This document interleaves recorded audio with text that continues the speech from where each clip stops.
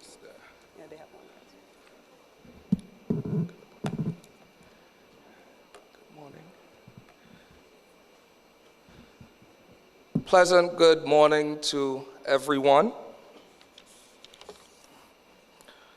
Her Ladyship, the Honorable Madam Margaret Price Finley, Chief Justice of the Eastern Caribbean Supreme Court, Justices of Appeal of the Eastern Caribbean Supreme Court, Honorable High Court Judges and Master of the Eastern Caribbean Supreme Court, Senator the Honorable Seville Francis, Parliamentary Secretary in the Ministry of Youth and Sports, Mrs. Michelle John Theobalds, Chief Registrar, and Mrs. Daniela Sylvester, Deputy Chief Registrar, Mrs. Melissa Garraway Nelson, Registrar of the Grenada Supreme Court, Mr. Francis Latang, Deputy Court Administrator of the Eastern Caribbean Supreme Court, Mr. Francis Paul, Attorney at Law, Mrs. Lyndall Archibald, Project Director, Justice Education Society, Corporal Michael Redhead, Corporal of the Royal Grenada Police Force, Mr. Evelyn Sylvester, Assistant Superintendent of Prisons, the staff of the Eastern Caribbean Supreme Court's headquarters and Grenada Supreme Court, the staff of the Justice Education Society, esteemed facilitators, Ms. Jasmine Redhead, Attorney at Law and Coordinator of today's ceremony, esteemed participants, members of the media, ladies and gentlemen, we formally welcome you to the 2026 Youth Symposium in partnership with Canada. It is our distinct honor and privilege to welcome you to this Youth Symposium hosted by the Eastern Caribbean Supreme Court Justice Education Society in partnership with Canada. Today's gathering is more than a formal event. It is an investment in the future of our region. The law does not only exist in courtrooms or in books. It lives within our communities, in our schools, in the choices we make every day and the values we uphold as citizens. This symposium creates a space where young people can engage, ask questions, share ideas, and develop a deeper understanding of justice, leadership, and civic responsibility. To our young participants, I encourage you to make the use of this opportunity today. Your voice matters. Your perspectives matter.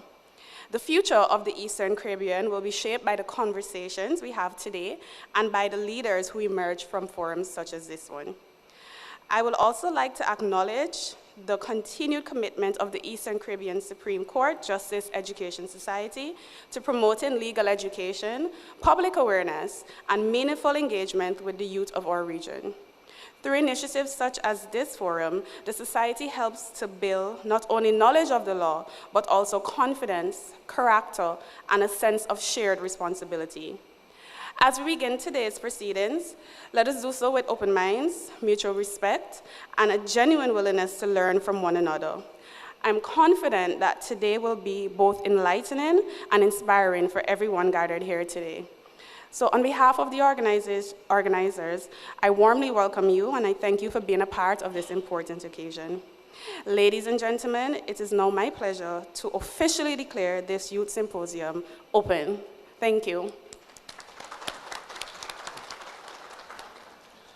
Ladies and gentlemen, for the sake of familiarity going forward, myself and the gorgeous young lady to my left will be the moderators for the occasion today. My name is Sasha Courtney, and to my left is Miss Aisha McLean.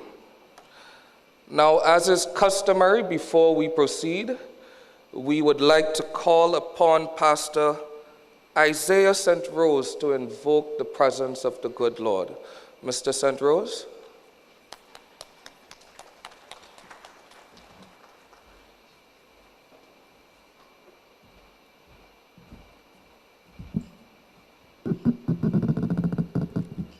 Good morning, all.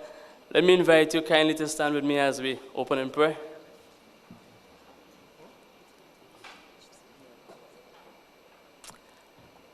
Father in heaven, Lord, today we stand here with grateful hearts. Lord, we say thank you for Grenada. Thank you for the other Eastern Caribbean countries. Thank you for the organizers. Thank you for the stakeholders, the participants. Lord, and most of all, thank you for your goodness towards us as a Caribbean people.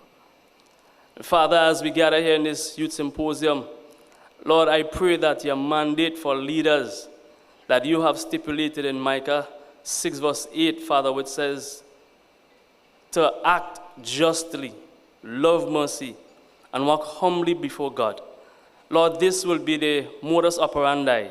This will be the pathos, the spirit, Lord, of our youth, of this symposium, of this organization.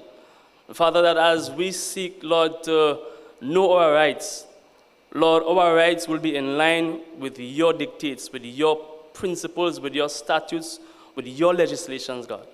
Father, that as we seek, Lord, to shape our future, Lord, it will be one that is prosperous. It will be one that is productive, one that is fruitful, one with an expected end, Lord God. And Father, that as we seek to make our voices heard, Father, our voice will not just be the voice of our own intuition, but Lord, our voice would be shaped by your voice, clearly understanding what you want for us as young people in this nation to follow. Lord, for you are the only wise God. And so, God, we thank you for this symposium. We thank you for what you are doing in our country, God. We thank you for what you are doing in the Caribbean. And Lord, we pray in the name of Jesus that we all will submit to your rule, submit to your authority, and that there will be justice, equality, transparency in our ruling and in our operation, Father. So, Lord, I ask your blessing upon this occasion. I ask your blessing upon your people. And we thank you through Christ our Lord. Amen and amen. Please be seated, ladies and gentlemen. And thank you, Pastor St. Rose. Just one last bit of formality before we take flight. We will now invite Miss Chriselle Smith to sing the national anthem of Grenada.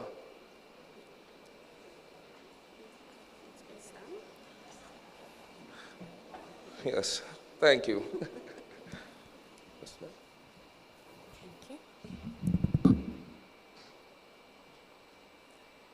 Hail, Grenada, land of ours, we pledge ourselves to thee. Heads, hearts, and hands in unity to reach our destiny. Ever conscious of God, being proud of our heritage, may we with faith and courage aspire, build, advance as one people, one family. God bless our nation.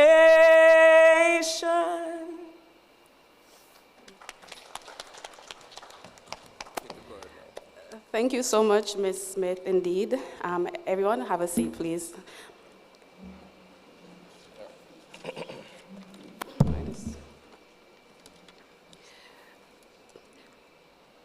We will now have some welcome remarks by Her Ladyship, the Honorable Justice Paula Guilford, Senior Resident Judge in Grenada. Before we invite Justice Guilford to the stage, I will read a brief biography. Justice Guilford holds a degree in law and history from the University of Ghana, and a legal education certificate from Hugh Wooden Law School in Trinidad. She has served as state counsel in Guyana, legal counsel at the ONDCP in Antigua and Barbuda, and principal crown counsel and acting attorney general in Montserrat. Appointed as a High Court judge in 2013, she has presided in Nevis, Montserrat, and now serves as a senior resident judge in Grenada's Criminal Division. A proud Caribbean woman, she enjoys cooking, art, crime novels, Scrabble, and entertaining. We welcome Justice Guilford for welcoming remarks.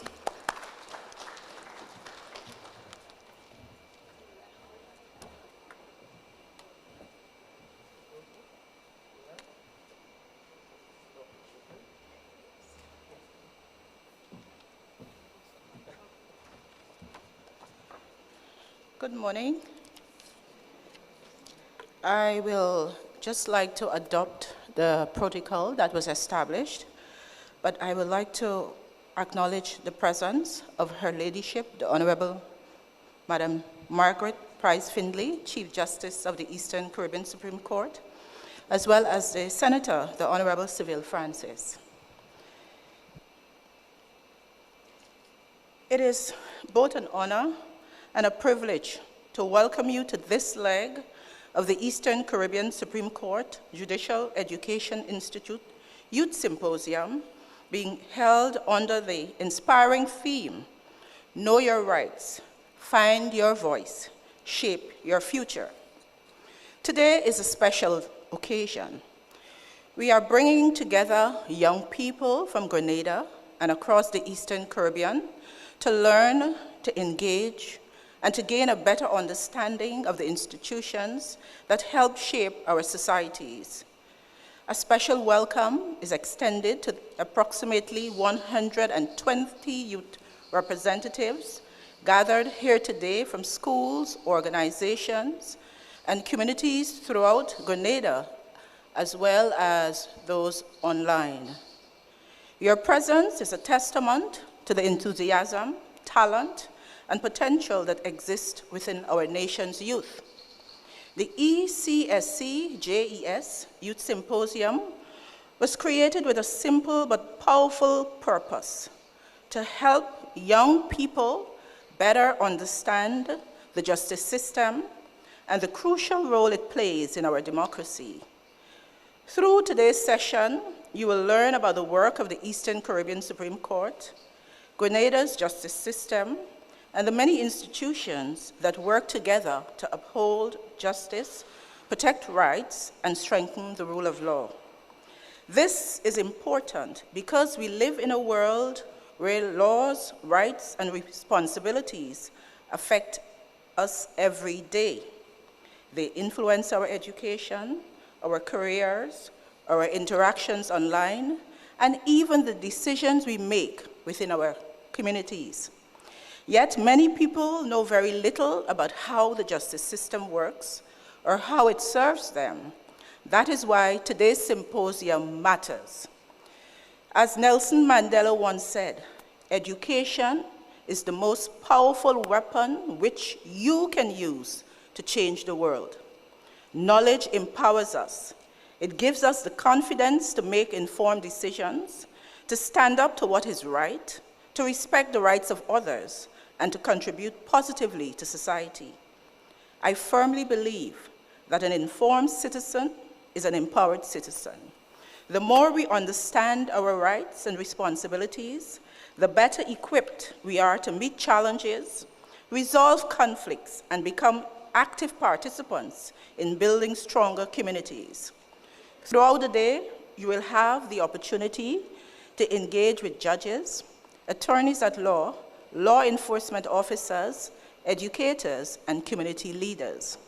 You will explore important topics such as the court system, entrepreneurship and wealth creation, community safety, conflict resolution, cyberbullying, which is something, that it goes on even in schools, and gender-based violence.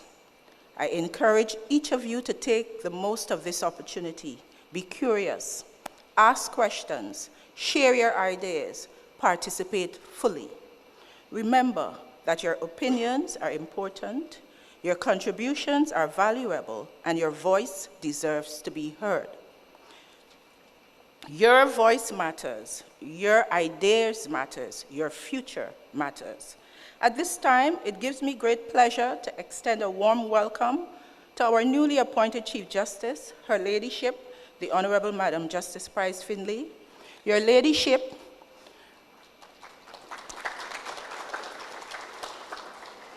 we are truly honored by your presence. It is especially meaningful to welcome you to Grenada, a place that holds a special significance in your professional journey. I see Her Ladyship is smiling. I could not stand here without publicly acknowledging you. Chief Justice, on behalf of everyone gathered here today, I offer our heartfelt congratulations on your appointment to this distinguished office. Your Ladyship, dedication to justice, and commitment to engaging and empowering young people serves as an inspiration to us all. I also take this opportunity to warmly welcome Mrs. Lyndall Archibald of the Justice Education Society, our facilitator, partners, volunteers, and organizers whose hard work and dedication have made this symposium possible. To the teachers, parents, and members among us, thank you for your continued guidance and support of our young people.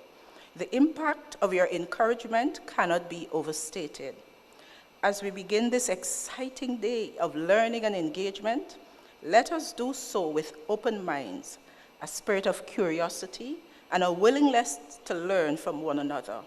My hope is that you, the participants, leave here today with a greater understanding of the justice system, a deeper appreciation of your rights and responsibilities, and renewed confidence in your ability to make a positive contribution to society.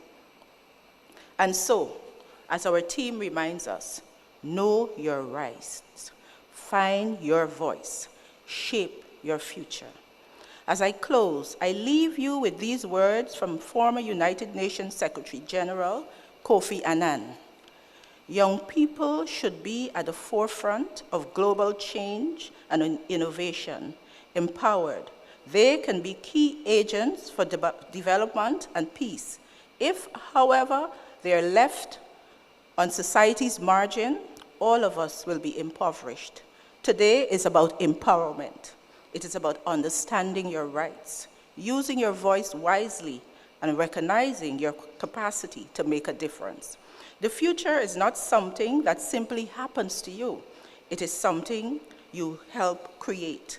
So be informed, be engaged, be courageous, and never underestimate the power of your voice to inspire change. Know your rights, find your voice, shape your future.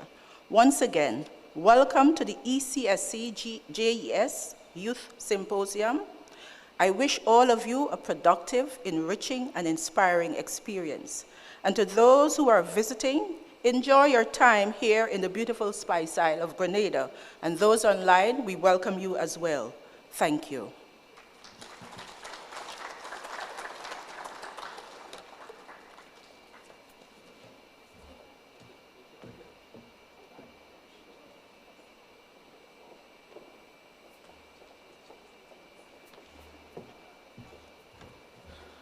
Thank you very much, Justice Guilford, for those remarks.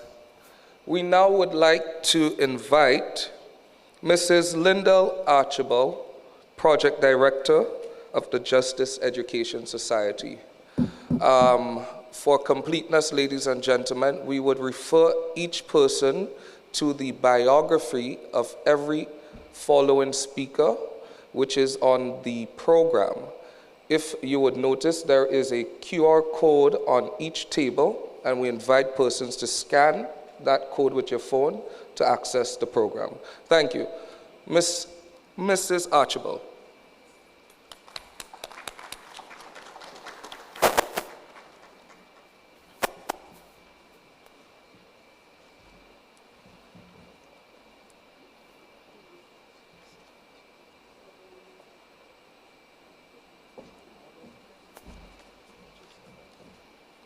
Good morning.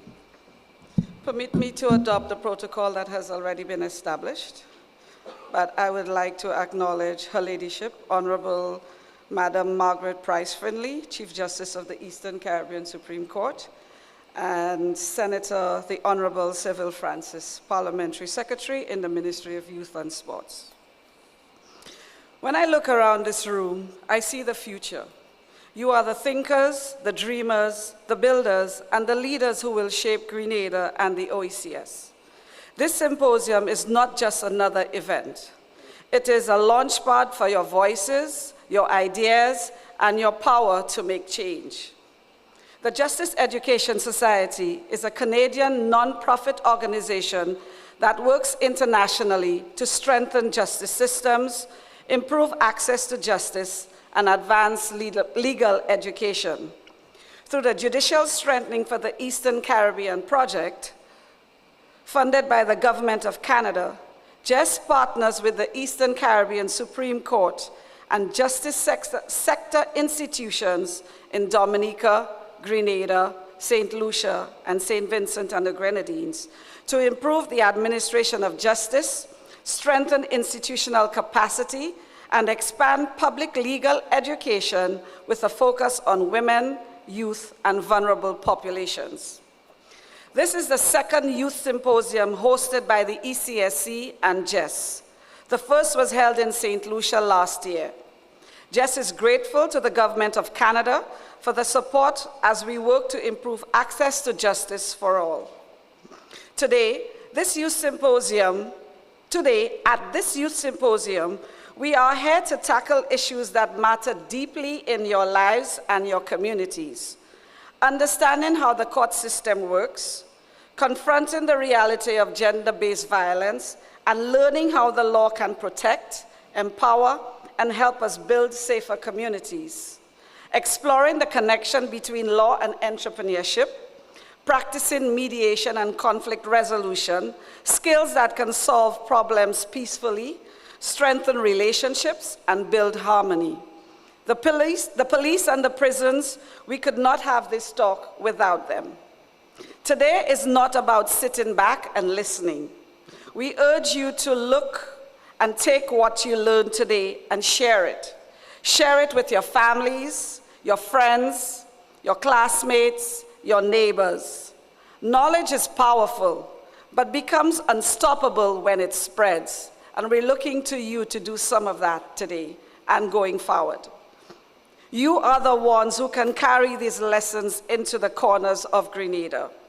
Yes, the challenges in our communities and our nations are real.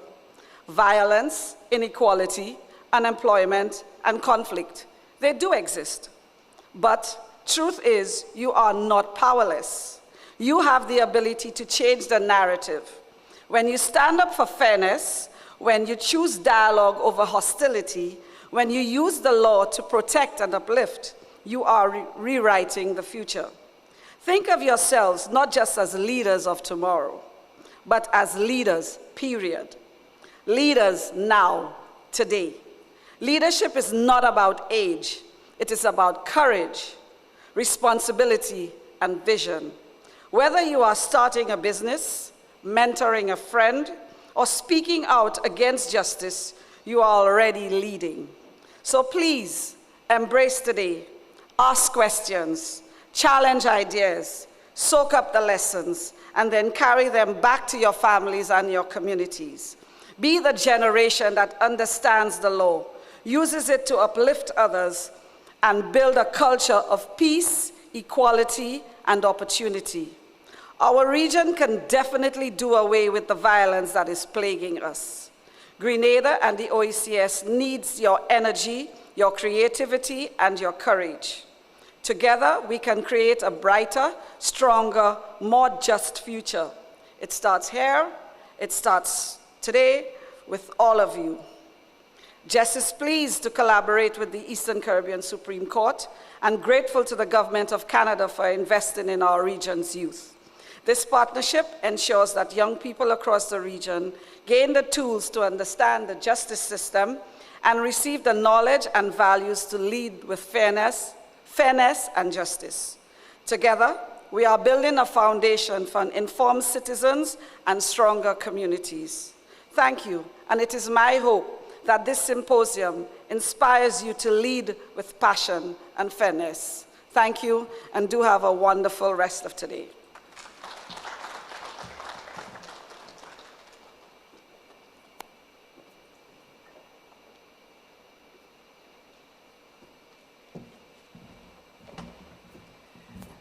Thank you very much, Mrs. Archibald, for your remarks. We now invite Senator the Honorable Cyril M. Francis, Junior Minister for Youth and Sports, for the feature remarks.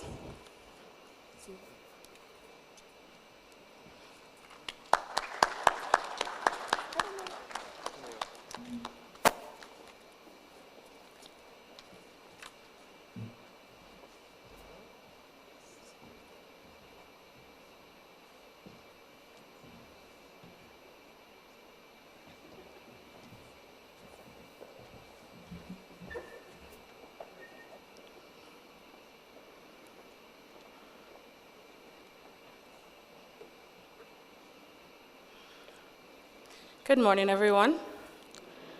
Noting the protocol established, please allow me to adopt, with the exception of recognizing Her Ladyship, the Honorable Margaret Price Finley, Chief Justice of the Eastern Caribbean Supreme Court, and members of the judiciary present, representatives of the Justice Education Society, all of our distinguished guests, because when I look at the room, I see very distinguished people, especially you, the young people represented here today, the community leaders, the educators.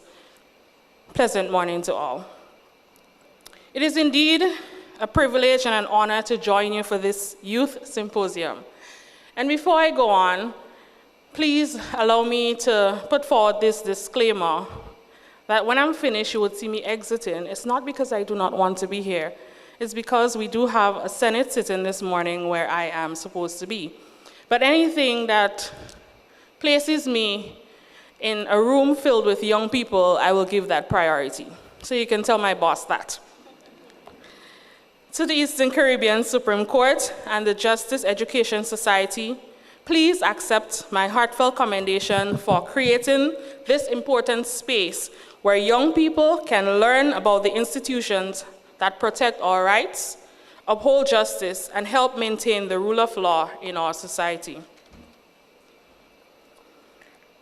When many people hear court, or when people hear justice, they immediately think about judges, lawyers, criminal matters, and legal disputes. However, the justice system is much more than that. Do we agree? At its core, it is about fairness. It is about protecting rights, resolving conflicts, preserving order, and ensuring that every citizen is treated equally under the law. Now, my memory is jogged as I walked to get to the stage this morning. I had a matter in court a long time ago where my rights was violated. And I remember entering the court and I was nervous. I was not guilty, but I was rather nervous. And I walked in here this morning and I had a similar feeling because there's so many legal professions in here. So please forgive me if you feel like I'm a bit nervous. I think it's just the lawyers and the seriousness that comes with the justice system. The ability to understand your rights is important. Equally important is understanding your responsibilities. Rights and responsibilities, they go hand in hand. A strong democracy depends on citizens who know what they are entitled to and understand their role in building a just and respectful society. This morning's theme is what? Let's try it again. This morning's theme is what? Thank you. And at the end of my presentation, I want you to tell me if you believe that I knew my rights, found my voice, and that shaped my future. Do we have a deal? Good. So I pause for a moment to speak to you, not just as a parliamentary secretary, and not as a policymaker, but as someone who understands what many of you may be experiencing or have experienced. I grew up in a community where conflict with the law often felt normal. In many ways, it seemed as though the community and the law were constantly at odds, in true Tom and Jerry fashion. The police was seen as one side, and the community was seen as the other. As a young person, it was easy, super easy, almost natural to become a victim of that mindset. I saw things that no young person should have to see. I saw the impact of gang violence with youth lying cold in their own blood in my community. I saw the destruction caused by drugs. I saw families torn apart by domestic violence. I saw young men and women lose their way because they believed that where they came from determined where they would end up, labeling themselves as ghetto youths before anything else. I saw people lose their lives long before they ever had a chance to realize their full potential. But I also saw something else. I saw people suffering because they did not know their rights. I saw victims who did not know where to turn. I saw families who did not know the protections available to them. I saw young people making life-changing decisions without understanding the consequences. And most troubling, I saw the cycle repeating. At some point, I had to make a choice.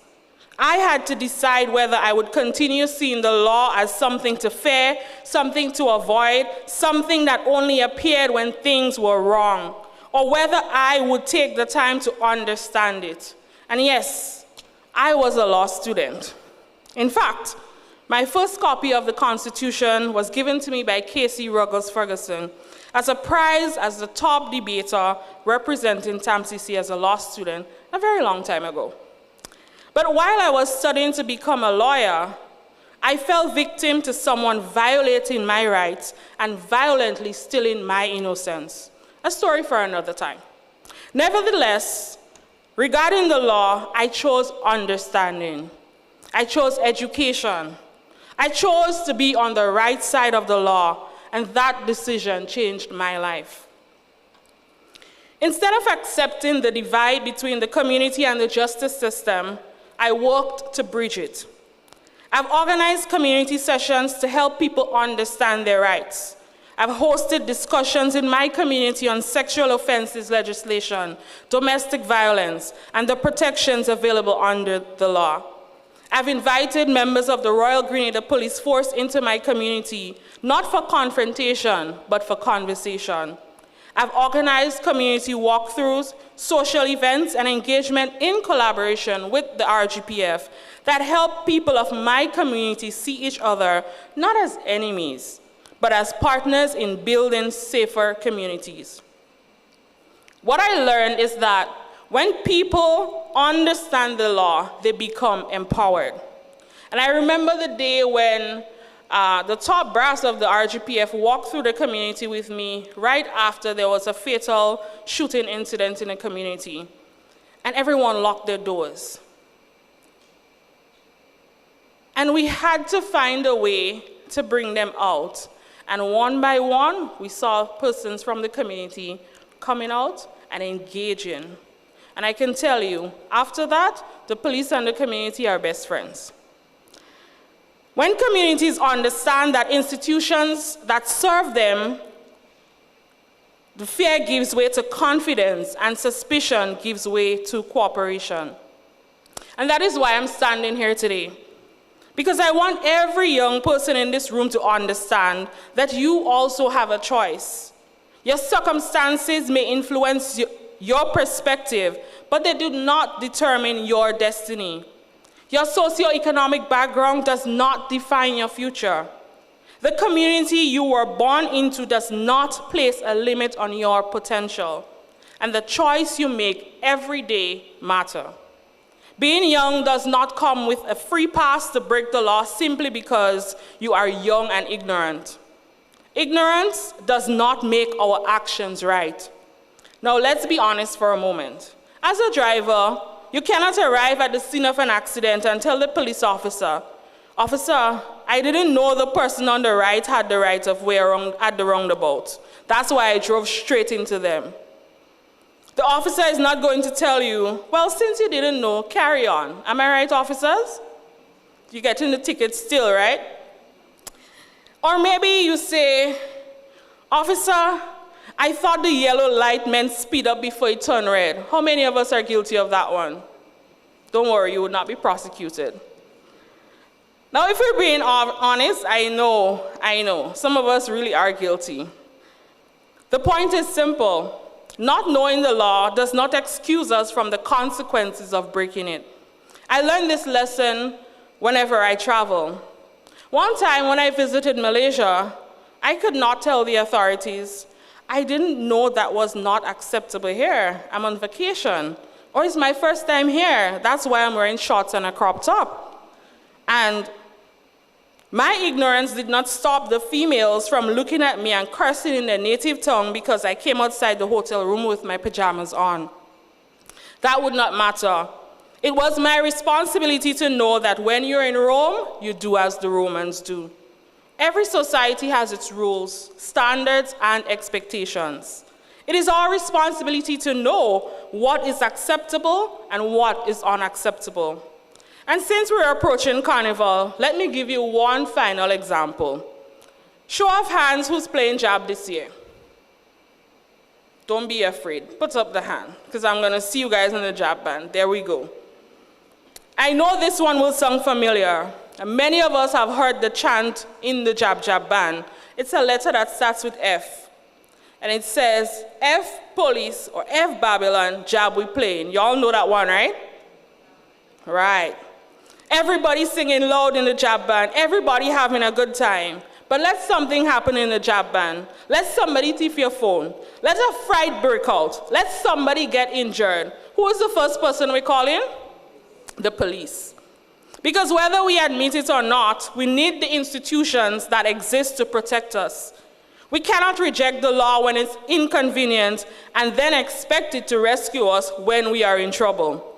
The law is not only here to punish wrongdoings, it is there to protect rights, provide justice, create order, and help us live together peacefully as a society. Being young today presents opportunities that previous generations could scarcely imagine. Information is at our fingertips. Education is more accessible than ever before. Opportunities exist for entrepreneurship, training, leadership, innovation, and personal development. The challenge is not whether opportunities exist. The challenge is whether we choose to take advantage of them. I once heard a joke that made me laugh, but it also made me think. And for those of you who are Grenadians, you would understand. And someone said, "Instead of trying to acquire land in Lansepine, my foreparents were busy being faithful to the village cock sparrow and making generations instead of generational wealth." Now we can laugh at that, but there is a serious lesson hidden in it. Let me ask you a question. What is one thing you wish your ancestors had done that would make your life easier today? Maybe you wish they had purchased lands. Maybe you wish they had started a business. Maybe you wish they had invested more in education. Maybe you wish they had left behind opportunities that could have given your generation a stronger foundation. Am I right? Now let me ask you another question. And no, I am not a lawyer, but yes, I am doing a cross-examination. How many of you have a fairy godmother waiting to solve all your problems and secure your future? I suspect, as very few hands went up. Most of us do not have a fairy godmother. We have to become the person who creates opportunities for ourselves and for those who come after us. One of the most powerful tools available to us is research. I learned that personally while trying to purchase a home. Like many people, I initially thought buying a house was simply about finding one I liked and signing some paperwork. But when I began researching, asking questions, and seeking advice, I discovered concessions, programs, and opportunities that could make home ownership more achievable. Had I not done research, I would have missed opportunities that were available to me all along. And that experience taught me something important. Information has value only when we seek it. Too many people disqualify themselves from opportunities before they even explore them. They assume they cannot qualify. They assume they cannot afford it. They assume that it is impossible. But many times, the difference between success and missed opportunity is simply the willingness to learn, the willingness to ask questions, and the willingness to prepare. And that is why, precisely today, this symposium is so important. This symposium provides a valuable opportunity to learn about topics that may seem distant now, but will become increasingly important as you move through life. Whether it is understanding mediation, learning about business registration as an aspiring entrepreneur, appreciating the importance of drafting a will, or gaining insight into operations of the court system, the knowledge you gain today will serve you well in the future. As Parliamentary Secretary with responsibility for youth, I firmly believe that empowerment begins with education. When young people understand how systems work, they are better equipped to participate, advocate, lead, and make informed decisions. Across Grenada, Carriacou, and Petit Martinique, we continue to see young people stepping into leadership roles, launching businesses, advocating for social change, serving their communities, and contributing to national development. These achievements are possible because young people are willing to learn, ask questions, and engage with the institutions that shape our country. Today, I encourage you to not see this symposium as simple, but rather as an opportunity to explore possibilities. Ask questions, engage with the presenters, challenge yourself to understand not only how the justice system works, but why it matters. Some of you may leave here inspired to pursue careers in law, public service, mediation, advocacy, or business. Others may simply leave with a better understanding of your rights and your responsibilities as citizens. Either outcome is a success because informed citizens are empowered citizens. I often remind young people that leadership is not a position, it is a choice. And every day through your actions, your integrity, and your willingness to stand up for what is right, you have the opportunity to lead. Justice begins long before you enter a courtroom. It begins in our homes, our schools, our communities, and in the choices we make every day. It begins when we choose honesty over dishonesty, when no one is even looking, respect over conflict, and responsibility over indifference.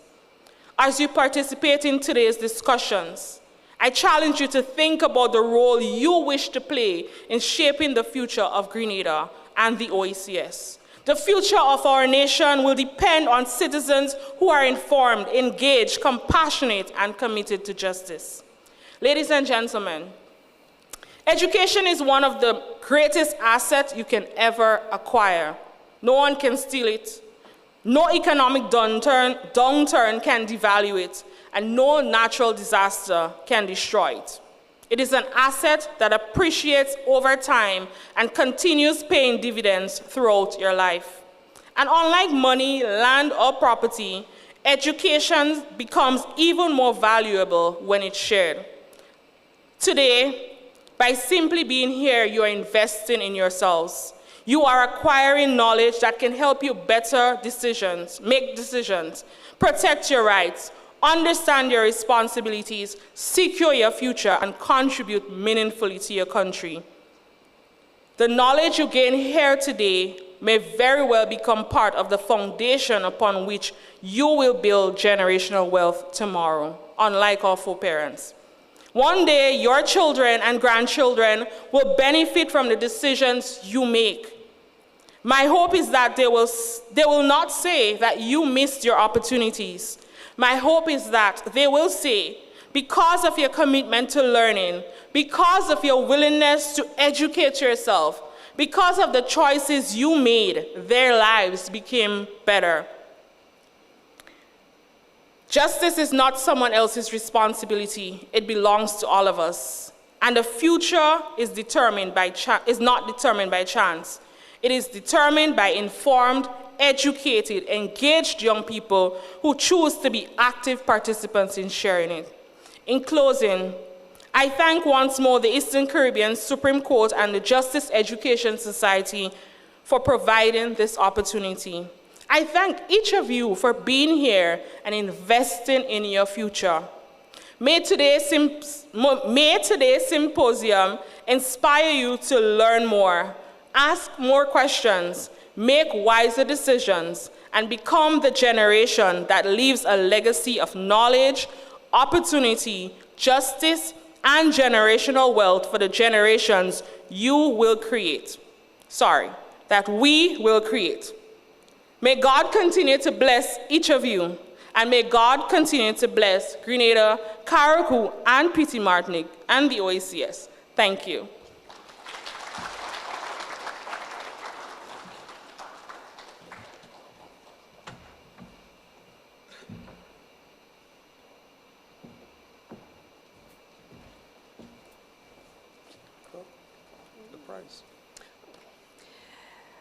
Thank you very much, Senator Francis. Indeed, I was very engaged during your entire presentation. I think the entire audience can agree with me. So to the youth participants, I have a surprise. I like surprises, don't you? We have a prize for the first person who attended today's session. Tawana McBurney. Ms. McBurney, please come to the stage. I promise you'll like it. And I just wanted to add that we have a few more prizes to give out throughout the course of the day. So I would encourage everyone to pay attention because we have a lot to give. Welcome, Ms. McBurney.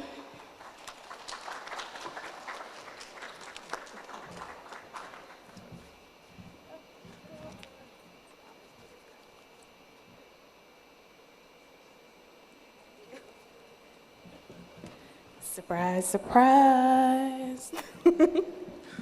All right, ladies and gentlemen, at this point, we will have what we call a health break for 20 minutes, and this is how it will go. Before we run off, we will invite everyone in the audience to come to the front and take a group photo. After that, there are some refreshments at the back that you can help yourselves to, and it is for 20 minutes, and then we get into the real crux of today's proceedings. Also, during the 20-minute health break, you will be treated to spoken word performance by Mr. Alistair Amada. So, ladies and gentlemen, feel free to make your way to the front. Thank you. Yeah, there's no logistics in it. We're just gonna figure it out as we go.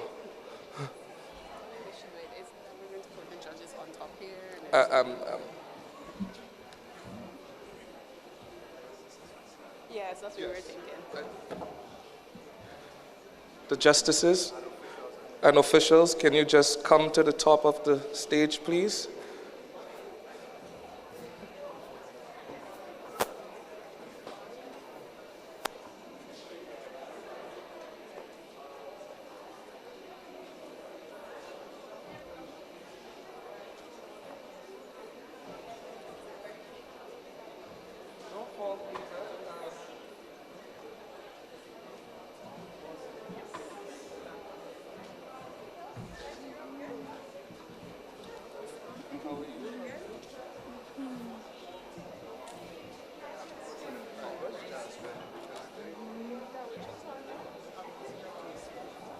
Huh?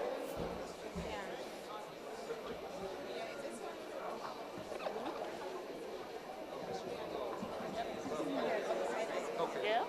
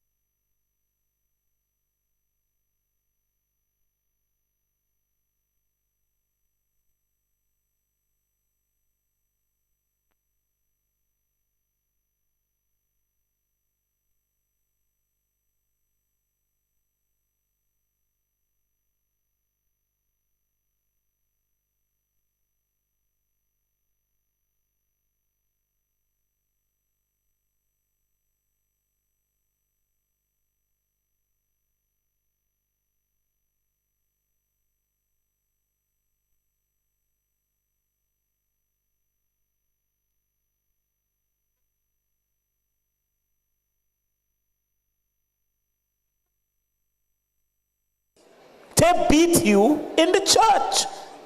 They even have the audacity to beat you in the workplace. Lord, when will this beating stop? You slip up, they beat you. You fail, they beat you. You make a simple mistake, they beat you. You sin, they beat you. Lord, when will it stop? You're happy, they beat you. You're sad, they beat you. You're strong, they beat you. You're weak, they beat you. You're healthy, they beat you. You're sick, they beat you. You're up, they beat you. You're down, they beat you. You are depressed, oppressed and suppressed by life. They find pleasure in beating you with their whip. Belt, both hands, mouth, and feet. They're not providing for you. They don't clothe nor feed you. They don't make time, nor have the time. But they're beating you. Your family beating you. Your friend beating you. Your teacher beating you. Your pastor beating you. Your employer beating you. You know?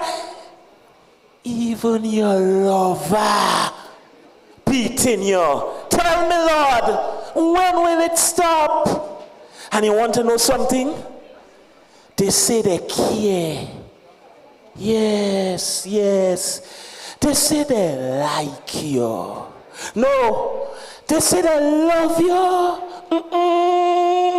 They say they have your best interest at heart. Yet for all, they beat you like meat, they pound you like a nail, they drill you like a screw, they break you like rocks, they crush you like if you are a little tiny insect. Lord, when will this beating stop? You want to know why? Let me tell you why. Envious, jealous, and spiteful of you. Because you're wiser, because you're stronger, because you're tough, because you stand out, because you're different, because you are blessed. Diabolic, fearful of you. So they pelt jabs and hooks like a bare knuckle boxer. Without proper training or defense, you fall or you got knocked out of the ring of life. Society curses, crushes, and condemns, leaving you broken and bruised. But for the bullies, beaters, and bashers out there, you know who you are. Your blows will surely meet you, because karma is a you know what. What you sow, you will definitely reap. Society, thank you.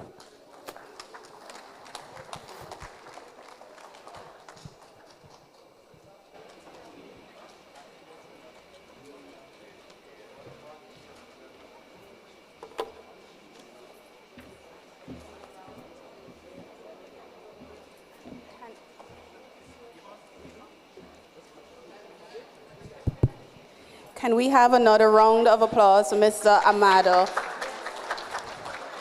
The hell break will continue and we will commence in approximately 5 minutes. Thank you.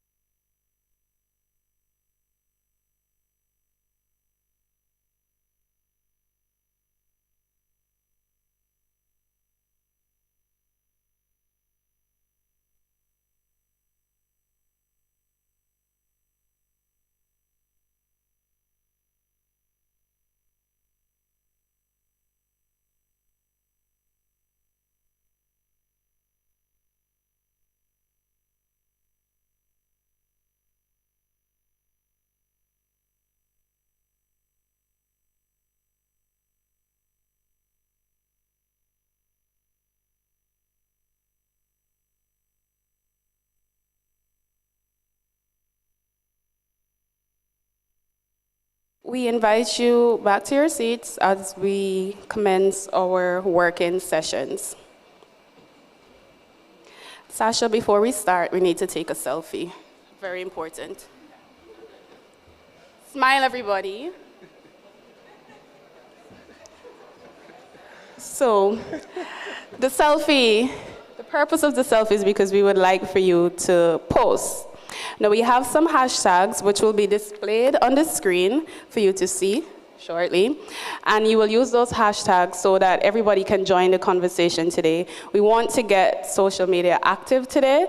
So you probably will see my selfie first. I think I'll be everybody today. Let's see how it goes. Now, I would like to invite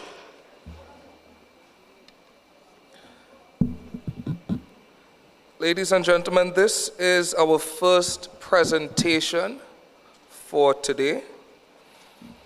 And the presentation is on the court system in Grenada and the Eastern Caribbean Supreme Court.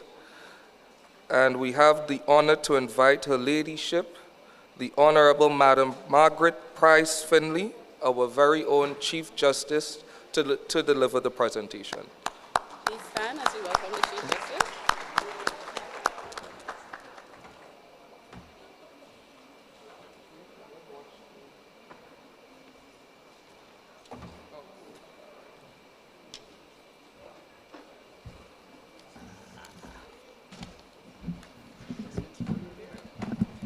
Don't put it too low, please.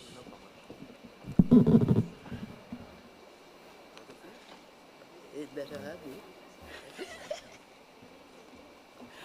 Good morning, everyone.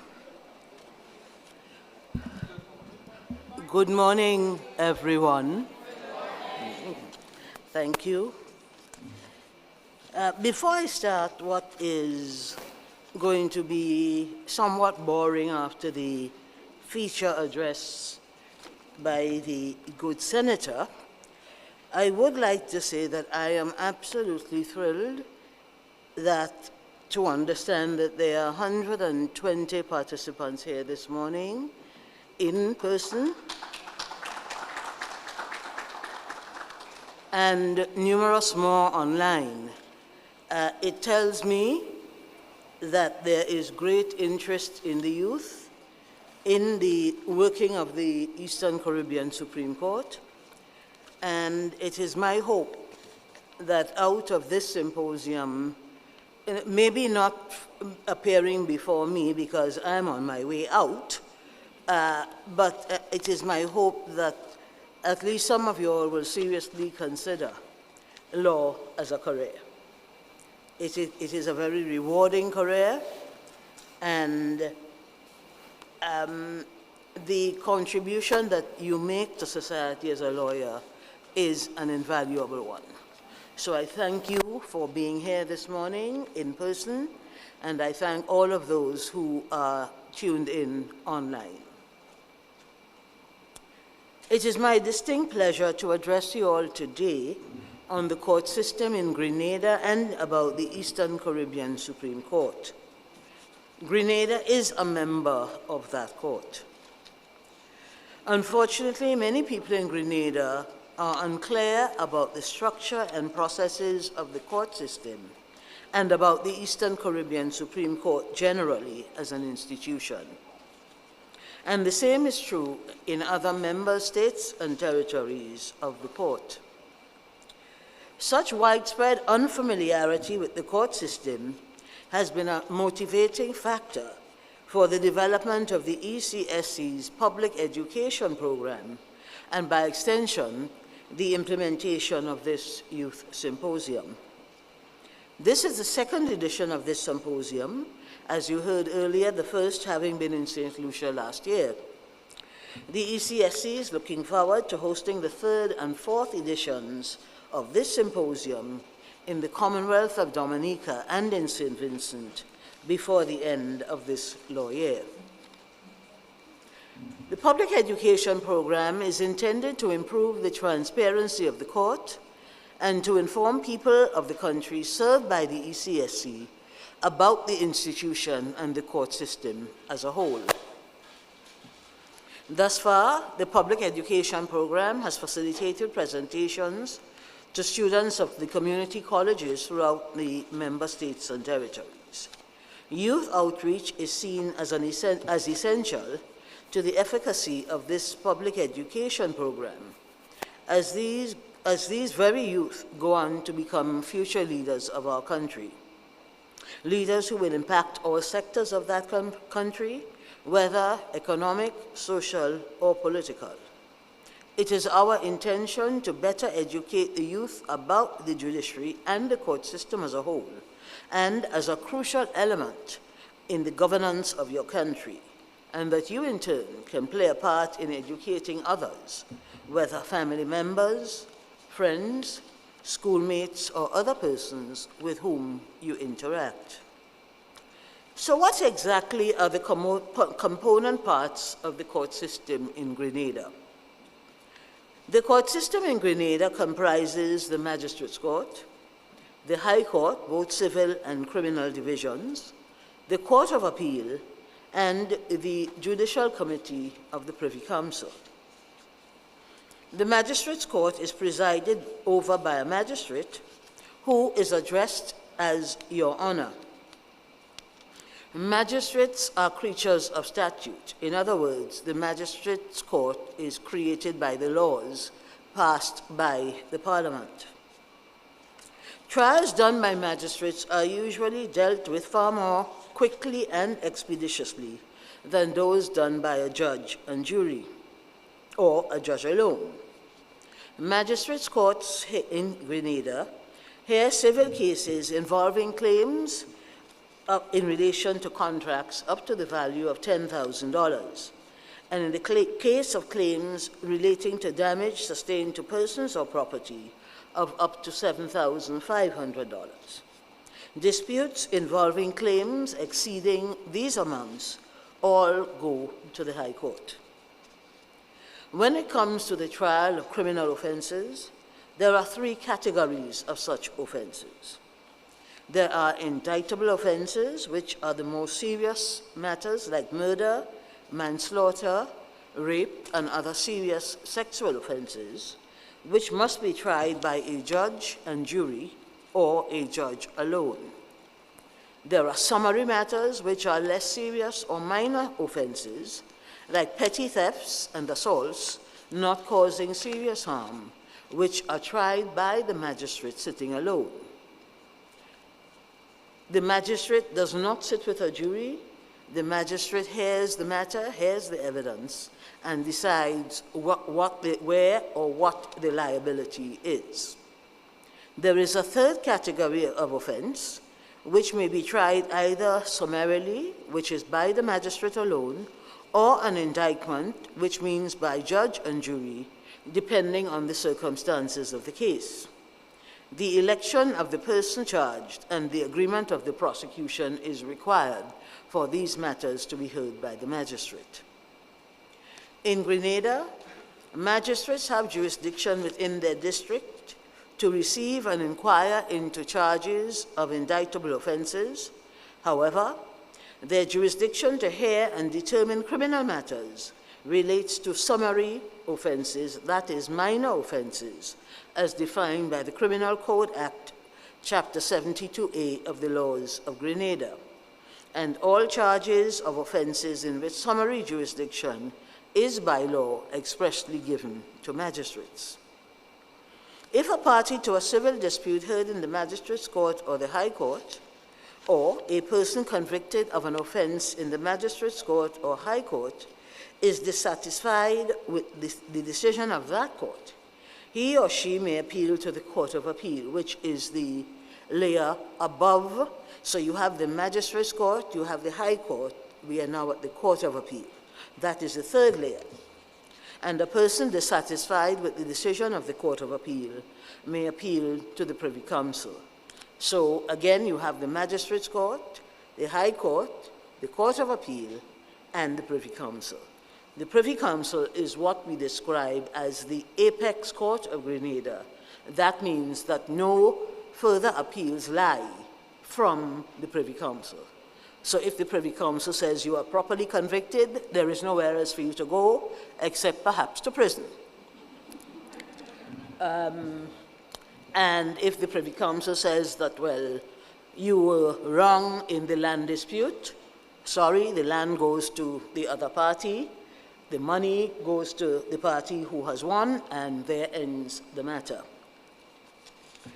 The High Court is presided over by a judge who is addressed in court as your lordship or your ladyship, depending on the gender of the judge. I will not tell you the story of the judge elsewhere who unfortunately is, well, I shouldn't say unfortunately, who is transgender in another jurisdiction, and we have quite a bit of difficulty addressing, well, I can't say her, I think the appropriate term is they, or the, I'm not too au fait with it.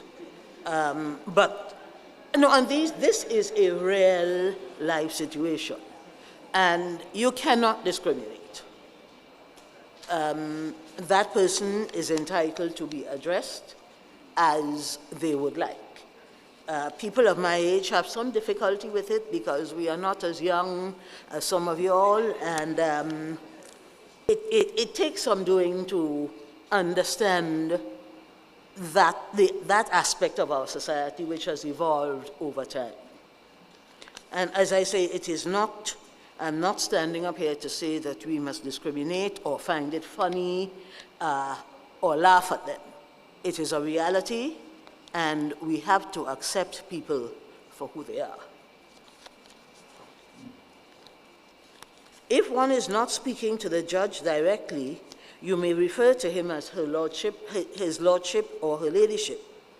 So if you are in court and you are addressing, let us say, your own Justice Actie, who's a High Court judge here, you would address her as your ladyship. If you are not addressing her, but referring to her outside of court perhaps, you would simply refer to her as Justice Actie. Cases in the Court of Appeal of the Eastern Caribbean Supreme Court are presided over by 3 justices of appeal, except for applications which are heard in chambers, which are presided over by a single judge. Now, chambers is a form of court where we usually deal with matters of procedure or matters that are relatively simple. Sometimes, if you want to appeal a decision made by a magistrate or a High Court judge, sometimes you have to get leave to do so. It is not automatic. If the judge says, makes a ruling on X, you do not have an automatic right to appeal in some instances. So you will have to come to before the Court of Appeal or before the High Court judge to get leave to appeal. In the Court of Appeal, when some leave applications come before the court, they are heard by a single judge who will either grant or refuse leave. If the judge is minded to refuse leave, and I know this might sound a bit convoluted, but if the single judge is minded to refuse leave, there is a mechanism whereby that application for leave is adjourned by that judge to a hearing of the full court. That is, it goes from the single judge to a 3-judge panel who will then determine whether leave is granted or not. Cases in the Privy Council, however, are typically presided over by 5 judges. So our Court of Appeal, it's 3, the Privy Council, it's 5. In criminal cases in the Grenada High Court, the judge sits together with a jury comprising of either 9 or 12 persons, while the judge sits alone in civil matters. Now, the reason for the difference in the number of jurors is that in capital cases, usually murder, some instances manslaughter, where the death penalty is possible, and the death penalty is still on the books in Grenada. I don't know, I haven't done the research myself. but I don't think anybody has been hung in Grenada in quite some time. I can think as far back as in the 1980s, when the Grenada 17 were convicted. Some of them were sentenced to death, but those sentences were eventually commuted to life imprisonment. But it is still possible, depending on the circumstances of the case, that somebody convicted of murder could be sentenced to death. And in those cases, in murder cases, you have a panel of 12 jurors. The role of the jury is to decide whether the person on trial for that criminal offense is guilty or not guilty. It is a perception that a lot of people have, and you hear it all the time. The judge find me guilty. I've been a judge since 2009, and I've never found anybody guilty in my life. It is the jury that decides that, not the judge. The judge will sentence somebody who has been found guilty, but the judge themselves in Grenada does not find anybody guilty.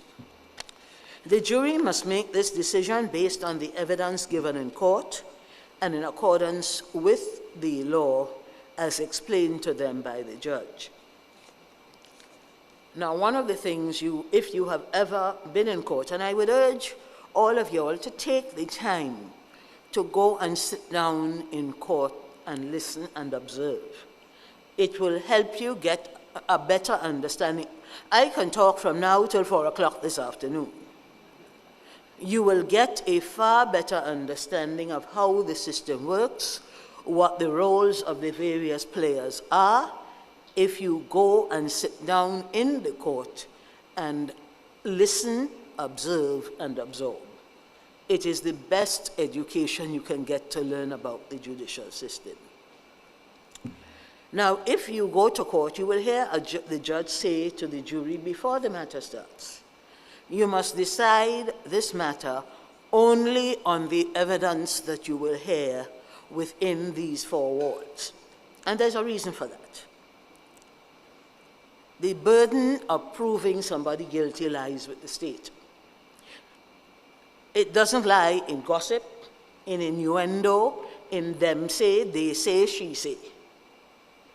The evidence is what you hear in court. Many a time, and you'd also hear the judge say, do not discuss this matter with anybody until after you have reached your verdict. You could discuss it with the world thereafter. But there's a reason for that. People, especially high-profile cases, people know, and it's in the newspaper, it's on the media, people know what is going on. Boy, you hear so-and-so do this. And half of the time, much of the information that they give you with the confidence of telling you that the sun rises in the east invariably is wrong. Invariably it is wrong, or at best misleading. Boy, I hear that, and you know, that person going to say that she see him in the yard that morning ain't true, because he wasn't wearing a green shirt, he was wearing a yellow shirt, because I see him 10 minutes after. And you go back into the jury room and you tell them, boy, I hear my friend tell me so. That, what your friend has told you, has not been tested by cross-examination. It has not been tested so that you could see whether it is the truth or it is not the truth. So you have to be very careful as a juror that you do not listen to people from outside, because they could influence you into coming to a completely wrong decision. And remember, in criminal matters, somebody's freedom is at stake. And you wouldn't want, if it were you or any family member sitting down being judged by the jury, you wouldn't want them to be judged on innuendo, gossip, or hearsay. You would want them to get a fair trial. And that is the essence of getting a fair trial. The members of the jury, in reaching their verdict, as I have just said, must disregard anything which they might have heard, read, or seen outside the court. The only relevant facts are those given in evidence during the trial, and the only relevant law is the law that the judge will give at the conclusion of the trial. There are many people out there who claim to know the law. They have never been inside a university or a law school, but they know the law. I call them bush lawyers. And there are many of them walking around who will speak to you, as I say, with the confidence and such force that you will believe that they know what they are saying, when in fact they don't know that they don't know. In some countries, including Antigua and Barbuda and St. Kitts and Nevis, there are what is referred to as judge-alone trials, where the judge sits without a jury and determines facts and law on his or her own. In other words, in those cases, the judge is actually judge, jury, and executioner. That system has not yet come to Grenada, but I dare say it is on its way. And in that case, you don't have a jury. The judge listens to the evidence. The judge determines which evidence he or she accepts or rejects, and then they do the analysis with the law, and they arrive at a conclusion of either guilt or not. In most other countries, including Grenada, all criminal cases in the High Court are presided over by a judge sitting with a jury. If the jury finds the accused or defendant guilty, it is then for the judge to pass sentence on the defendant or the convict. Before the jury gives its verdict, the person on trial is called the defendant or the accused. After the verdict, if the person is found guilty, he can no longer be referred to as the accused, but will be referred to instead as the convict or the convicted person, because he or she is no longer accused of a crime, but they have been found guilty of committing that crime. Now, some of us, and the term defendant has crept into the judicial system slowly but surely.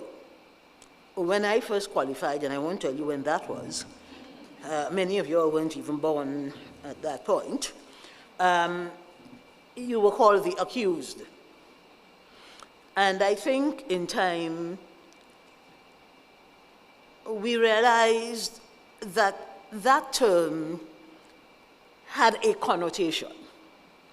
You are guilty until proven innocent. And if you call somebody the accused, it almost seems to clothe them with guilt before they even start. I had an aunt, now of blessed memory, who was called to do jury duty once. And she came home after the first day and said, he looked guilty.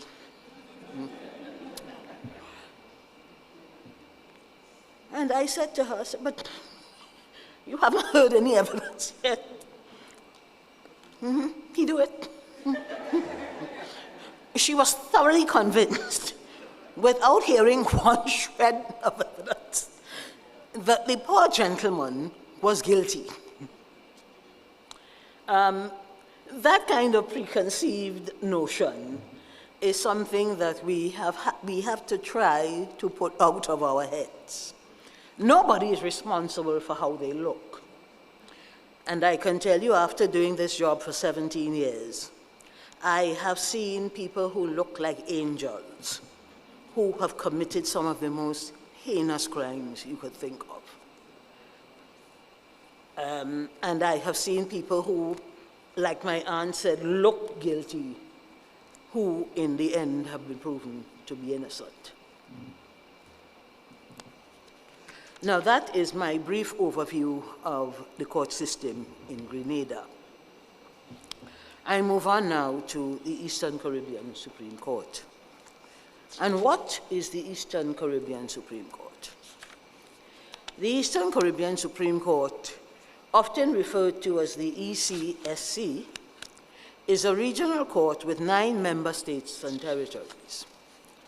It came into being in 1967, again, well before any of y'all were even thoughts in your parents' heads, far less being born. But it came into being in 1967, and as I say, is made up of 9 member states and territories, 6 independent states of the Eastern Caribbean, and 3 dependent or overseas British territories. The 6 independent states are Antigua and Barbuda, the Commonwealth of Dominica, Grenada, St. Kitts Nevis, St. Vincent, St. Lucia, whilst the 3 overseas dependent territories are Anguilla, Montserrat, and the British Virgin Islands. The Eastern Caribbean Supreme Court operates at 2 levels. There is a High Court in each of the member states and territories, and just like I explained how the Grenada court works, you have the High Court, and each territory has its own High Court with its own sitting judges who man that High Court. All of the jurisdictions have magistrates' courts. Interestingly enough, the Eastern Caribbean Supreme Court does not manage the magistrates' court. Even though it is part of the judicial system, it does not fall, magistrates' courts do not fall under the remit of the Eastern Caribbean Supreme Court. So even though I have a big title, I am the Chief Justice, I cannot go into a court and tell a magistrate, you're doing nonsense, stop.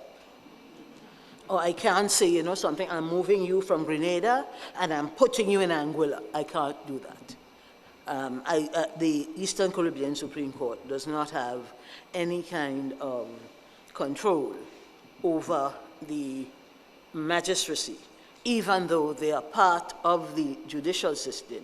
And we do assist in training and in providing logistical assistance to them. As a matter of fact, we just held our magistrates conference 2 weeks ago in Dominica, and the magistrates from Grenada were present at that conference. There is a single court of appeal which sits on appeals from the High Court and the magistrates' courts across all the jurisdictions. So there is one court of appeal, and that one court of appeal hears appeals from each of those territories and states. So we sit in each territory to hear appeals from that specific territory. So when you hear that the Court of Appeal is in Grenada, it is because we are here to do appeals emanating from the Magistrates' Court and the High Court in Grenada. The Court of Appeal operates as what is referred to as an itinerant court. That is, the court travels to each of the member states and territories from which it is hearing appeals. Therefore, when the Court of Appeal is sitting in Grenada, it is hearing appeals from primarily Grenada. While this is the usual mode of operation, since the advent of the COVID-19 virus, many of the sittings of the Court of Appeal are now virtual. And while we physically sit in the court in St. Lucia, we hear the appeals virtually via Zoom. Despite our return to normalcy after the pandemic, several logistical challenges with interregional travel make it very difficult sometimes for the Court of Appeal to facilitate a full return to in-person sittings in the 9 countries. Accordingly, the majority of the court sittings are virtual. Unfortunately, and I'm not here to bash into Caribbean Airlines, unfortunately, regional travel. I know we all used to complain about LIAT. Boy, do we miss LIAT now. But it is a reality that, unfortunately, we cannot travel to the various jurisdictions as we had before and as much as we would like to now. An interesting part of our court system, as I explained earlier, is that although the Magistrates' Court is a part of the system, the court system of Grenada and the other countries of the ECSC, they are not actually part of the ECSC, as I have explained. It is something that is in the works down the road where we hope that will be rectified. Now, similarly, although the Privy Council hears appeals from decisions of the Court of Appeal of the ECSC, the Privy Council is not part of the ECSC, neither is the Caribbean Court of Justice, which hears appeals from decisions of the Court of Appeal from the ECSC emanating from only Dominica and St. Lucia. It is hoped, and we just had the Heads of Government Conference was just hosted in St. Lucia, and I did read a communique which said that all of them are now looking to accelerate their transition from the Privy Council to the CCJ, and I think we all look forward to that day. So as you can see, there are 4 levels to the court system in Grenada and in the 8 other member states and territories. As I indicated earlier, the base level is the Magistrates' Court, the 2nd level, the High Court, the 3rd level, the Court of Appeal, and the 4th level, the Privy Council for Grenada, and the other states and territories, with the exception of Dominica and St. Lucia, whose apex court is the Caribbean Court of Justice. The Eastern Caribbean Supreme Court operates only at these 2 levels, the High Court and the Court of Appeal. By way of general information, presently we have 30 sitting High Court judges across the region, including acting judges, one of whom is here today, and Justice Bailey, serving in these states. We have 4 High Court judges here, 3 of whom are here today, all ladies, I may say so, if I may say so myself. There are currently 8 Justices of Appeal, and myself as Chief Justice serving the Court of Appeal. It is my sincere hope that this presentation today has adequately explained, at the very least, some of the basics of the court system in Grenada, and that you have a greater insight into the structure of the Eastern Caribbean Supreme Court. I invite you to share this knowledge openly, and I hope my words today will help bridge the gap in between public knowledge and the operation of the judiciary. I urge you to take to heart the theme of this symposium. Know your rights, find your voice, share your future, because you are the future. I thank you.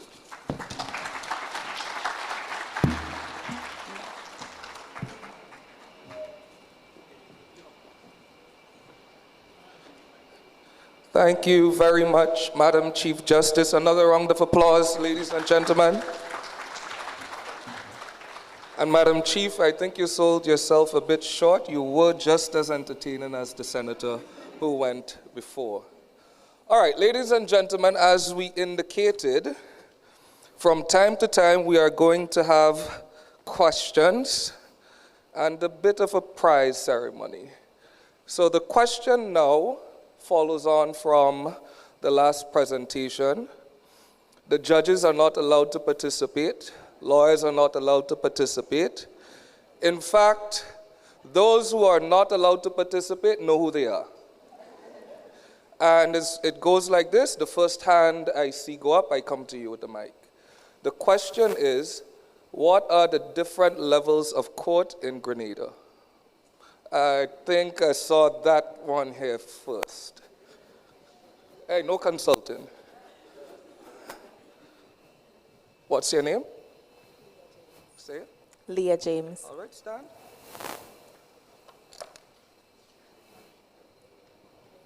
Tell us. So the four include the magistrate courts, the high courts, the court of appeal, and the Privy Council. All right. Thank you very much, Ms. James.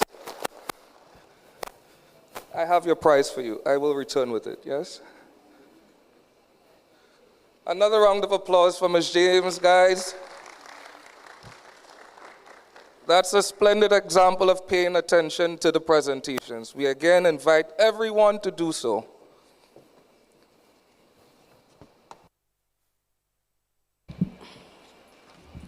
Moving right along, we'll now invite Mistress Rosanna John Mitchell, and she will have a presentation today entitled Creating and Protecting Wealth, Estate Planning, Wills, and Property Rights for Youth Leaders.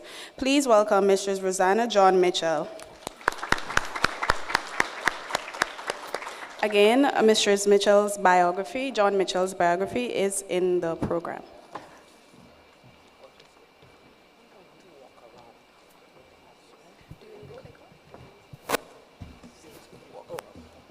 Presentation? Yes.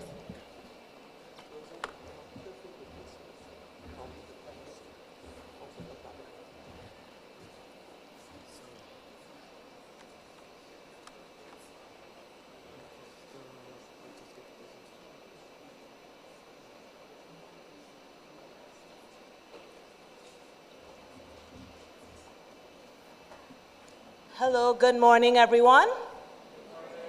I would like to stand on the protocol already established. So I'll be speaking about a topic that we, particularly as Caribbean people, tend to avoid. If it's one thing we know for certain, one thing we know for sure, is that our time on this earth is limited. But for some reason, it is the biggest taboo ever. And we do not like to speak about it. We do not like to speak about what happens after we leave this realm. So this presentation will be speaking about the importance of why we need to prioritize these discussions. Is my presentation, oh, okay. I want you to see my pretty cover before I move on. So in terms of what I'll be speaking about, presentation will start off by speaking about what is our estate. It's a term you've probably heard before, maybe not. So we'll be looking at what this means. We'll be looking at testacy and intestacy. We'll be speaking about our rights, and we'll have an activity. So pay attention, because there will be an activity at the end. I don't have a prize, but being right is itself a prize, I think. Is it on yet? All right.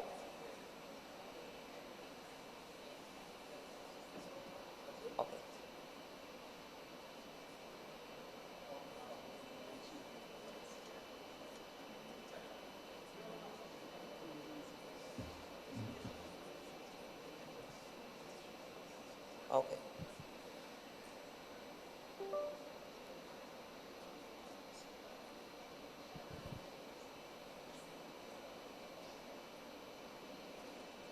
All right, well, the show must go on.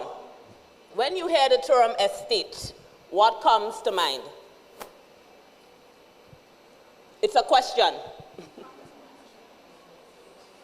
I'm hearing very subtle whispers. Say it with your chest. Property, land, inheritance, assets, yes. So your estate refers to the broad sum of rights that you have. So everything that you own. And this situation I have on the screen, I'm sure it's not an unusual one.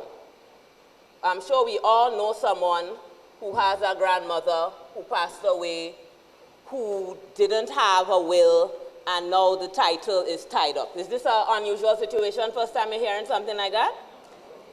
Now you want to go and study.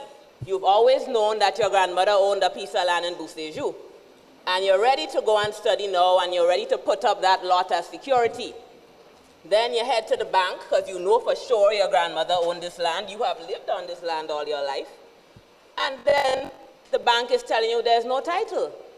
And you are completely shocked. Now it's time to regularize the title. Your grandmother had 15 children living all over the world. Those children had children. Some have passed.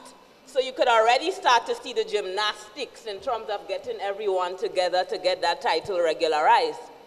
And if you really look at the mathematics, if she had 15 children, that lot has to split. And if those 15 had children, you already see where we're going with this. So you alone cannot get this lot to go and study. Thanks. So we heard Senator Seville speak about our ancestors and about what's one thing you wish they had done when they were around. So putting a will in place is one such thing. And as I said, it's a topic we don't like to speak about. I remember I've been in practice 12 years now, and this must have been like my second year, and I had to see a client by myself for the first time to do a will. And I felt so awkward, like speaking to the person, asking them, well, what funeral arrangements would you like to have, and it just felt very, very awkward. But I had to go through it, and after a while, it started to feel more and more natural. And then there was another time where a lady came, and she's like, and she looked me dead serious in the eye. It's like, miss, if I make a will, that means I'm gonna die? And she was just so serious. And that's a belief that so many people have, that if they put a will in place, then they are knocking on death's door. And right now, in fact, I have at least 2 clients who have not completed their wills. We've started the process. I'm following up. I don't want to be too aggressive, but they just don't want to finish it. They don't want to put a bow on it. So it is something that we as a people are very uncomfortable with, and I do admit that reality.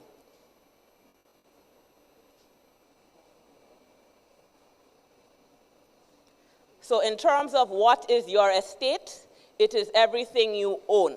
So as young people, you may be thinking, well, I don't have any land yet. Why I have to be bothering with a will? I'm young. I have a long life to live. This is not something for me to be worrying about. And this is what I want to challenge today. So you own more than what you think you do. Most of y'all have a phone in your hand right now. Most of you have some sort of laptop or some sort of device. Perhaps you have a credit union account that your godmother set up for you when you were a child. Perhaps you have a bank account. Perhaps you have a business. Perhaps you have a song you've written, a poem, some sort of intellectual property. Are you aware of what I mean by intellectual property? So when we speak about property, we tend to think about the tangible things, the things you can touch and hold. But that's not the only things that have value. Your ideas, your copyright, the things that you write, the songs that you write, the illustrations that you create, all these things have value. Your recipe, your methods of doing something, all these things have value. And all these things can form part of your estate. If any of you are working, you're probably making contributions into the NIS, and if you aren't, then something might be wrong here. So your NIS contributions, and perhaps some of you have social media accounts, and those accounts have a following, they have influence. That has value. And what happens if you suddenly pass away? Who takes control of it? All these things are part of your estate. So what is estate planning? The definition is basically in the name. It is preparing, it is putting a plan in place to secure your own future, your family's, and your legacy. When I was in school, people used to carve a lot on the desk. Like I was here was a popular thing, or on the walls. Like we have this as human beings, this sense of purpose, of recognition. We want people to know we were here. So putting a will in place is part of that legacy of I was here, I achieved this, and I want to make it easier for the person next to me. So it's very important, particularly as Caribbean people, to speak about generational wealth in terms of making it easier for those who come after us. Many of us, the privileges that we have and the life we live is because of those who came before us and the decisions they made, for better or for worse. So, doing nothing is a decision. So when you have a will, you take control of how you want things to go. You are in control. When you don't leave a will, then the law decides. And the law sometimes isn't always best suited for your particular circumstances. So if you are born outside of marriage, wedlock is a term I haven't heard in a very long time. Have you? So it used to matter at some point. Luckily, we have gotten to a point where this is a term that we really need to use. But now we have this concept of a child is a child. If you've heard of the Status of Children's Act, it established that all children are children, regardless of whether they were born in and out of the marriage. So when we look at the Intestate Estate Act, which is the act which dictates how your estate is distributed if you do not make a will, if you have children, then all children are treated the same. How do you establish that someone is your parent? What proof? You look like them? So your birth paper. So most times, your mother's name would be on your birth certificate. That is usually not an issue. But your father's name being on your birth certificate is not always in place. So this is something that is important if you are to inherit, or if any of you have children and you did not have that child within a marriage, if you want them to inherit. So a child is a child, but it still needs to be proven. You don't want to have to be fighting up in court with a paternity application several years down the line, especially if the father passed. It becomes a lot more complicated. So in terms of one actionable item here, so everyone who perhaps was born outside of a marriage, or perhaps you were born before your parents got married, please check your birth certificate and ensure that both your parents' name is there as far as possible. That would make any future inheritance a lot easier for you down the line to ensure. You may think it's there, but just double check that when you go home, as paternity needs to be established, it needs to be proven. So in terms of a will, it has to be in writing. That's the number one thing.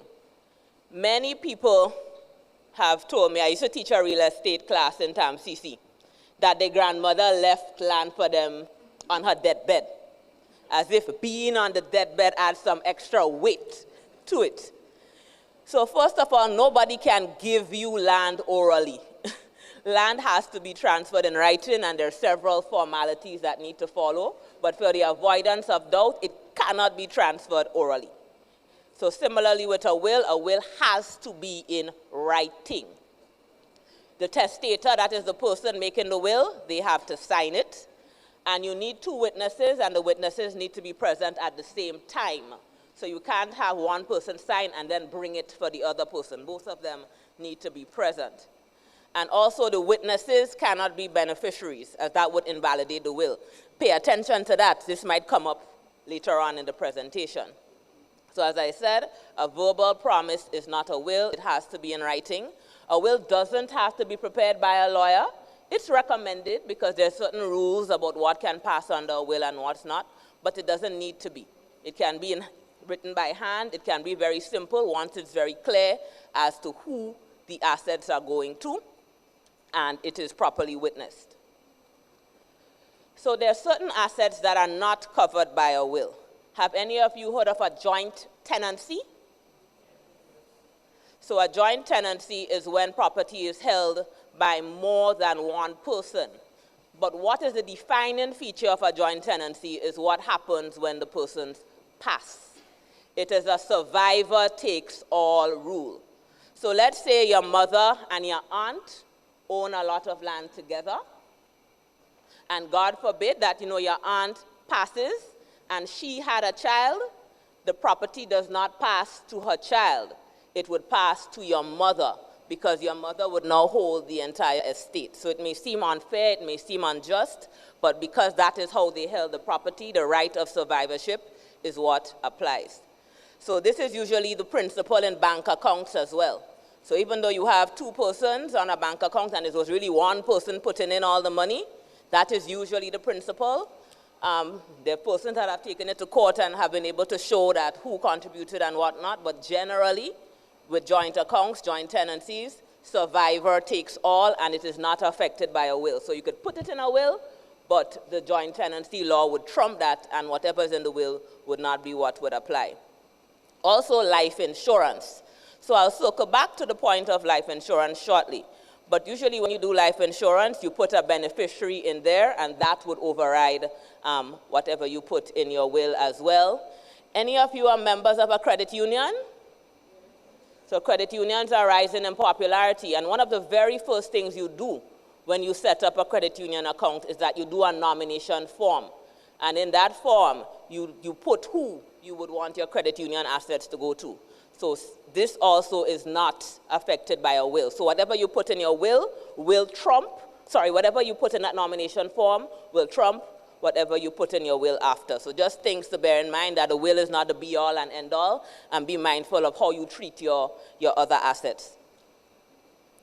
So in terms of, I think I missed a slide. Yes, I did miss this. In terms of how assets are distributed if you don't have a will, I want to really drive that point home. In a traditional situation where you have a spouse and children, it would go half-half. And in some cases, that's fine. But then we have situations that are a bit more complicated, where a father may have had multiple children in multiple relationships, and you have one small house. And imagine having to share this one house in 7 and 8 and 9, and the siblings don't get along, and nobody wants to take letters of administration, and then you need to partition. It can cause a lot of family drama and a lot of issues if a decision isn't made up front. So the father could just say, upon my death, the property be sold, the proceeds shared among my 7, 8 children. That would make life a lot easier than having all these siblings all over the world quarreling with one another. One person saying that they were the one that looked after daddy up until he was dying. They were the ones who paid the current. They were the ones who did stuff. So they deserve more than the one that didn't do anything. And I'm sure we've all heard about the family drama. This is not some remote thing from my imagination. So all that could be alleviated if we put things in place. Because as they say, when we pass, we're gone. So rest in peace to us. It is those who are left behind that are left to pick up the pieces and to put things in order. And I think we have an obligation to make it easier for people that come after us. And so putting a will in place is a simple step that can be taken. If you have children and no spouse, then generally it would go to your children. If you have no children, but you have a spouse, it would go half to your spouse. And it would go half to your spouse and not the whole to your spouse, half. So if your spouse has siblings or whatever the case may be, the other half could go to them. So that could be a little uncomfortable if you don't have a relationship with them, or you now have to split your house or whatever assets you have with somebody you have no interactions with. So if you have a spouse and no children, everything does not automatically go to your spouse, only half of it. So this is a piece of the law that is sometimes overlooked or misunderstood, but it's very clear. And then if you have no children, then it could go to your parents, it can go to your siblings, your grandparents, your uncles. But who you don't see on the list, you don't see cousin. You don't see cousin on the list. You don't see boyfriend. You don't see girlfriend. We like to say that, you don't need to get married to show that you love anybody and that love is a concept and all these lovely things. But at least in this part of the world, being married matters. And it matters a lot. It has legal implications. So there are other islands like Barbados where you can cohabitate for 5 years or more and have the same footing as a spouse. And I'm aware of draft legislation to that effect here, but as of right now, it is not the law. So you can live with somebody for 30, 40, 50 years, and they pass away, and you are a stranger to them. You have no relationship to them in the eyes of the law. And their long-lost child or their long-lost sister or brother could sweep in and be the beneficiary of all your hard work. And then you now have to go to court to try to establish your own contributions. And if you know anything about court, it can take some time, it can take some money, and all of this could have been avoided if a simple will had been put in place. So the law does not recognize boyfriend, it doesn't recognize girlfriend, doesn't recognize cousins. So if you are in a situation outside of the norm, you particularly have a duty to put a will in place to protect those who are left behind. So I hope that point is not missed. So in terms of asset preservation, I have spent most of the time speaking about a will. But a will is not the only way to put your ducks in order, so to speak. There's also a document called a power of attorney. Have any of you heard about that? So a power of attorney is a document that allows somebody else to do things on your behalf. And that can result for many different reasons. You can suddenly become sick. You are bedridden. You can't go to the bank. I'm sure we're all familiar with doing banking work in Grenada and how much time and energy and lines and all that it takes, so you need somebody else to do it for you. So a power of attorney can help with that and several other things. An important point about a power of attorney is that it dies when the person dies. You cannot have a person, you cannot be using a power of attorney from a dead person. Once the person dies, the power of attorney ceases to have effect, and you now have to take what we call a grant of representation to be able to do anything on their behalf. So just a quick little succession lesson. So in terms of, we spoke about your estate. So right now, you own your phone, you own your car, and all that. So you own it. As soon as you pass away, everything you own goes into a glass box that we will call your estate. And that box is locked. So that means that no one has legal access to this box. In order to be able to open the box and have access to your assets, you need what is called a grant of representation. If you died with a will, that person has to take what we call a grant of probate. If you died without a will, that person, and so that's called intestacy, that person has to take what we call letters of administration. So this is an administrative process where you put certain documents together, you apply to the court, and when you get the grant is when you have the key to open this box and have access to the assets. Depending on what it is, things like land, you still have to do a separate conveyance now, moving the real estate out of the estate and to the beneficiaries. So it's a lot of different steps. So it's not just a matter of somebody dies and the next person that was around just takes control of the person's assets. So I'm aware that that happens, but that is not the right way. There is a process. You need a grant of representation to deal with a deceased estate. So people like banks and credit unions and so would generally not give you access without that sort of thing. So going back now to the rest of the toolkit, we have a health directive, or sometimes called a living will. For whatever reason, you may not be able to make decisions about your health. You may have certain preferences. Maybe your religion doesn't allow you to take blood transfusions or things like that.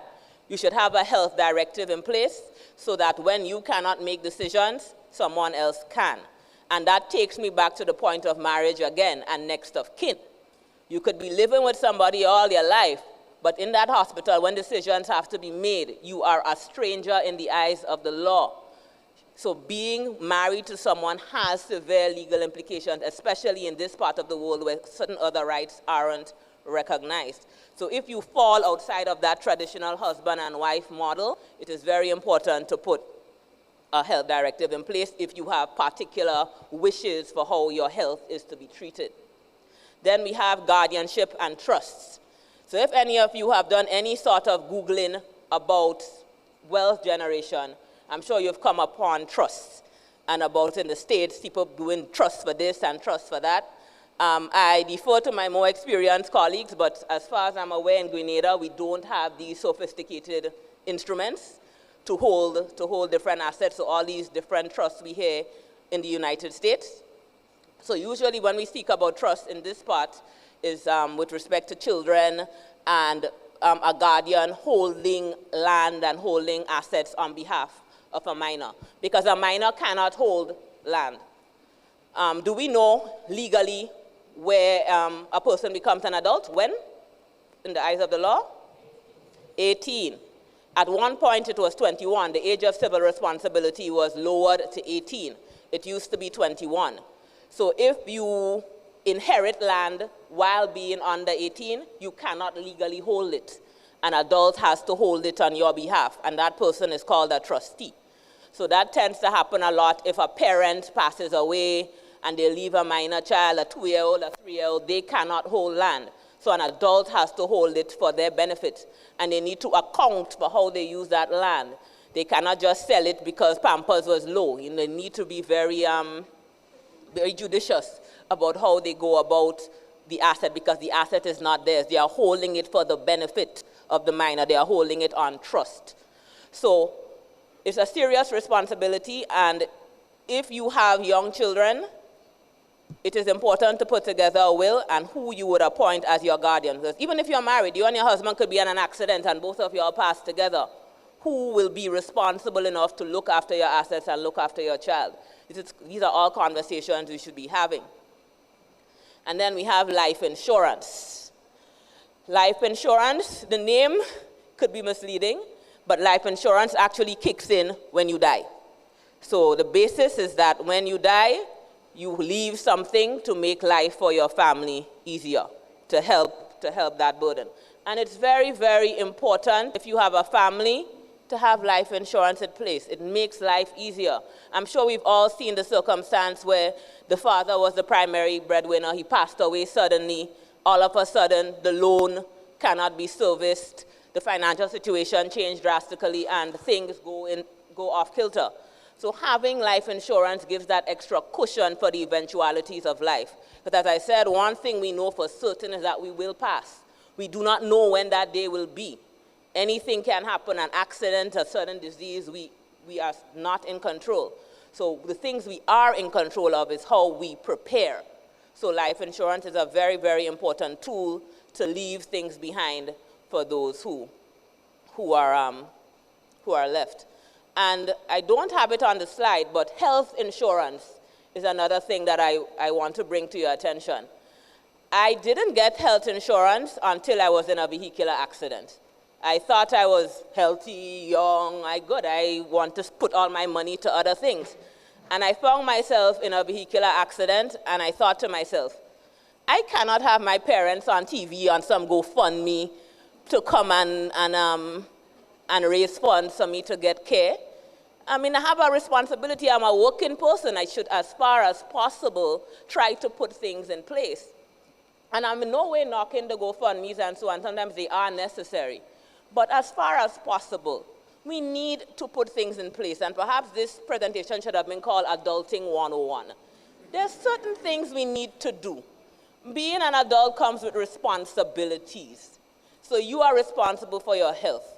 You cannot be stressing out your parents and loved ones trying to raise the $50,000 and the $60,000 to send you in Colombia for surgery and that sort of thing.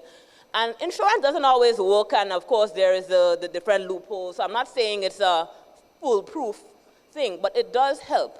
So I beg, please look into health insurance. I'm not working with any company, but this is something that we all need to try to take control of. And then in terms of retirement, that's another one. Many of us don't work in public service. Many of us may not work with the established companies. We don't have a pension waiting for us at the end of the day. Do you want to be working at 70 and 75 because you don't have a means to survive? Having a child is not a succession plan. You cannot say, I will have a child and the child will mind me. That is not, I know it's a Caribbean way, but that is not the plan. You could have a child with special issues. You could, many things can happen. So having a child is not the plan. You need to put your ducks in a row and put a pension plan in place. It's offered by many of the insurance companies. You contribute every month. It accrues, it gets interest, and by the time you turn 60, 70, you have some money there, and you can retire. We are now living longer, and there are people who cannot afford to live long because their money run out, and they cannot work. So these are all realities we need to be mindful of. So in terms of, even if you pass before you get to retire, that money can now go to your estate. So it will not just disappear. So my plea to you is to please, please, please put your ducks in a row as far as possible. So in terms of business, so I won't go too much into this because you have a dedicated presentation about business. But do we have any entrepreneurs in the room? All right, so yes, we have a few. So in the next presentation, I'm sure it will be dealt with about the different structures for how you own your business, a sole proprietorship, a company, and so forth.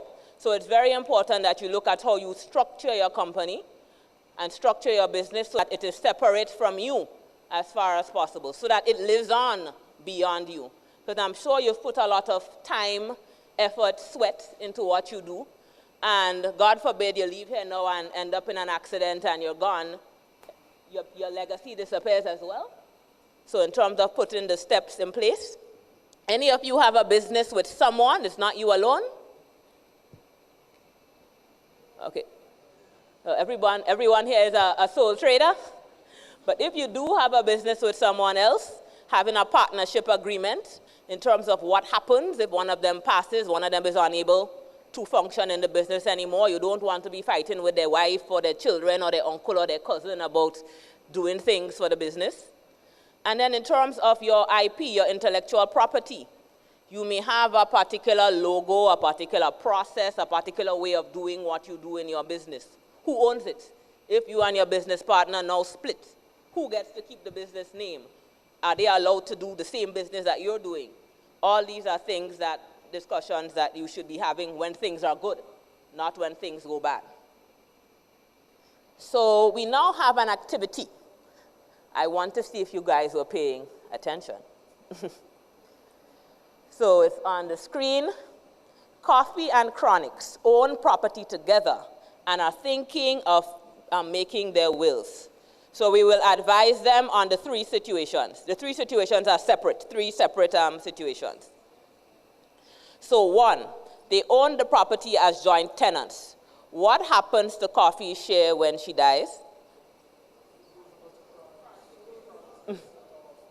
All right, so paying attention. Coffee wants to leave her home to Protégé and Massacre and wants them to witness her will. Any problem with that?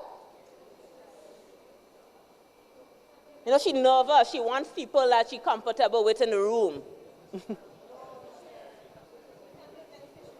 All right, so yes, a beneficiary of a will cannot be a witness. Well, they can, but it does invalidate the gift, so they won't be able to get the gift. And the reasoning behind this is because of undue influence. The law will presume that the person was pressured into writing their will a certain way. So the law wouldn't validate that.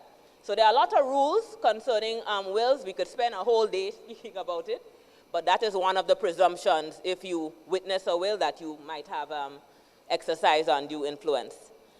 And then the final one. Chronics has 4 children with his wife and 2 from a previous relationship. If he makes no will, how are his assets distributed? So, and what about the outside children? Yes.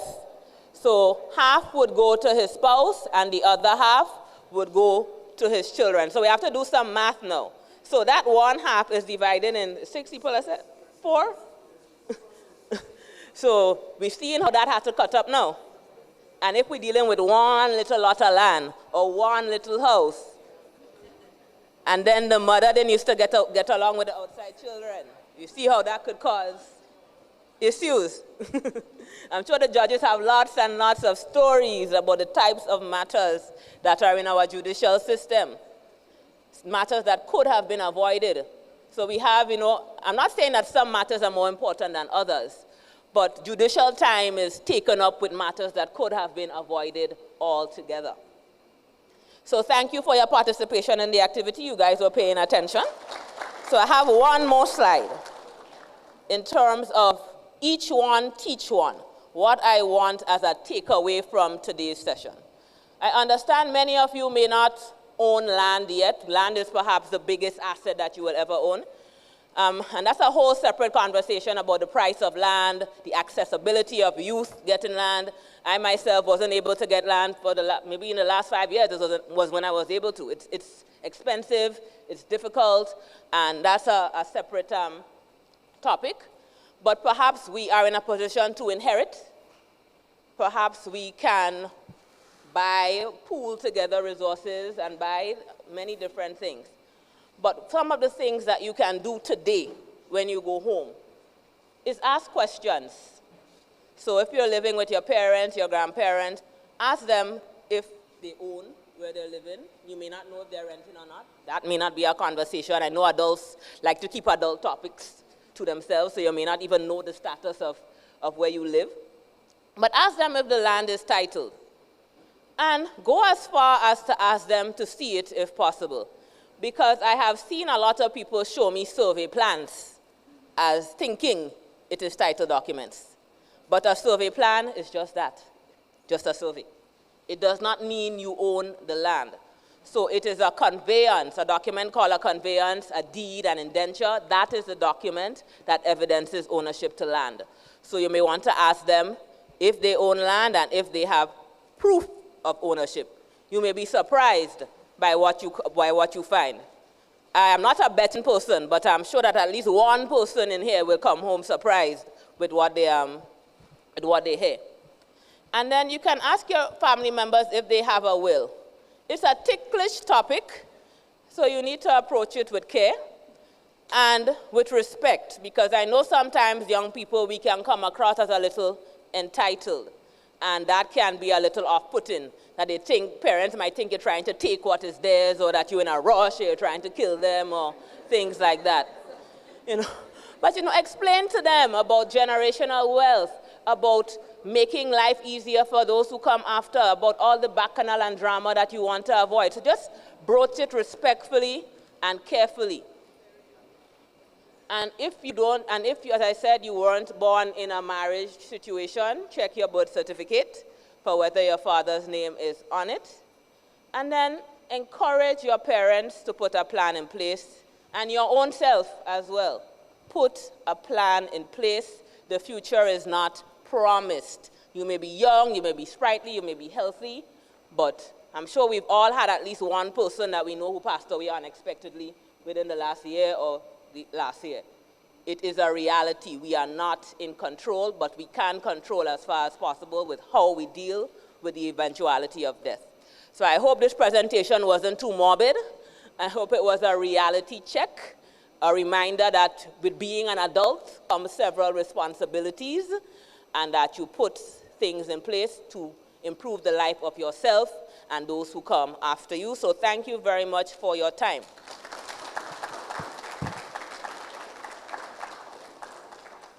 So we have the opportunity to take questions. So this is an interactive session, so if you have any questions, feel free.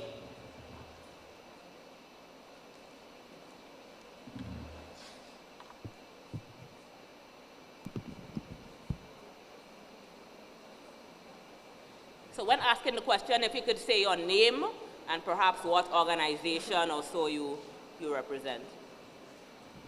Good afternoon, everybody. Not really a question. My name is Kimran Maras. I'm a licensed insurance advisor. For what it's worth, I'm a justice of the peace as well. I think the youngest in the island. And the information is very important.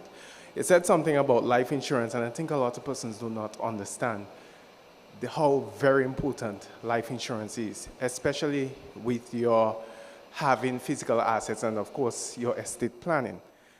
Let's just give a typical example. So you may go to the bank, and obviously they would want the life insurance for mortgages and so.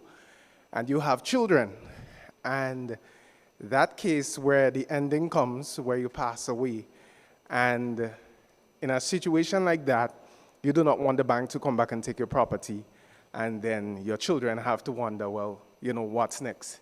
The life insurance there is a very important tool that will actually pay off the bank because you have the life insurance. So a lot of persons have the life insurance. It will cover the physical assets as well.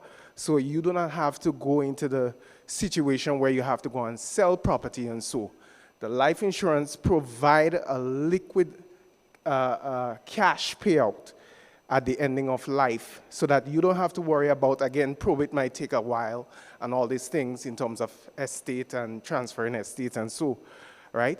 You said something as well as regards to life insurance is predominantly, yes, for the end, but also there is different type of policies that you can utilize whilst you're alive in terms of having cash value and those things. Those type of things will actually help you compound on retirement. I mean, you have NIS, but I mean, look at inflation happening every single time. By the time you're ready to retire, you get in this amount of money every single month. But life insurance as well is a powerful tool that can actually assist you with that in terms of compounding on retirement. And and the health insurance is very important as well. You find a lot of persons coming with the, as you said, the GoFundMe and all these things and so. And what I've noticed as well, there is a shift now in the island where there's a lot of young persons that are actually taking up life insurance, and that's very important. And those who haven't, who do not have it as yet, I would encourage you guys to actually look into it because it's part of your planning in life, right? Also for business owners, that's the final. There is something called key man's insurance, right? So you can actually, you have two partners in a business, you can take out insurance on another partner because he's a key person to that business going forward. So I just wanted to add this. Thank you. Thank you for sharing that. Any other questions or comments? Yes? Good.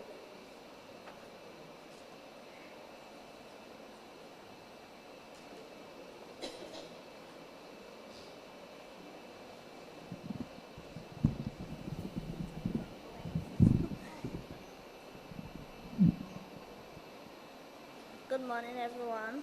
Good morning. We're not really hearing you. Hello. You hearing me now? Are you guys hearing me now? Yes. Okay. So my name is Kayla Joseph. I'm from Carriacou, and I am representing Advocacy Grenada, Inc. My question. Oh. Yeah. Sorry. My question today is, many young people want financial independence, but don't know where to start. If you could give us 3 practical steps to begin creating and protecting wealth while we're still young, what would they be? Okay, wow, feels like a Queen show, a Queen show question. The first thing that came to mind when you asked that question is, growing up, what I heard was about saving, that you need to save all your money, everything, and about spending less. Every time it was about don't buy lunch and don't buy the coffee, and it was all about that less, that mentality about doing less. But I'm sure you've all heard this. This is now what is trending. It's about making more. The abundance mindset, about having more sources of income. Growing up, it was all about doing that one job. You grow up, you go to school, and you do that one job until you retire, and that's all you do. But I'm sure growing up, some of you had their mother selling cakes and sewing and doing all these other things. So based on this economy, and as the insurance gentleman mentioned, inflation, I would recommend looking at having more than one source of income and having all your eggs in one basket. In terms of building wealth, I would recommend thinking about a future-proof career.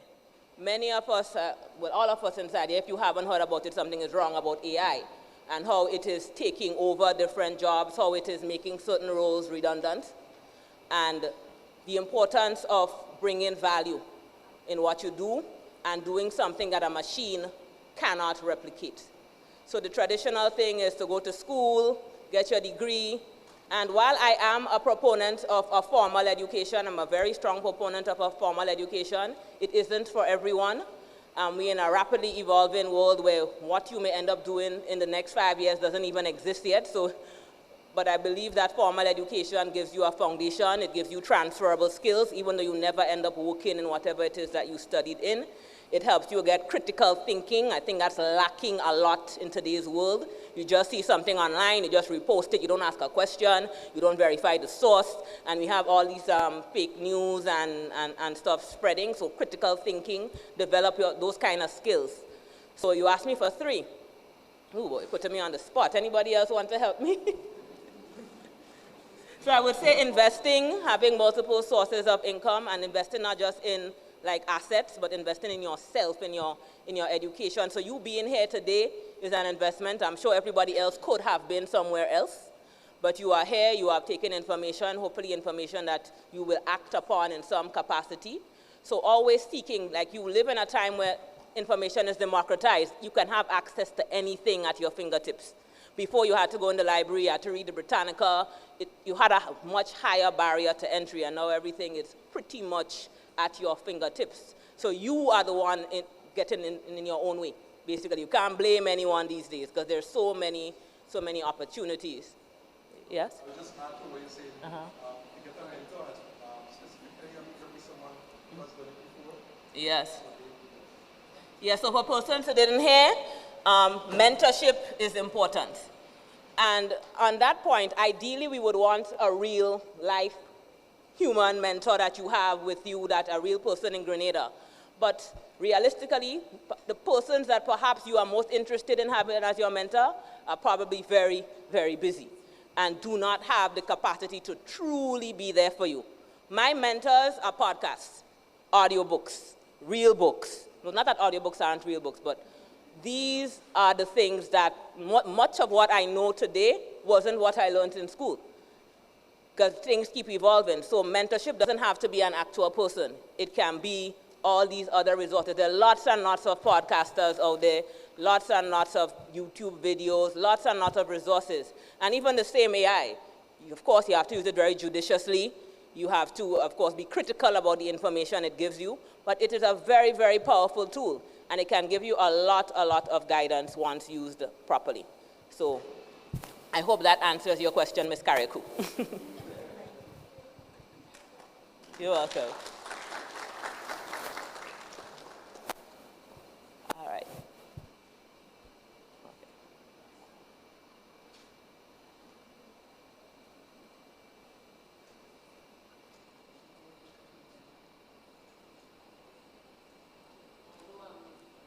For 3, 2, 1. Although I'm not within the youthful age, but I think I can speak on behalf of persons within that age. My name is Michelle Brathwaite. I am the principal of the School for the Deaf, but I'm also the president and founder of Advocacy Grenada, Inc., a non-governmental organization for persons with disabilities. And I want to speak on this as we're talking about property in my experience of work. There are persons with disabilities that may inherit properties, and you find that because maybe of their intellectual challenges, that other members of their family may take advantage of them. You may find that they may have a lot of lands and so on, but they are not able to really reason as to, okay, should I give them half an acre, should I give them quarter, and that sort of thing. So this is something that we have to be aware of, even persons within the legal fraternity as well, that when these persons come to us, we need to make sure that, let's say, for example, that they're deaf, that interpreters are being brought in to make sure that they know what they're signing towards. So I just thought I should mention something like that. Thank you. We often overlook the differently abled. So thank you.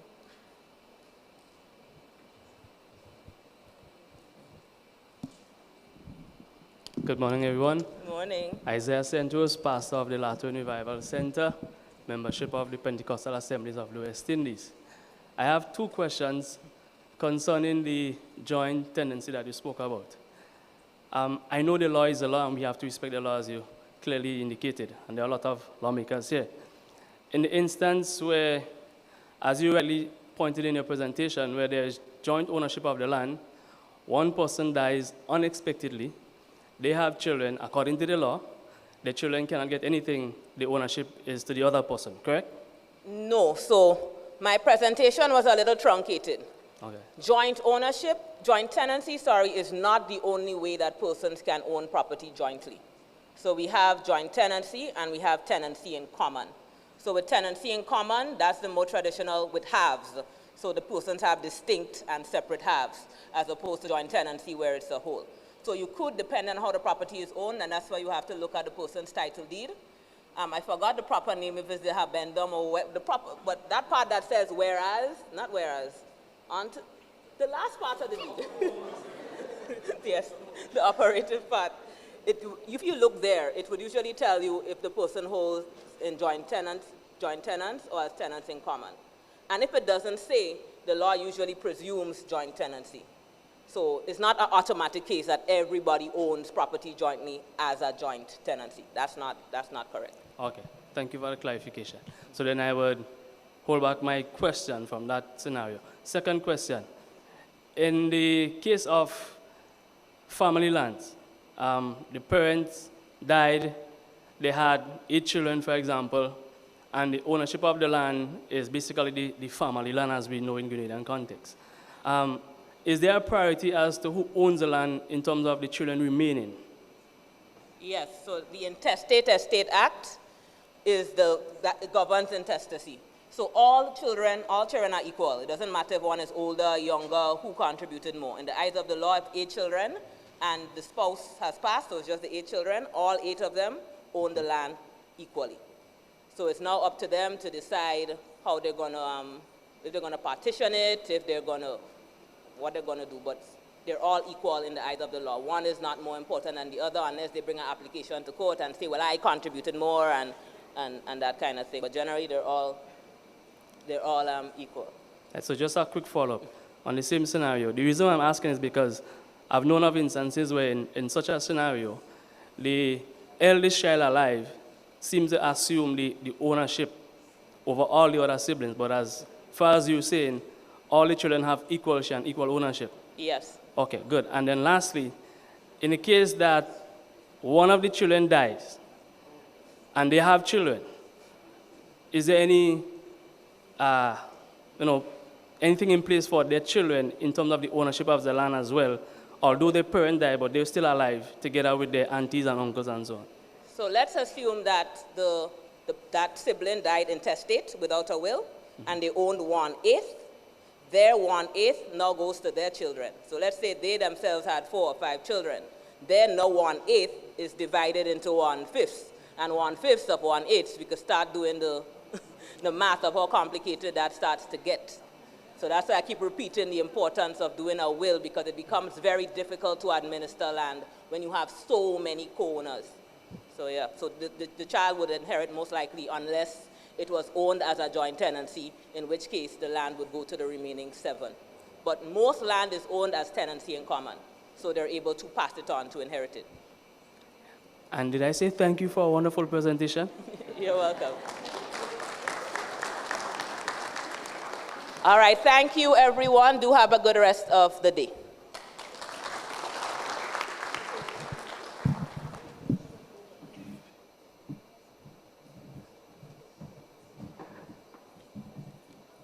Well done, Miss Rosanna. John, again, ladies and gentlemen, another round of applause. Well done. And to Pastor St. Rose, there's something called a consultation fee. I believe Mrs. John Mitchell is owed that from you. All right, ladies and gentlemen, moving on.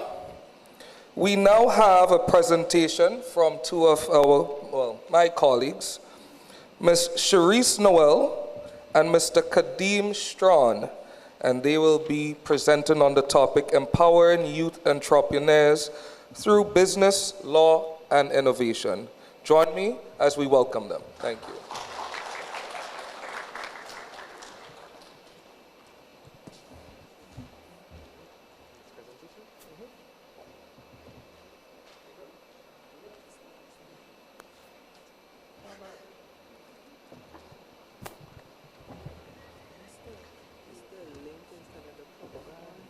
Because if you recognize the PowerPoint lower down, yeah, because the link inside.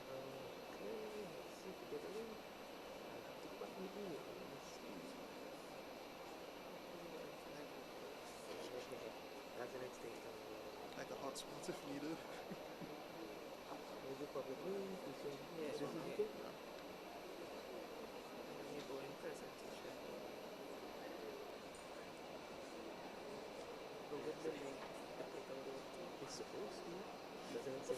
Yeah, find out.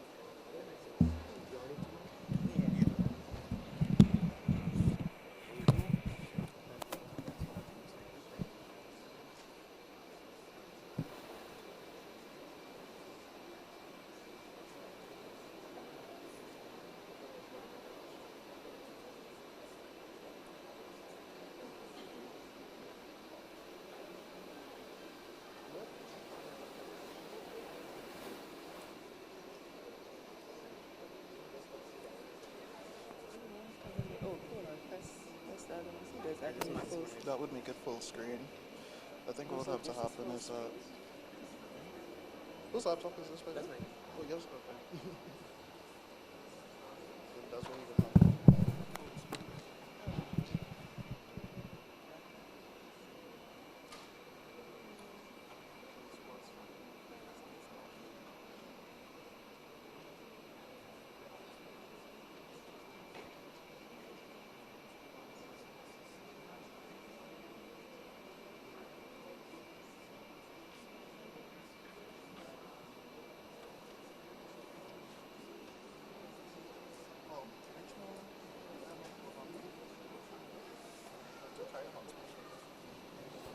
Oh, 1 second, technical difficulties.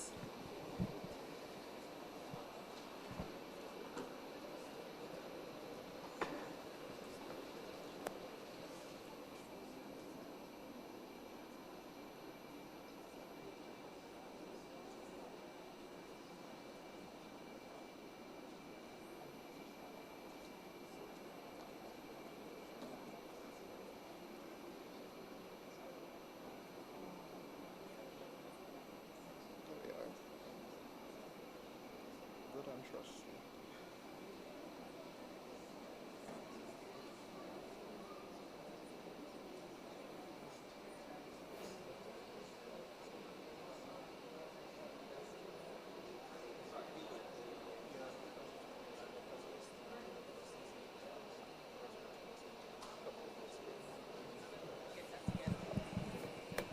Hi, everyone. So while Miss Noel and Mr. Strawn are getting themselves together, I have another prize. Surprise, surprise.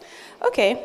So we were really engaged with this session with Mistress John Mitchell, and I hope everybody was paying attention. So my question is, can I have at least 2 formalities for a valid will? Not the Hewooden students. See y'all hand going up. I see a hand. At least 2. Can you tell me your name, please? Shaquille Isaac, representing the Chrysalis Impact Foundation. It must be in writing and it must be signed. Yes, congratulations. Here's your prize.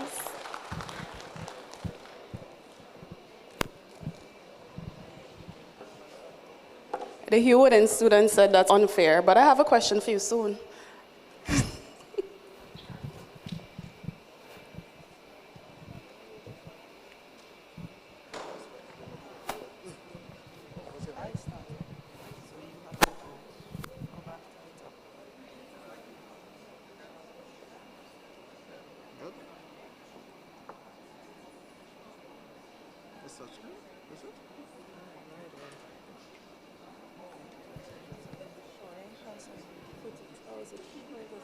Nikki.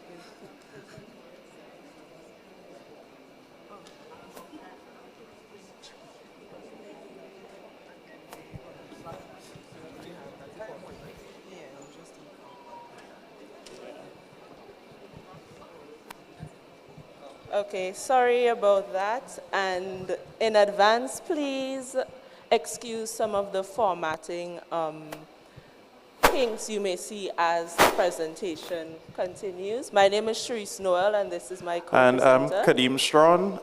As Sharice was saying, the original presentation that we had was created with Canva, and then we decided to convert it to a PowerPoint. Bad decision, because some of the formatting is now a little bit out of the loop, and the internet is not really being cooperative right now, so we're stuck with this. But don't worry, we're going to try to take you through the presentation as effectively as possible. Okay, so we will be presenting on shaping and protecting innovation. Our presentation will be twofold. The first half, we will deal with business structures, and the second half, we would speak exclusively about intellectual property rights. So let's get started. So the first thing we're going to do is we're going to have a little icebreaker, you know, just to loosen up a bit. It's a very simple game we're going to play. I will display something, well, something will be displayed on the screen. Well, I'll say 1, 2, 3, and I'll put something up on the screen, and you just need to shout what's the first thing that comes to mind when you hear it, okay? Simple, everybody understands? Okay, 1, 2, 3. 1, 2, 3.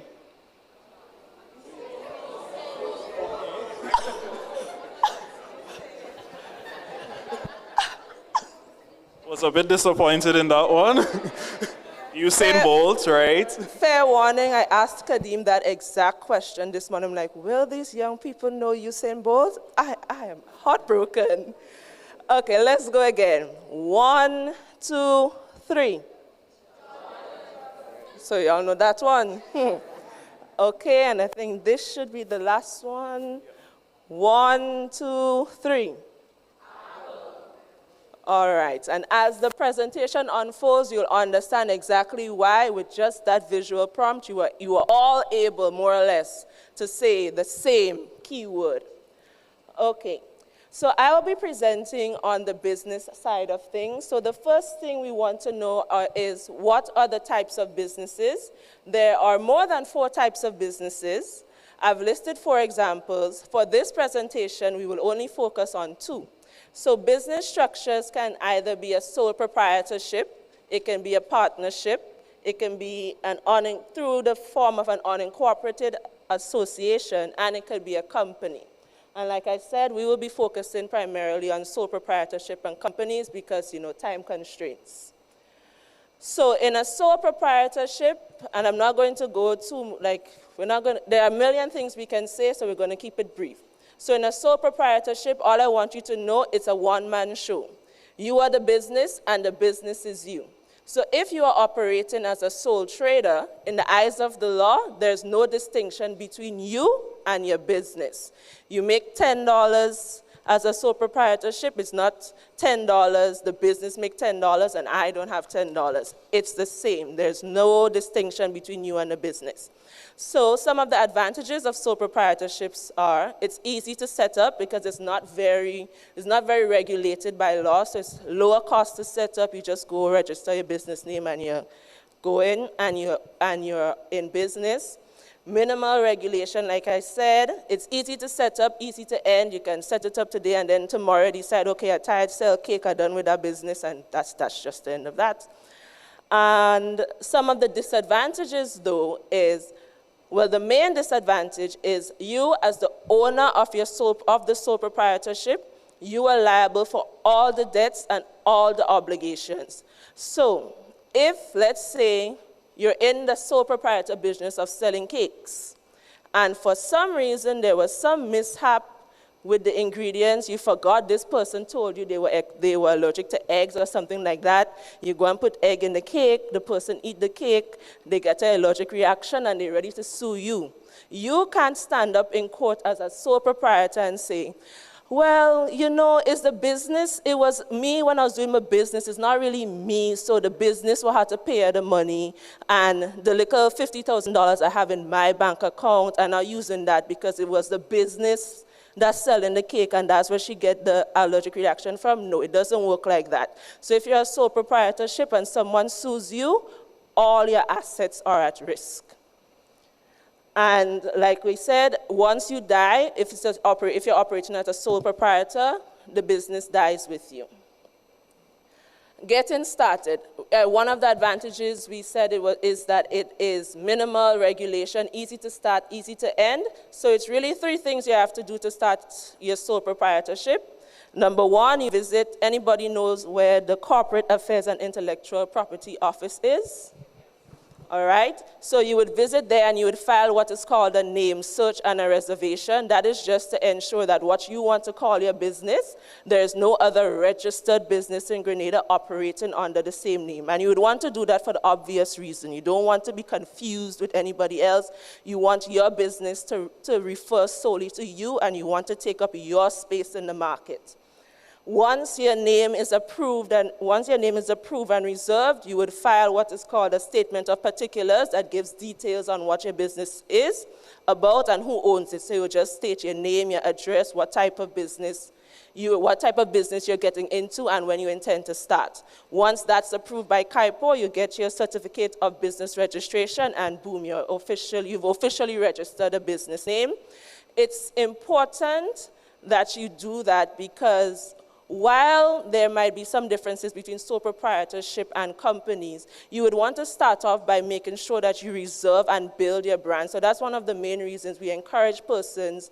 So you don't necessarily have to hop straight into owning a company. Register your business name, make people know that this brand, build your market presence, and so on. Then you convert that goodwill into your company when your sole proprietorship starts making more money and you can take on more assets, more liabilities, and so on. You realize, okay, now I need to shift how I'm operating and so. So the next type of business structure we would focus on are companies.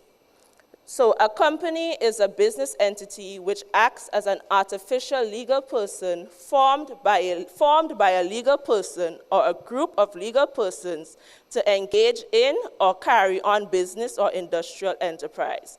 What this basically means is a company is a business that's recognized in law on its own. So it's different from its directors and its shareholders. It has its own legal, what we call legal personality. So if with the same cake scenario, if it was that you had a registered and incorporated company and the person sued because you put egg in their cake, because you had that separate legal personality. If the company bank account only had $5 in it and she wants 10, barring there's no fraud and these other things, all she can, all the company really has is 10, and your $50,000 is safe with an asterisk, because there are some ways to get around that. Companies are governed by the Companies Act of Grenada, so they are way more regulated than sole proprietorships and when you simply register a business name. And like I alluded to, the main advantage of setting up a company is that it's its own person in law. So it would take on its own debts, take on its own liabilities, has its own assets. Because it's its own person in law, when you die, it doesn't automatically die as well. The main disadvantages are it's more regulated, it's more costly to set up. So on the practical side of things, what you may want to do is, like I said, you start off as a registered business.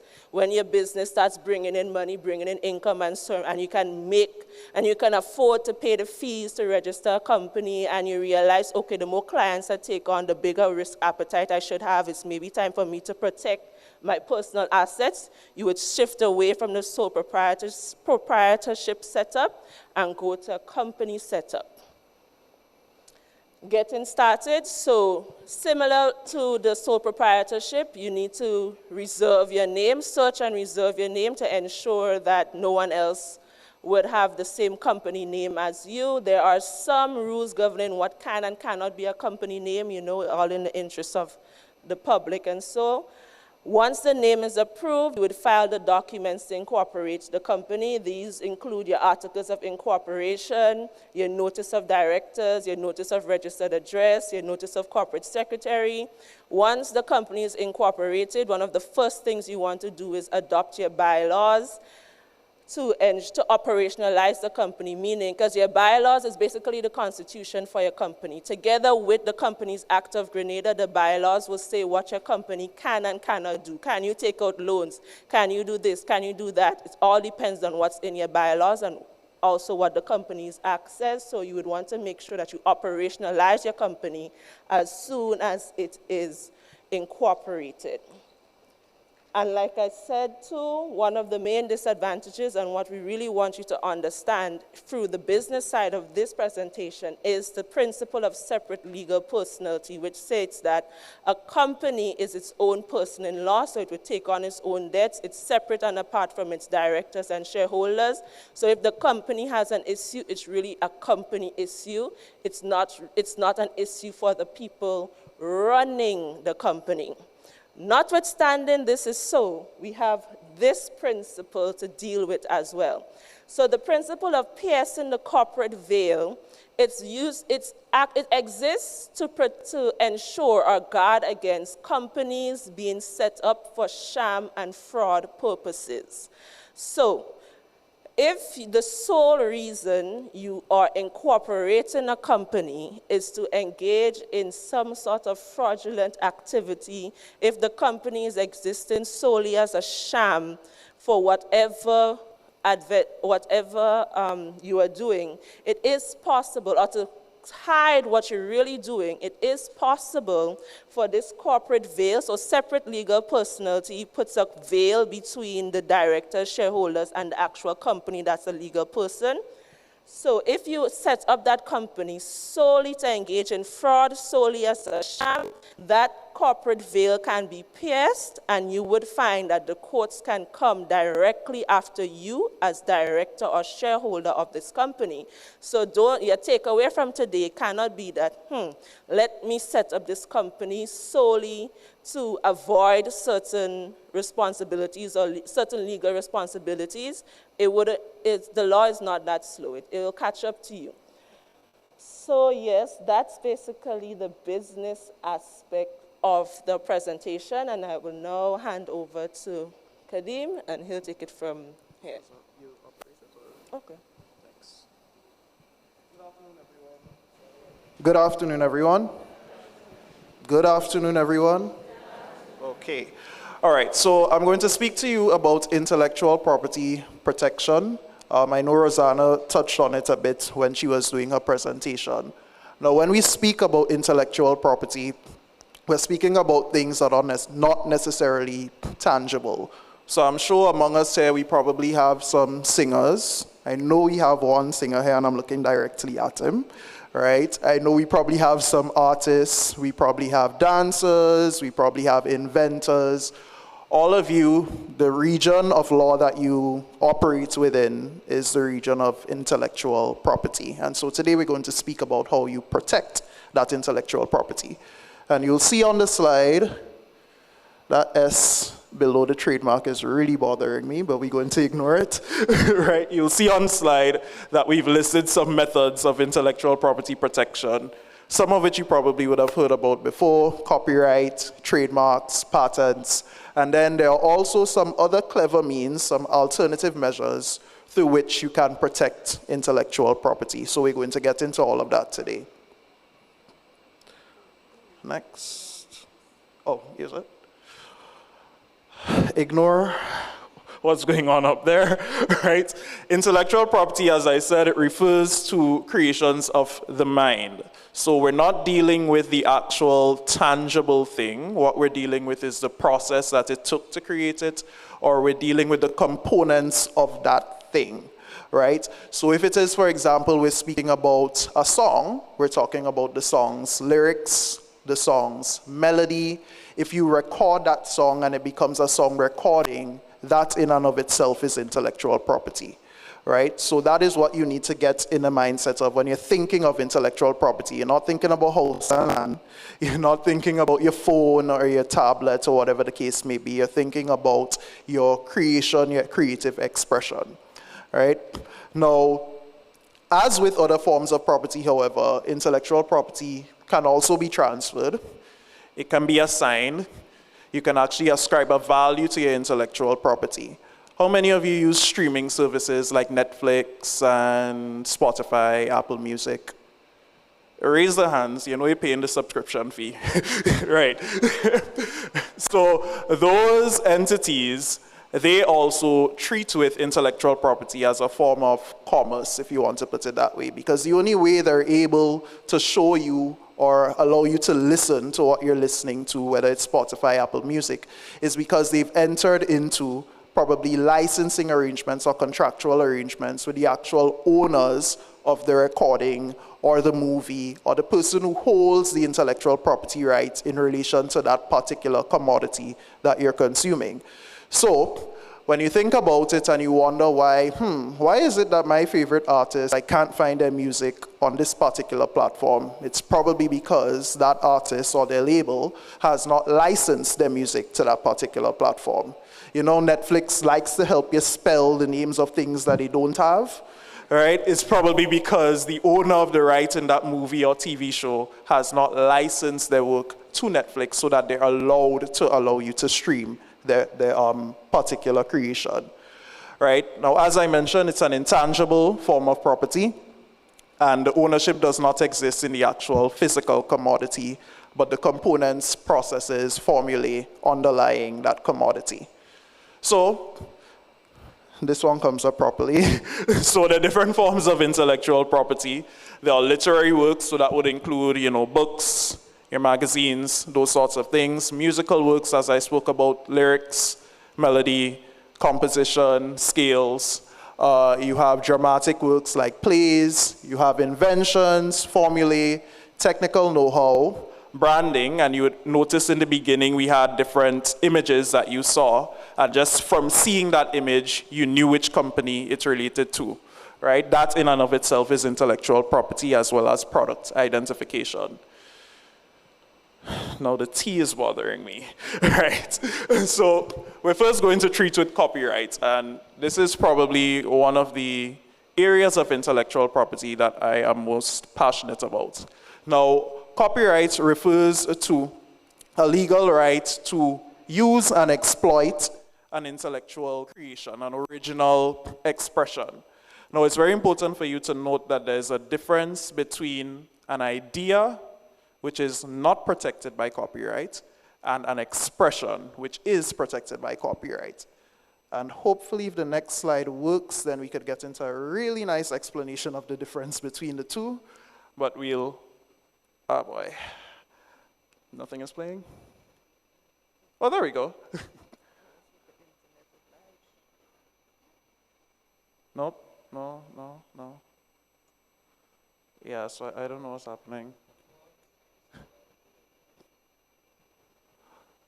Never mind, focus. So we're speaking about ideas versus expressions. Now, ideas refer to things that are commonplace, right? So let's say you're creating an album as an artist, and you decide, well, you're going to organize the different songs on the album in a particular way so that it tells a story, right? That is not protected. You're not the first person to come up with that. Other people have done it before. It's commonplace, it's an idea, so that in and of itself is not protected.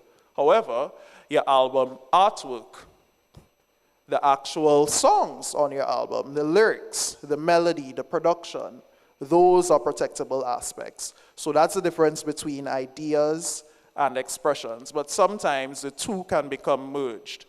Now, you would recognize that a lot of times you hear different songs on the radio and I'm not sure many people listen to the radio that much anymore. So you hear different songs on your phone or your devices, and you pick up on certain melodies sounding similar.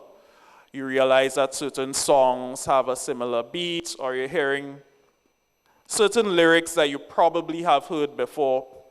Those sorts of things can lead to an argument as to whether or not there is infringement of copyright. And when we're speaking about infringement of copyright, remember I said copyright is the right for the owner, the person who has created that thing, to be able to exploit it, meaning you determine who uses it, you determine what it's used for, you determine whether or not you want your song to be used in a particular forum, etc. You have that right. That right is infringed if somebody else thinks that they could bite off of what you did and do with it what they will. So you didn't want your song used in a particular setting, and I'll give an example of where that happened in Antigua. And so somebody uses your song, and then all of a sudden you're wondering, well, what can I do, right? You have the right to take action in relation to copyright. Because it's bothering me that that slide isn't going to play, I'm actually just going to play a snippet of 2 songs, which led to a very big controversy, so that you can understand how it is that copyright operates. Anybody knows the song Blurred Lines? That's a yes, a no, maybe. Yeah. All right, so have a brief listen.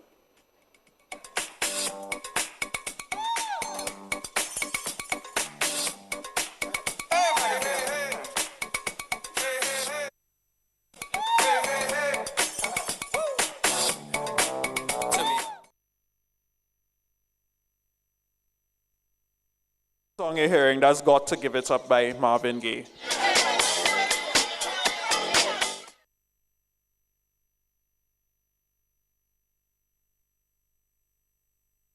Yo, Jam. Now, this song led to a very, very, very huge copyright claim, right? So Marvin Gaye's estate, which is quite a litigious estate, they love to sue, right? They filed a copyright infringement claim against Pharrell and Robin Thicke and all the other persons involved in the creation of the song Blurred Lines.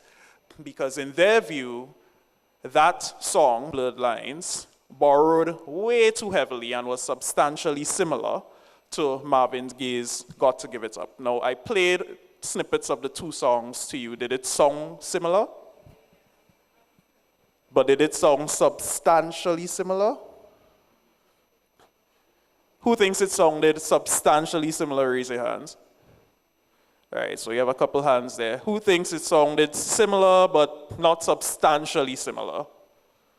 More of you felt that way. Unfortunately, the court disagreed with the majority of you, right? So the court actually found that the song borrowed too much of the protectable elements of Marvin Gaye's song. Now, it's quite heavily regarded as probably one of the worst copyright decisions that there was, because essentially, and what Pharrell's attorneys argued, is that what was borrowed was the groove or the feel of the song, not necessarily the lyrical component, the melody, or those protectable elements, right? And so it was felt that the decision actually made it illegal for you to copy the feeling of a particular piece of music, right?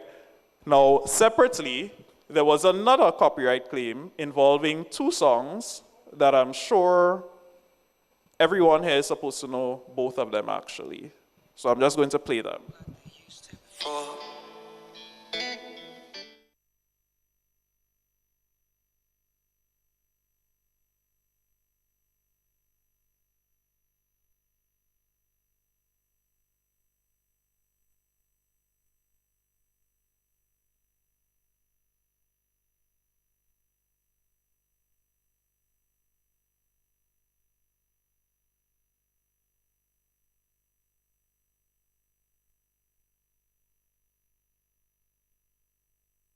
Right, so those songs were Thinking Out Loud by Ed Sheeran and Let's Get It On by, guess again, Marvin Gaye, right? So, of course, Marvin Gaye's estate heard the song, and first thing we do, we go and sue, right? So they felt like Thinking Out Loud borrowed too heavily from Let's Get It On by Marvin Gaye. They felt like there were protectable elements of Let's Get It On that were copied without the permission, and this is very important because you can use someone else's song. I'm sure all of you know about sampling. someone's music, exactly. So you can, but with permission. So they felt like Ed Sheeran went ahead and made this song, borrowing from Let's Get It On, without actually getting approval from the Marvin Gaye estate, right? So that it was copyright infringement.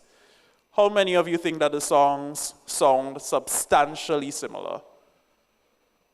Not a soul. So everybody agrees that the songs sound similar, but not substantially similar. Right. Now, I'm sure there are musicians here, so you know that there are only a certain finite number of notes from which you can compose a song. So it's not uncommon that songs will sound similar. There are also only a finite number of notes that are actually pleasing to the ear, right? There are also only finite number of organization of notes that would actually lead to a certain type of song, right? So you have songs with common chord progressions, you have songs with common beats, and there's a reason for that, because if you were to compose your beats in a particular way, nobody would want to listen to your song. So what the court found in this actual case, Ed Sheeran actually was successful in his defense. It found that what the Marvin Gaye estate was attempting to do was to protect elements of the song which were not protectable. They were commonplace. They were more so ideas as opposed to individual original expression, right? Because even though the first person who probably put G, D, A minor, C as a chord progression, right, that was probably ingenious, but by now, no, right? That chord progression is pretty common. So it's not justiciable for one person to have a monopoly on that chord progression. So when we're speaking about copyright, that's the components that we're looking at. We're looking at lyrics, we're looking at melody, and we're looking at the right to exploit that. Whoever owns the copyright controls what is done with that copyright. Now remember I mentioned Antigua. So right here in our lovely region, there was a Vincentian artist by the name of Adrian Bailey who composed a song, Get Rid of Them. Now, what thing that happens every 4 or 5 years you think that probably would have been used for?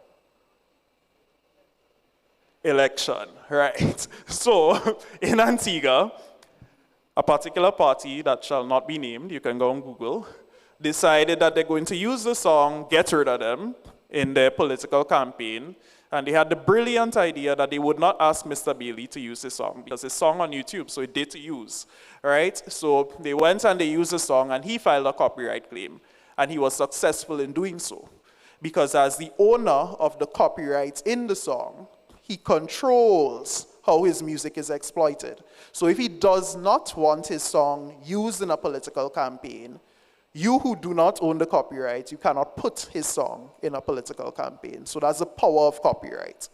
We could go on now to trademarks.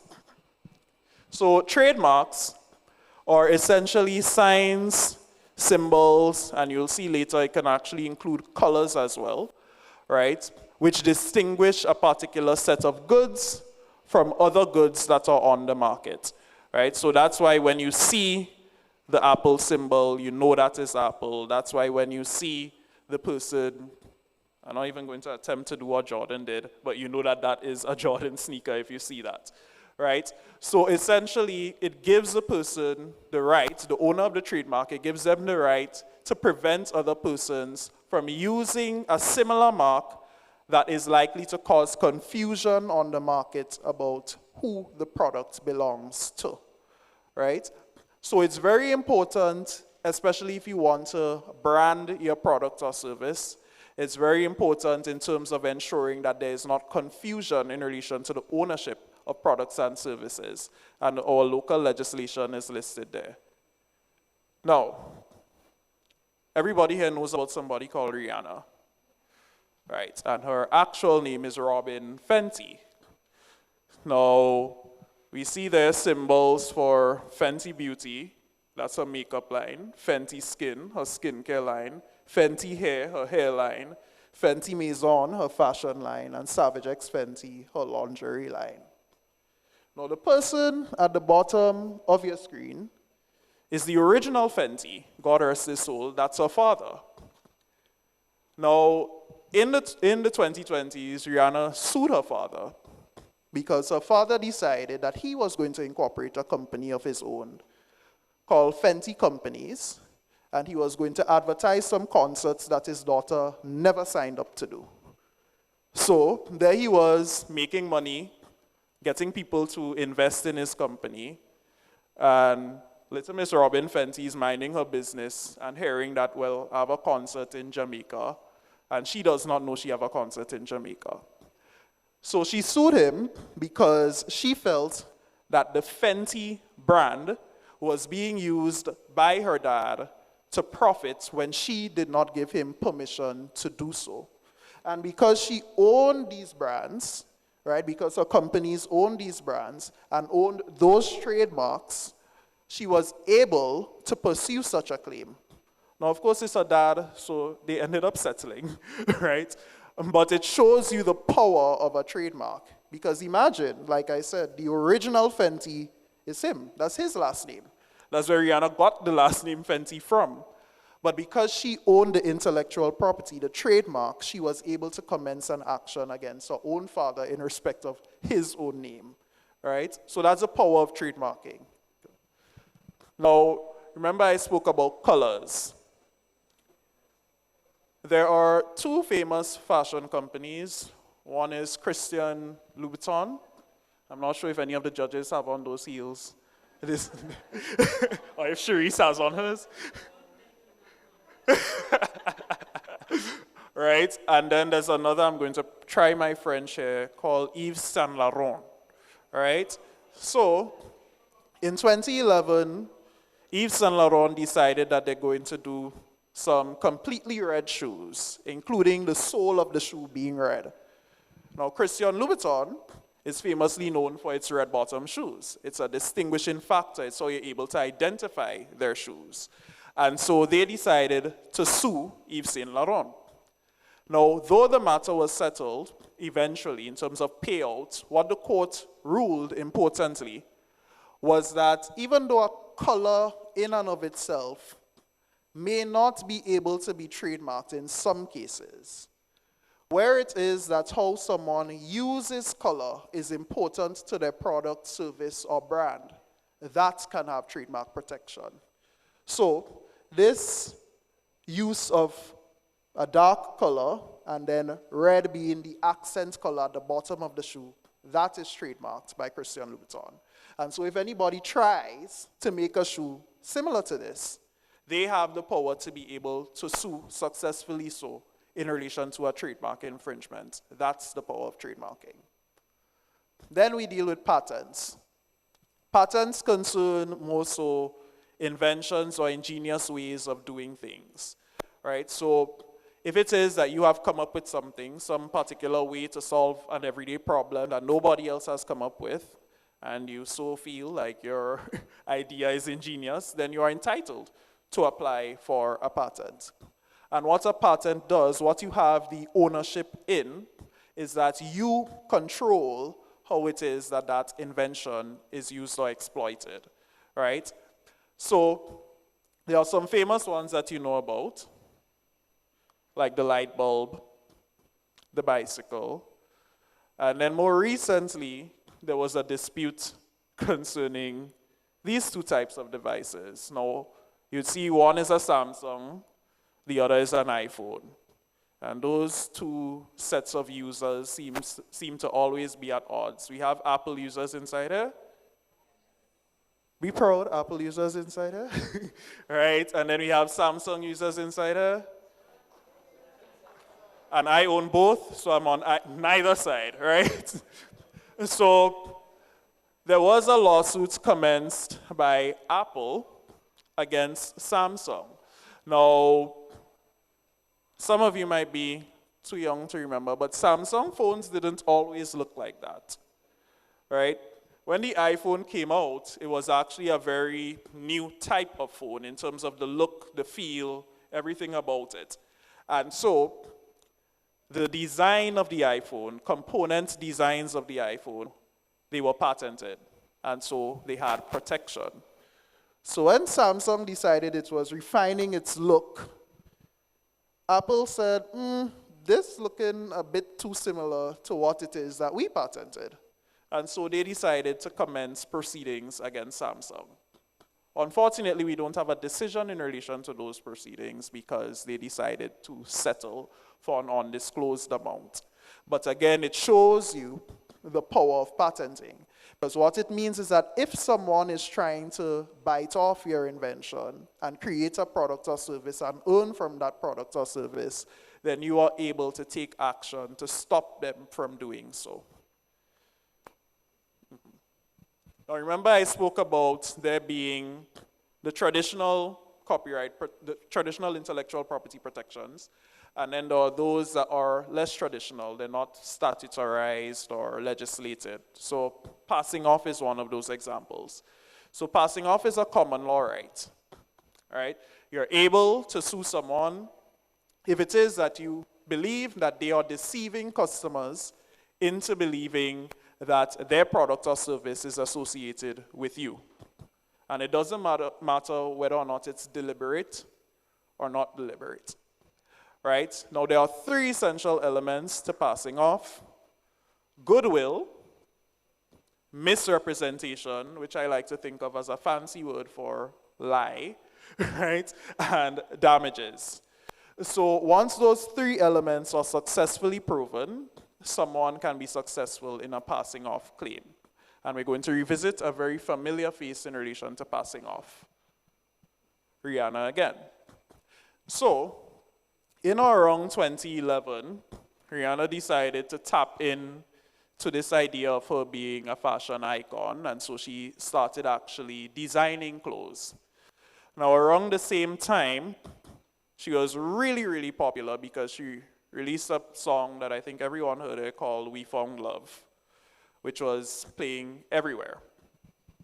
This store in the UK called Topshop decided that they were going to take one of the photos, a still from her video, put it on a vest and sell it. This was around the same time that Rihanna was launching her own fashion line with another UK company called River Island. So when she noticed that this was happening, her lawyers filed a claim against Topshop. Now, Topshop's parent company, their argument was that, well, Rihanna doesn't have any right to privacy. She's a celebrity. There are tons of pictures of her. If I feel to slap it on a t-shirt, she doesn't have any right as a celebrity to the protection of her image. She's a celebrity, for crying out loud. Rihanna's argument, her lawyers ingeniously argued that while it is that she might not have those privacy rights as a celebrity, the brand and the name Rihanna, her image, and her position in the fashion sphere, that has goodwill. And when we say goodwill, we're talking about that has a reputation, right? So they're saying when you put my face on a vest, you lead people to believe that I have endorsed you putting me on that vest, and that this product has something to do with me. And that is particularly confusing when I have a fashion line launching with another company. And so they were successful in their suit, because the court found that she had goodwill in her brand, in her image, and that because it is that they did not obtain a permission to put her image on that shirt and sell it, and because they misrepresented in that way that she was somehow associated with this particular product, that she was entitled to stop them from doing so, right? And another popular example of passing off is knockoffs. So, you know, sometimes, I don't know how much this exists anymore because times have changed, but for people around my age, y'all remember JanSport? I remember everybody wanted a JanSport bag, but sometimes your parents couldn't afford that $140 bag. And so you started seeing Joy Sport, Transport, you know, all sorts of other sports. Now, this is another form of passing off, because when it is that you create products or services with similar names or similar markers as established products or services, they can file a passing off claim as against you. So sometimes, you know, people wonder what is authentic and what isn't. And if it is that you don't have a good eye, you can buy a bag that says LV, but it's not at all Louis Vuitton, right? Or it is that you buy an Adidas, but one stripe missing. Yeah, that's passing off. Because essentially what you're doing is ripping off of the goodwill of somebody else. You know that Adidas has a established brand and established reputation. So you create something that's similar enough so it would lead people to believe, well, this is an Adidas shoe, right? So what I want you to take away from this presentation is the power of intellectual property protection, the different methods available to do so, and to know that it is important, especially as a creative, to protect your original creations. And there are several methods available. We discussed copyright, trademarks, patents, and the common law right of passing off, right? But those are only just a small subsection of the wealth of intellectual property protections available to you. Thank you for listening. We don't have a contact slide, but we're pretty easy to find sometimes. I'm not sure if anyone has any questions, but I'm told to keep it brief, 2 questions at best. If you don't, that's quite fine.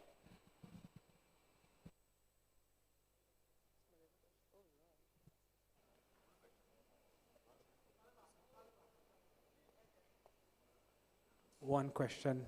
The name is Akim Williams. My question was with regards to the first presentation. And what I want to find out is you mentioned the being able to start a business. Now, we're at the OECS, kind of a Eastern Caribbean conference kind of a thing. And I'm wanting to find out, because we have free movement of goods and services within the region, if one or a young person was endeavoring to do something of that nature across the region with different persons living in different places, how would that work? Would it work in a similar way? I'm not sure how that works for us. So wanting to start a company or a business, but in different, having it existing in different islands. Yes, that is possible. I feel like this mic it's not like very loud. Yes, it is possible. It's not possible in the most seamless manner given our ambitions of, you know, free movement of goods and services. And so what you can do is you have 2 options. In your main country, you establish your company in, like, let's say where you're from Grenada, but you want branches in the other islands. You can either go and incorporate local companies there, or you can incorporate what is called external companies in those other islands to kind of link your brand and centralize your operations. So it is possible, not possible in the most seamless of ways, in that, okay, my company exists in Grenada, here's my articles of incorporation, boom, it exists in St. Vincent. It doesn't operate like that. You'd have to incorporate either a local company there, and then let's say it's called Chandelier Services, you'll be Chandelier Services Limited. You go in St. Vincent, Chandelier Services Limited in brackets, St. Vincent, Chandelier Services in brackets, St. Vincent Limited, and so forth. So yeah, we ain't reached there yet. Hopefully we get there.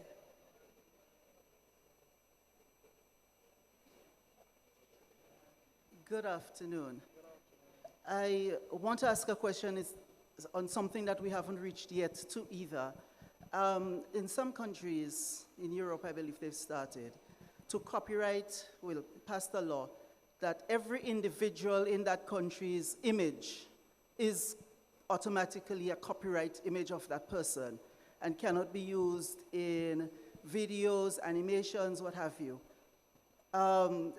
What's your thought on that? Is this something that Grenada should begin looking into to protect our citizens just automatically? That because with AI and all kinds of crimes around using people's images and sharing images online and so on, is that something that Grenada could begin looking into? Thank you very much. Thank you. Thank you for that question. Well, first of all, first disclaimer, I am no lawmaker, I am no advisor to the government, nothing of that sort, right? But I think that would be less of a copyright issue and more of a data protection issue. I do know that we have data protection law that has at least been tabled in Parliament. It may not touch and concern the particulars of what you're speaking about, but I think certainly it's important for us to recognize the distinction between copyright itself, because your face is not necessarily a form of expression, original expression, so as to qualify for copyright protection. However, if it is that you are a particular person, like Rihanna, there might be a certain level of goodwill that exists in your mere image or your name. Now, to treat with persons' images being mishandled and so on, I think more so that would depend on our data protection law and probably introducing more privacy rights into our local legislation.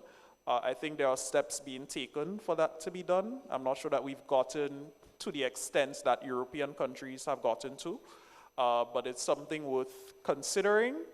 I do think, however, there's a balance that needs to be drawn, because at the same time, we can't live in a society where so much of it is police that people are afraid to even pull out their phones and record, because what if your face is in my frame, unintentionally so, and then I post a video online and you don't like that your face in the video, you see how that can lead to a lot of unnecessary quarrel, right? So that's the extent of the contribution I have in relation to that. Thank you so much to everyone for listening to us.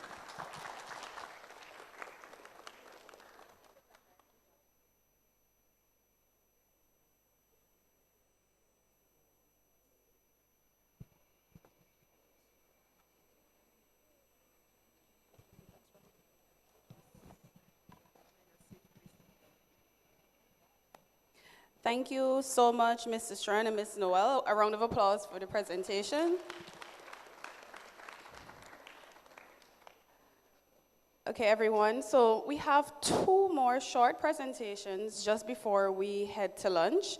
So to keep it flowing so that how we can head out to lunch, I will now invite Corporal Michael Redhead from the Royal Grenada Police Force, and he will be presenting today on From the Streets to Social Media, Community-Based Policing, Crime Prevention and Combating Cyberbullying. Please welcome Corporal Michael Redhead.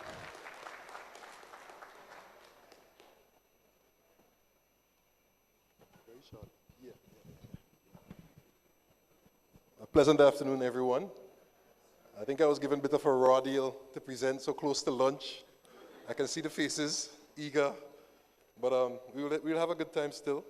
I'll make it as quick as possible.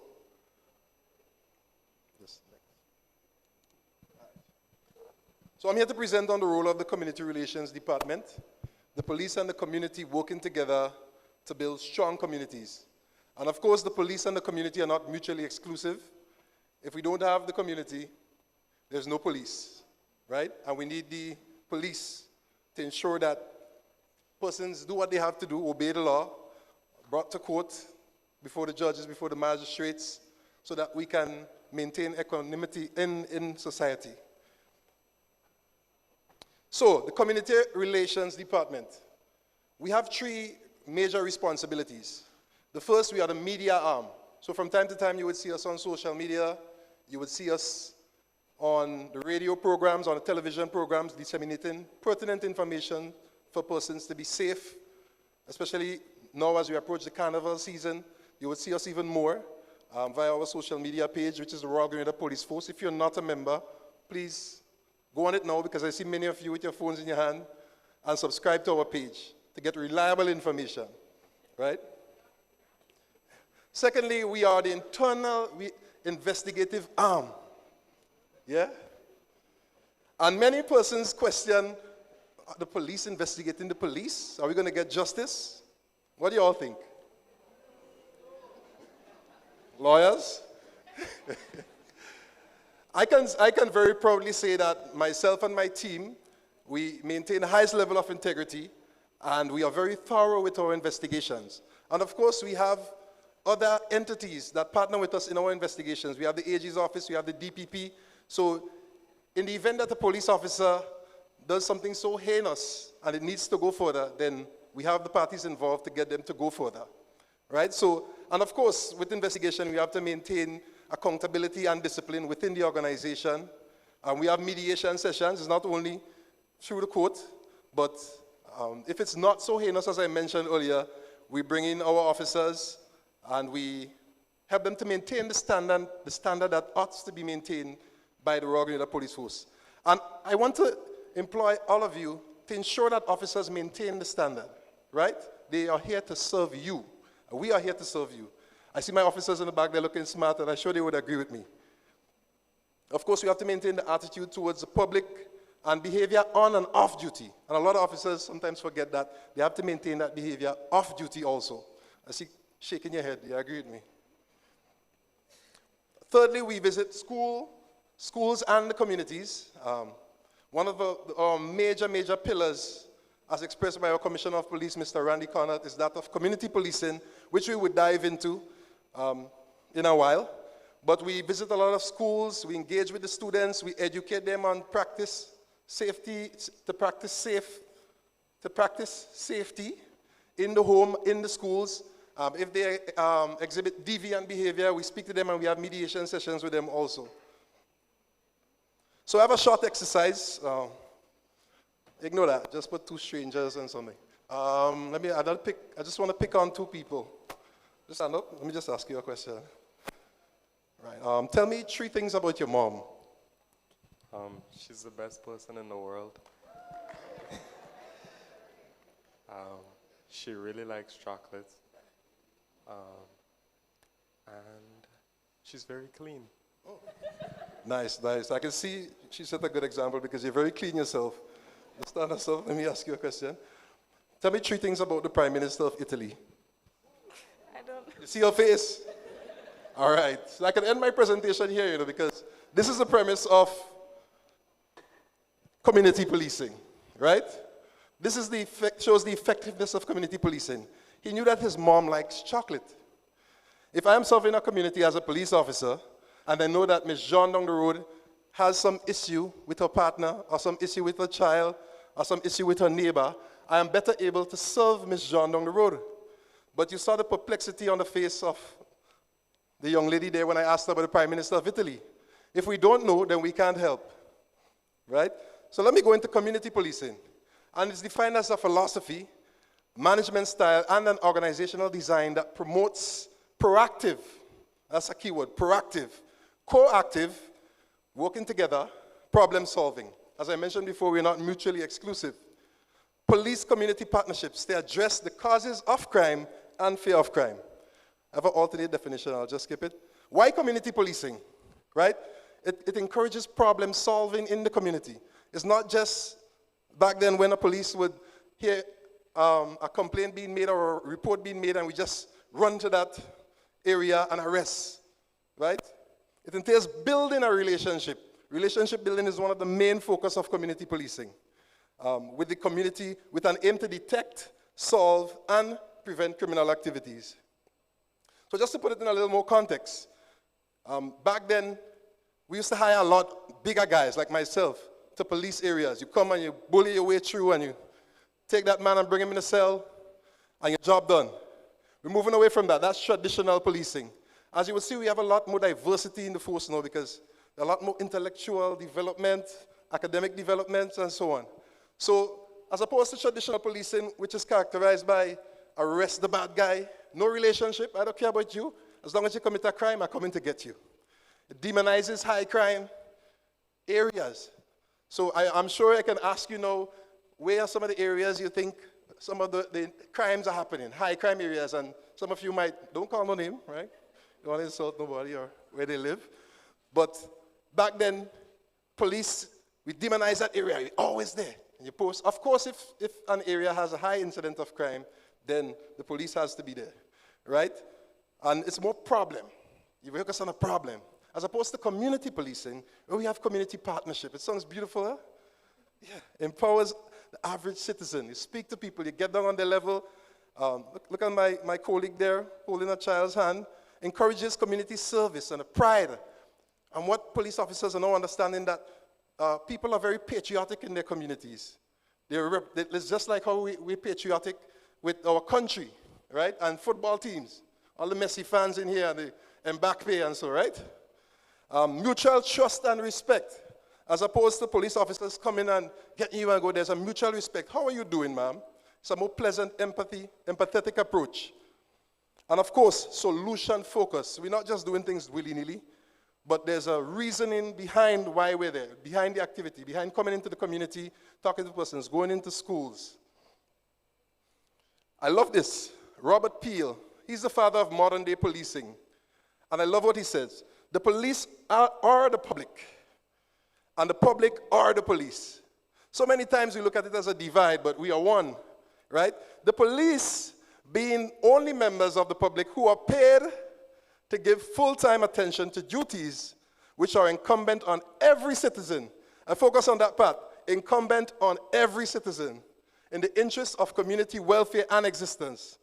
So in the interest of your welfare and existence, you are a police officer, and you have to behave like a police officer, right, as young people, and go and spread the word, yeah?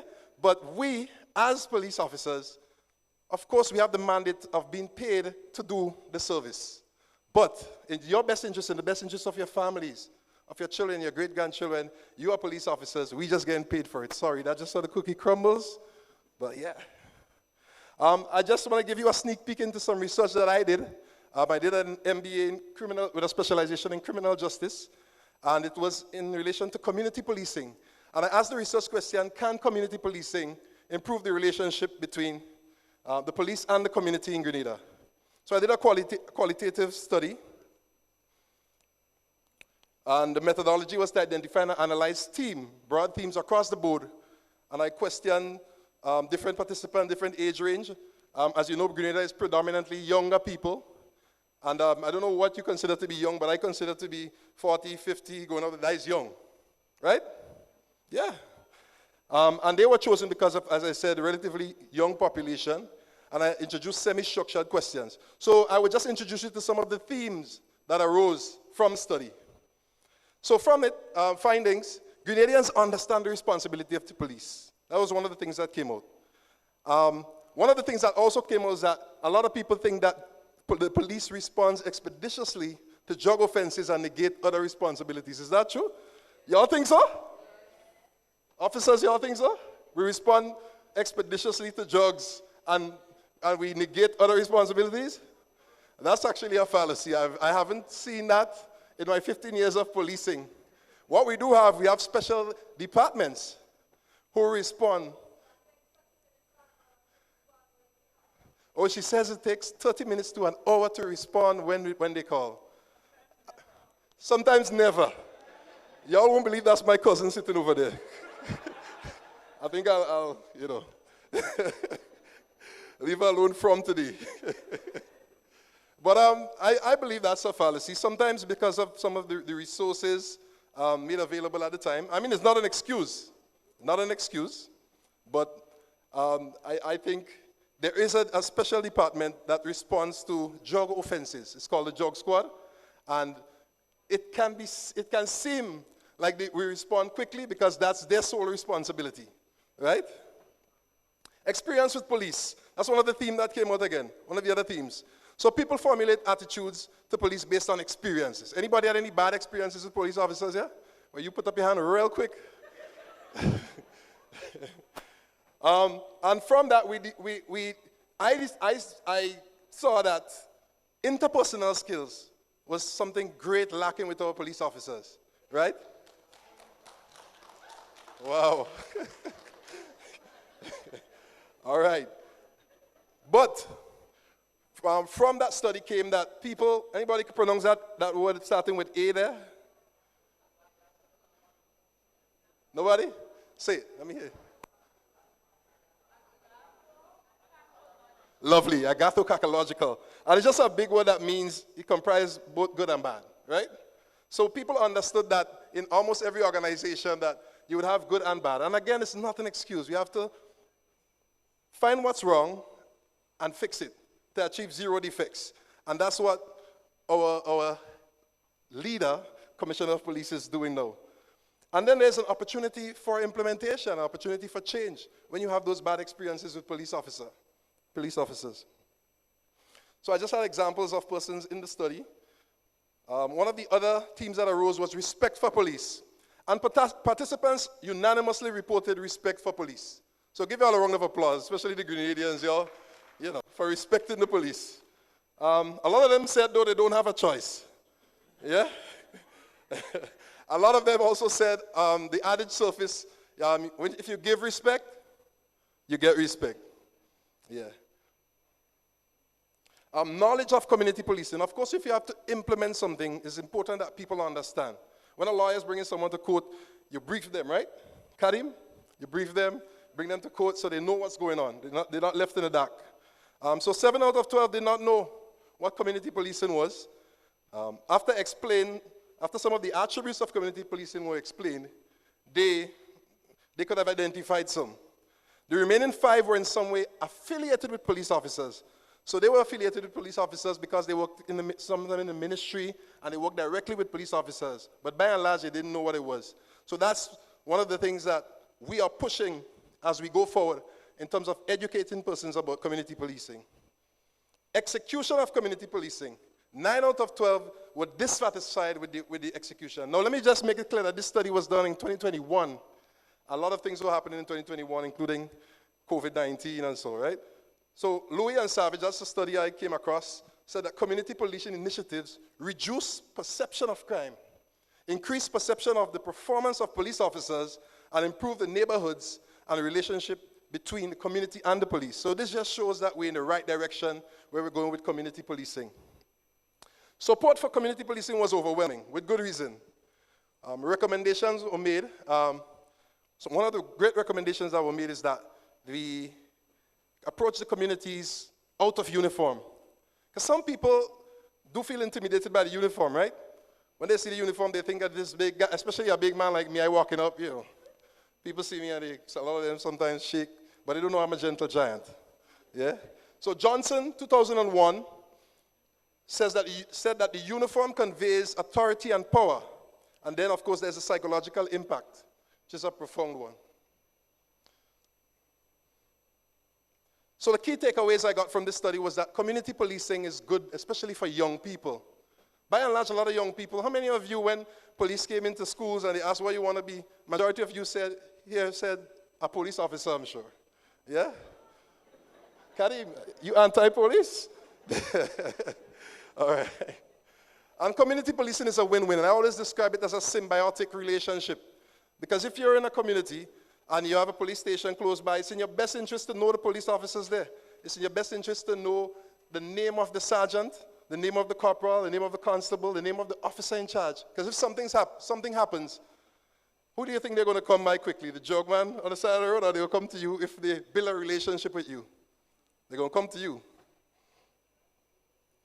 So relationship continued. Participants expressed that relationship building was needed, right? Negative police incidents do not aid in the pursuit of relationship building, of course. That's why I asked if anybody had any bad experiences with police officers. So but do you trust the police? To an extent? Okay. Don't worry, we'll work on that. So the attitude of the police, according to Bell, 1982, said that when police attitude changes, there will be a comparative change in community members' attitude to police officers, which is why we're having a lot of training in empathy building, a lot of training in soft skills.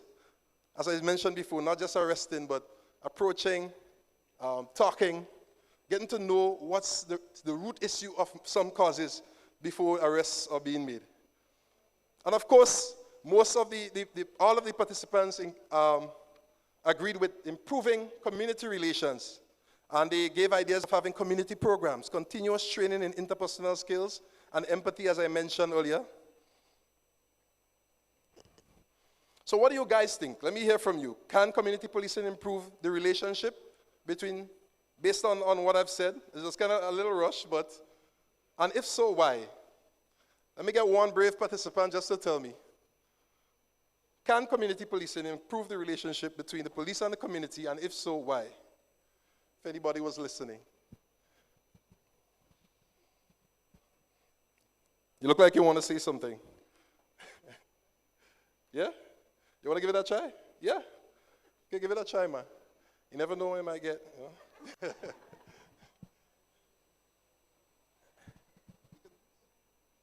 I believe you use the term, it's a symbiotic relationship. So I scratch your back, you scratch mine.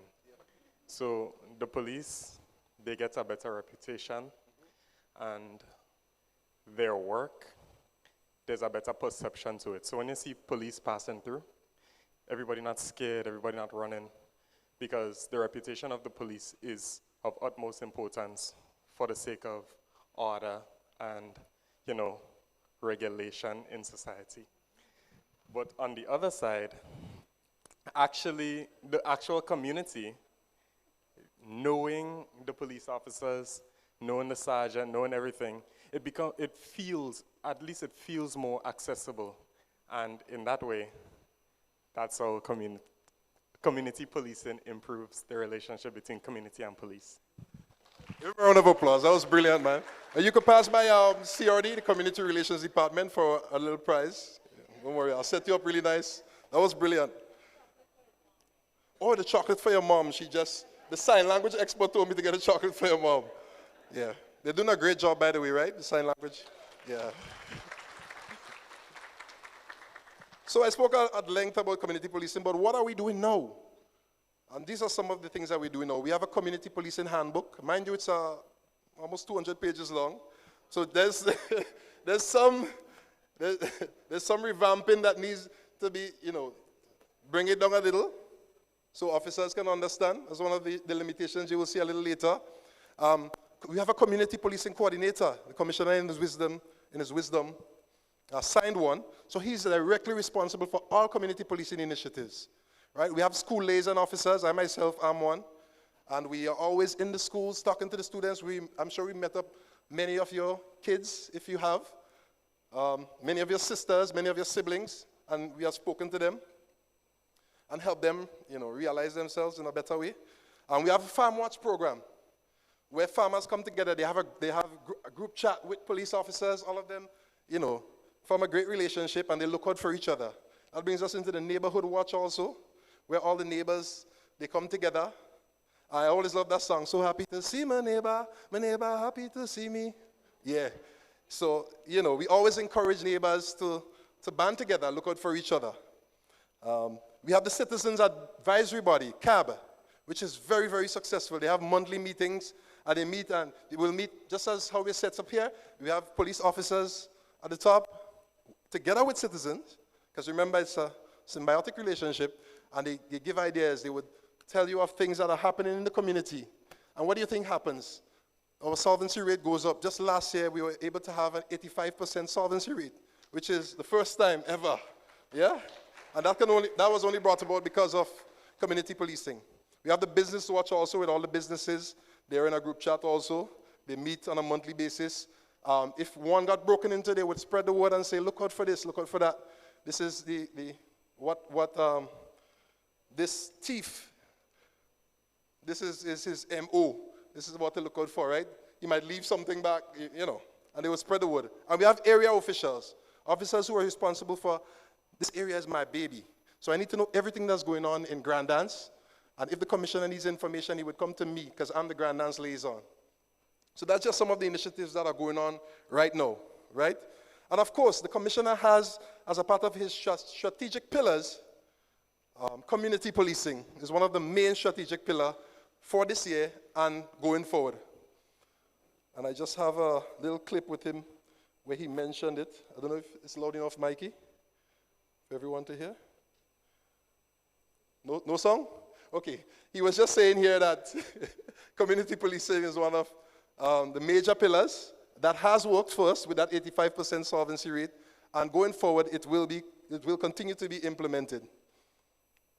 So just two pictures with the commissioner and his team and officers out there doing community policing initiatives. And that's the beautiful thing about your police force. Notice I say your police force, is that it starts from the head and it comes down to us, right? They're leading from the front. And of course, we have minor limitations that we're working on. Of course, one of them is buy-in with all or majority of the officers. One of the things that I've noticed is that a lot of officers don't completely understand the concept of community policing, but the commissioner has put out a mandate that we go around, we teach officers. Officers are now doctors, master holders, degree holders, and we're doing a great job going forward. The ratio of officers to the populace, of course. One officer is equivalent to 116 people. As big as I am, if 116 people come to me, I run in. I ain't playing no hero, I'm telling you. So that's one of our minor, I wouldn't say minor limitation, but it is a limitation because of the ratio of officers to the populace. And finally, the resources at our disposal. We are small, developing island still, and as opposed to countries who have an area specific for community policing, a whole building, a group of people, group of officers responsible specific for that. We have a little, my department, Community Relations Department, and we're doing our very best. But with the help of the community, with the help of other officers or hardworking police officers, we can get it done. No excuses.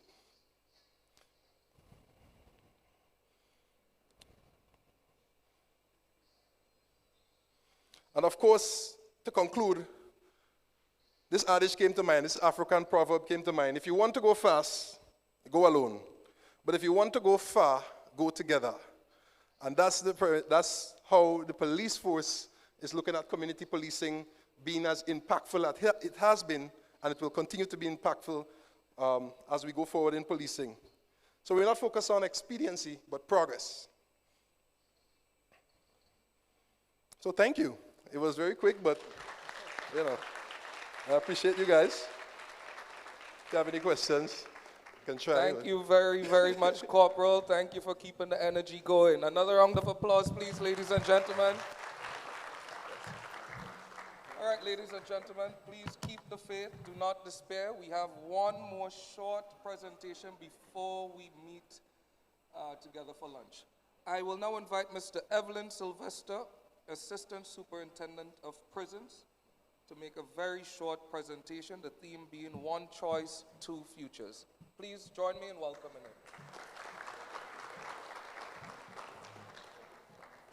him. Good afternoon. It's not often times that the prison has a representative in a setting as this. Most times you hear about the prison, it's often the negative part that you hear. Oftentimes you don't hear anything positive about the prison. I'm happy to be here today to speak to you.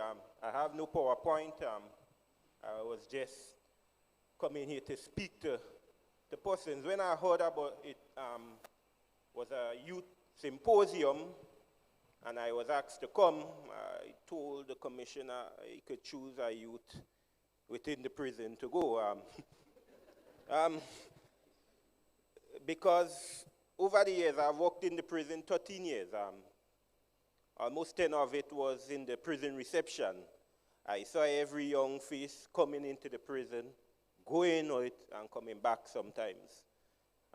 So in society, I kind of limited my interaction with particularly young men because my perception of young men was shaped by the young men that comes to prison.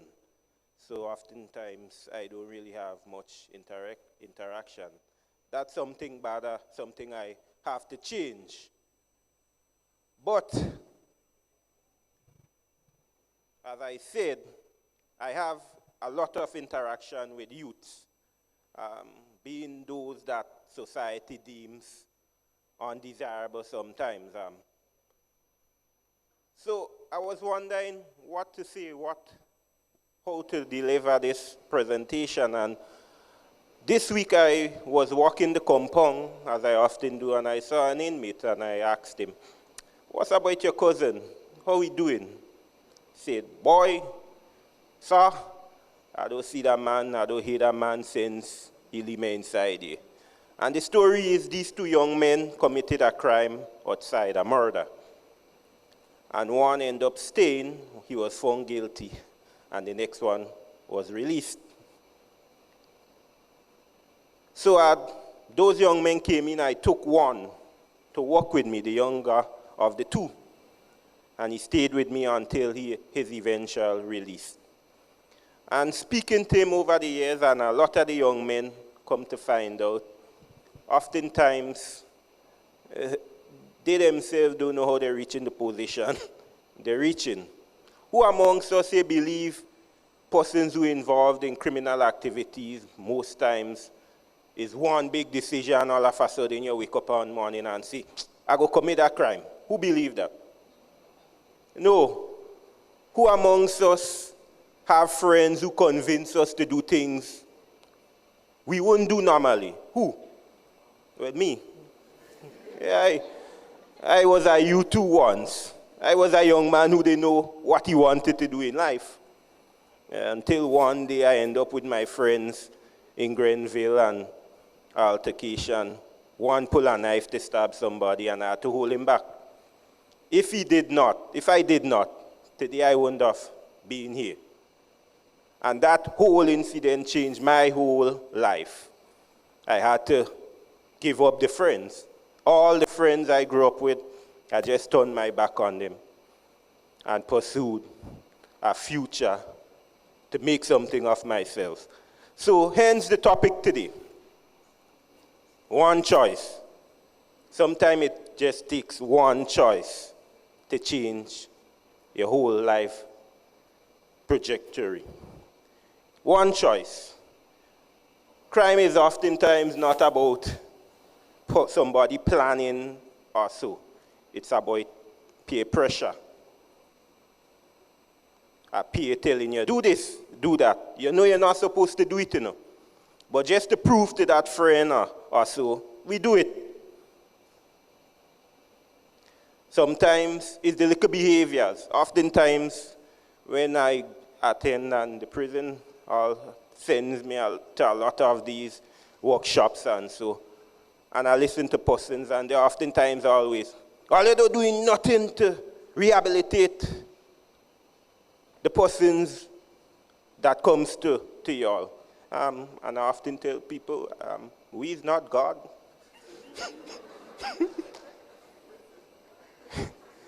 Because, believe it or not, the persons in the prison, the crimes they commit reflects back onto our society.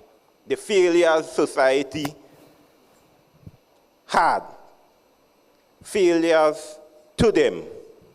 The failure to catch them when they were falling.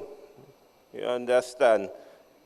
Sometimes the behavior begin since primary school, secondary school, and we fail to catch that behavior.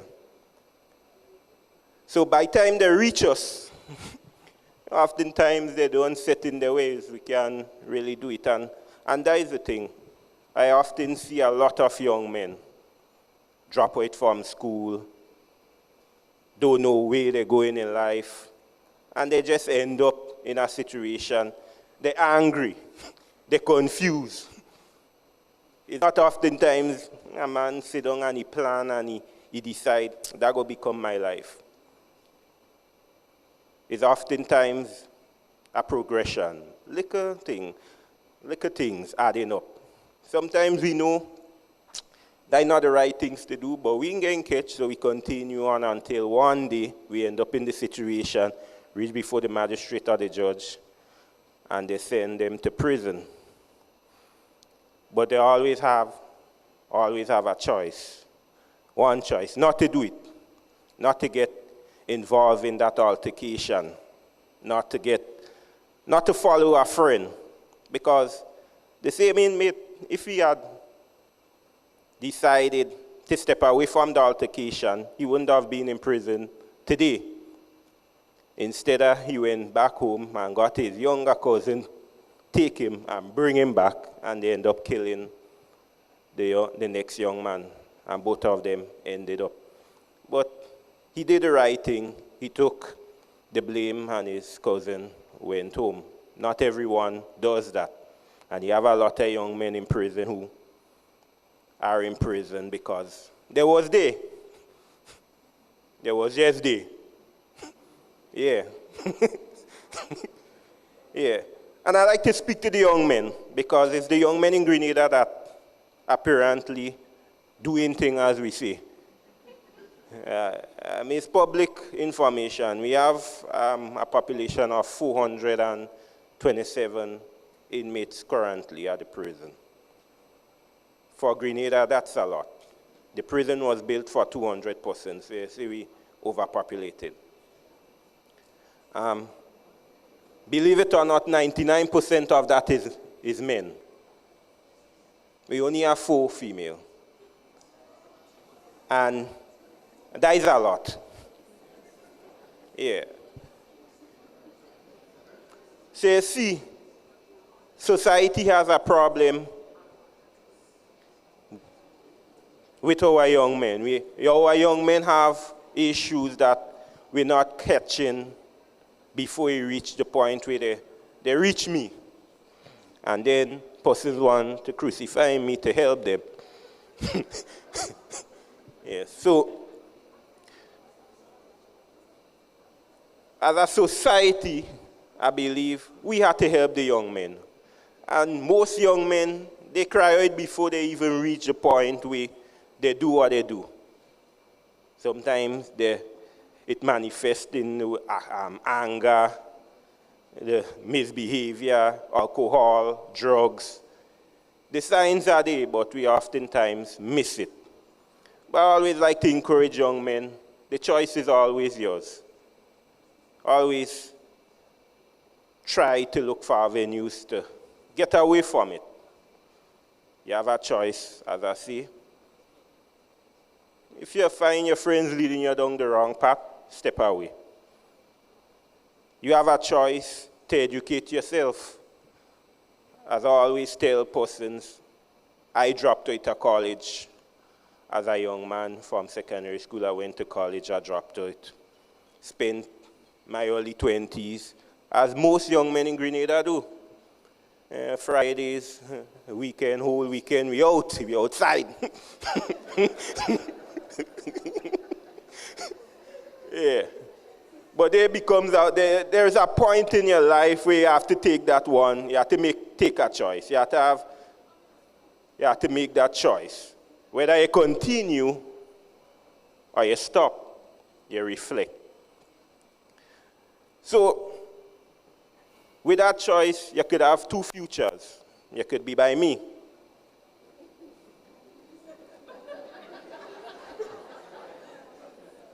There are many stories in Grenada. Persons go out of prison and they paint a nice picture. You come in prison and you sit down a whole day and you smoke weed, and it's never like that. Prison life is very structured. From the time you wake up to the time you go and sleep, there's always somebody telling you what to do, how to do it, when to do it. Then there's the part about when you re-enter society, the stigma attached to you being an ex-inmate. We know the thing. All of us Grenadians, all of us guilty. Into that jail, but and oftentimes I hear stories from ex-inmates when I meet them. Yeah.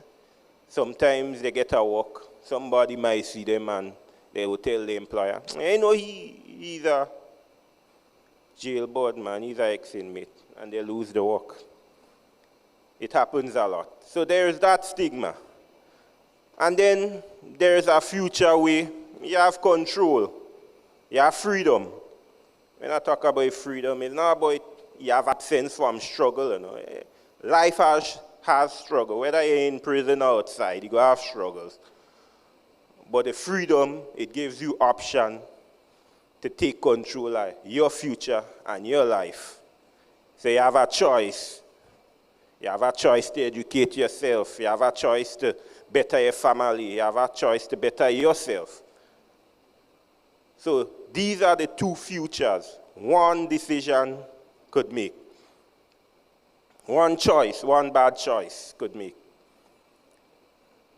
I oftentimes tell young people that over and over when they come to the prison, I try to scare them. Don't come in prison, prison bad, bad. But I know sometimes it don't reach them because they come to the prison and they're more fascinated about the prisoners and it's like I don't want to say it, but when they come to prison, they see it as they go into the zoo. Yeah. So I'm happy I got the opportunity to come here, at least impart some words to the young men here. The young women too, because we do get young women from time to time, but particularly the young men in Grenada. We seem to be losing them. We seem to be losing them. So I just want to leave you with these parting words. You have a choice now. You have the power to control their future now. So keep that in mind and make the right choice when the time comes. Thank you.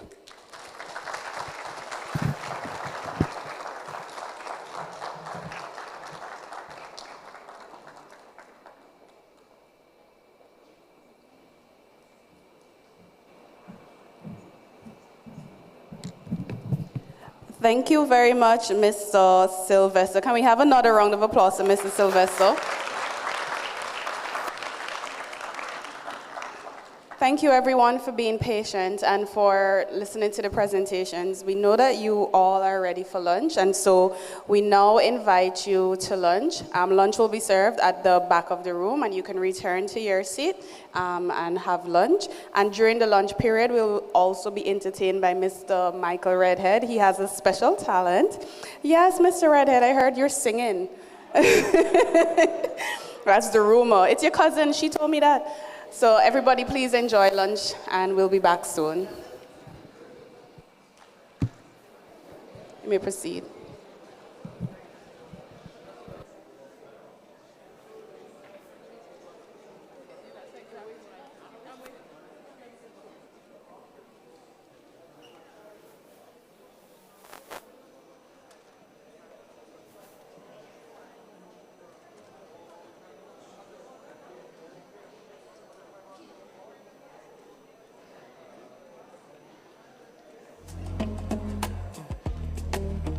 I climbed up the stairwell, roof door out of breath.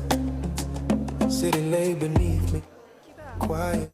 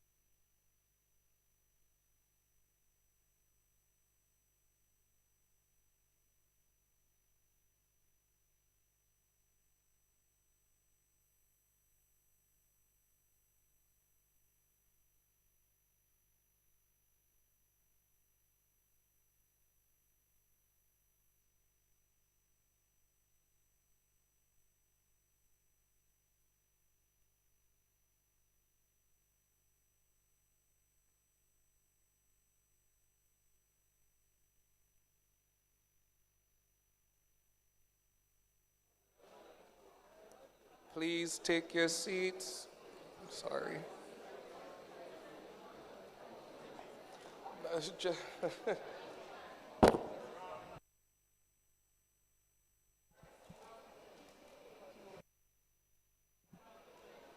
Thank you, ladies and gentlemen. Just before we reconvene, I just want to ensure that everyone's energy is where it needs to be. So I have a quick question and another prize to give out. And I'll give you a hint. The answer to this question was part of the Chief Justice's presentation. You ready? In which country will the next Youth Symposium be held? That was too quick. Hold on, I think I'm in the back there. You sure you're supposed to be answering this, sister?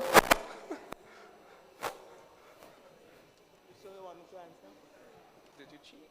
No. Go ahead. St. Vincent. St. Vincent is incorrect. All right, I think I see right here, Mandy. Dominica. Dominica is correct. Round of applause, ladies and gentlemen.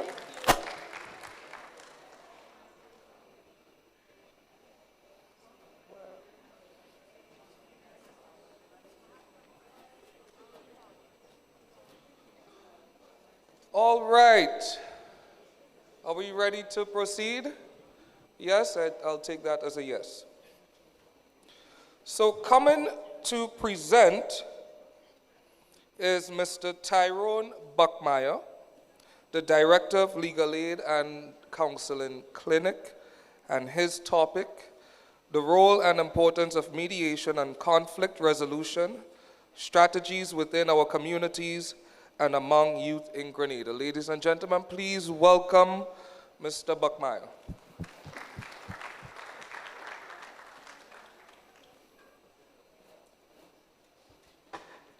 Careful, right.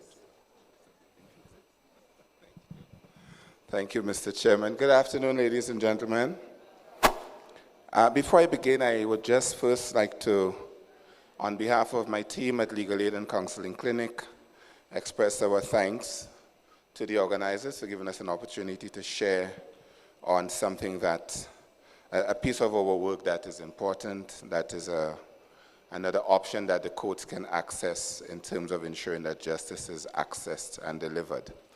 I also want to bring an apology on behalf of Mr. Francis Paul, the president of the Grenada Bar Association, who was in fact meant to be my co-presenter this afternoon for this session, but unfortunately he is no longer able to make it, so he has asked me to express his regrets to you. I'm not the most tech-savvy person, but I see that the presentation is loaded. So until the presentation gets up, the topic that we were asked to deliver on, the role and importance of mediation and conflict resolution strategies within our communities and among youth in Grenada, just allows us to explore with you another option, as I said, that the court has that can be utilized. Just to let you know that in terms of mediation and conflict resolution strategies, primarily what we use is something known as alternative dispute resolution. Mr. Paul is a trained mediator for dispute resolution, as are 4 members of my team at Legal Aid and Counseling Clinic. And increasingly, the justice system in Grenada is accessing mediation services as a way of dealing with a host of matters that primarily are in the civil jurisdiction of the court. So we're going to cover what is conflict, how conflict, or when conflict turns to violence, what is alternative dispute resolution, what are different types of alternative dispute resolution, how you can access, how persons may be able to access ADR in Grenada, communication that works, where this shows up in real life, looking at scenarios where mediation might be necessary as a result of conflict. We look at least one real life scenario, and then we have a call to order, basically a charge to you as youth leaders. So what is conflict? If you're alive, and I think all of you in the room are, despite the heavy lunch you just enjoyed, conflict is something that all of us have engaged in at some point in our life. And we say that conflict isn't the problem. Conflict in and of itself is not the problem because conflict happens. How we handle conflict can become a problem if we don't know and use the right strategies. Conflict shows up everywhere. It shows up at home, in school, online, in our communities, at the office, etc. The goal for us is not necessarily to avoid conflict altogether, although that may be desirable, but it is rather to resolve conflict in a way that is fair, respectful, and constructive. And when conflicts are left unresolved, they can often escalate and sometimes get into violence and so on, right? So when conflict turns to violence? Usually a conflict begins as a disagreement, and then it may be a disagreement over people's needs, over people's wants. The conflict might start merely with words. The words may escalate because people feel they're not being heard, they're not being listened to, they're not given an opportunity to say what they would like to say. And then because words escalate, then retaliation begins, because you feel that if the person is not listening to what I would like to say, they're not hearing my point of view, then I'm going to retaliate, I'm going to push back against them. And too often in our society, what we see as a result of escalation and retaliation, conflict can end in violence. And that is what we want to avoid. And so we look at ADR. ADR, which is Alternative Dispute Resolution, can interrupt the pathway at any stage. So it is something that if you know it exists, or if you know that it's something that can be accessed, then we would encourage you to do that so that you avoid the situation where we get into violence. So what is alternative dispute resolution? Simply put, or one working definition, it is a way to resolve disagreements peacefully through negotiation, mediation, conciliation, or arbitration, instead of letting them explode into confrontation. So whenever you have a disagreement, there are always going to be two possible ways, two pathways for dealing with them. One pathway, obviously, is the negative one, the one that is not desirable, the one that leads to negative long-term consequences. That is the violence or the violent pathway, where the anger decides the outcome. It can have, usually it's public, it can be humiliating, and once violence happens, it's very hard to undo. Consequences of the violent pathway can last a lifetime. But sometimes people may get hurt physically or in reputations, and again, too many times, both. But there's another way, a better way, that we're proposing, that we've been using in Grenada for some years, alternative dispute resolution. What is the path that offers? You help to shape the outcome through conversation, right? It is often private, it is respectful, it is not done in the public street with raised voices and social media insults and so forth. It's often faster, right? You can resolve through a mediated process. You can resolve disagreements and disputes often within days and not sometimes years, as it may take going through the court process. Relationships can be preserved, and that's important because let's face it, the majority of persons with whom you're likely to come into conflict over the course of your life will be people you know, people you like, and maybe even people you love. So you really don't want irreparable damage to your relationship over time, and that's why, again, ADR is important. And ADR seeks for a win-win situation as opposed to what you get with the violent part, which is lose-lose. So what are the main types of alternative dispute resolution? One of them is negotiation. In negotiation, the parties talk directly with each other. They work out a solution based on the issues themselves, and there's not usually a third party involved, right?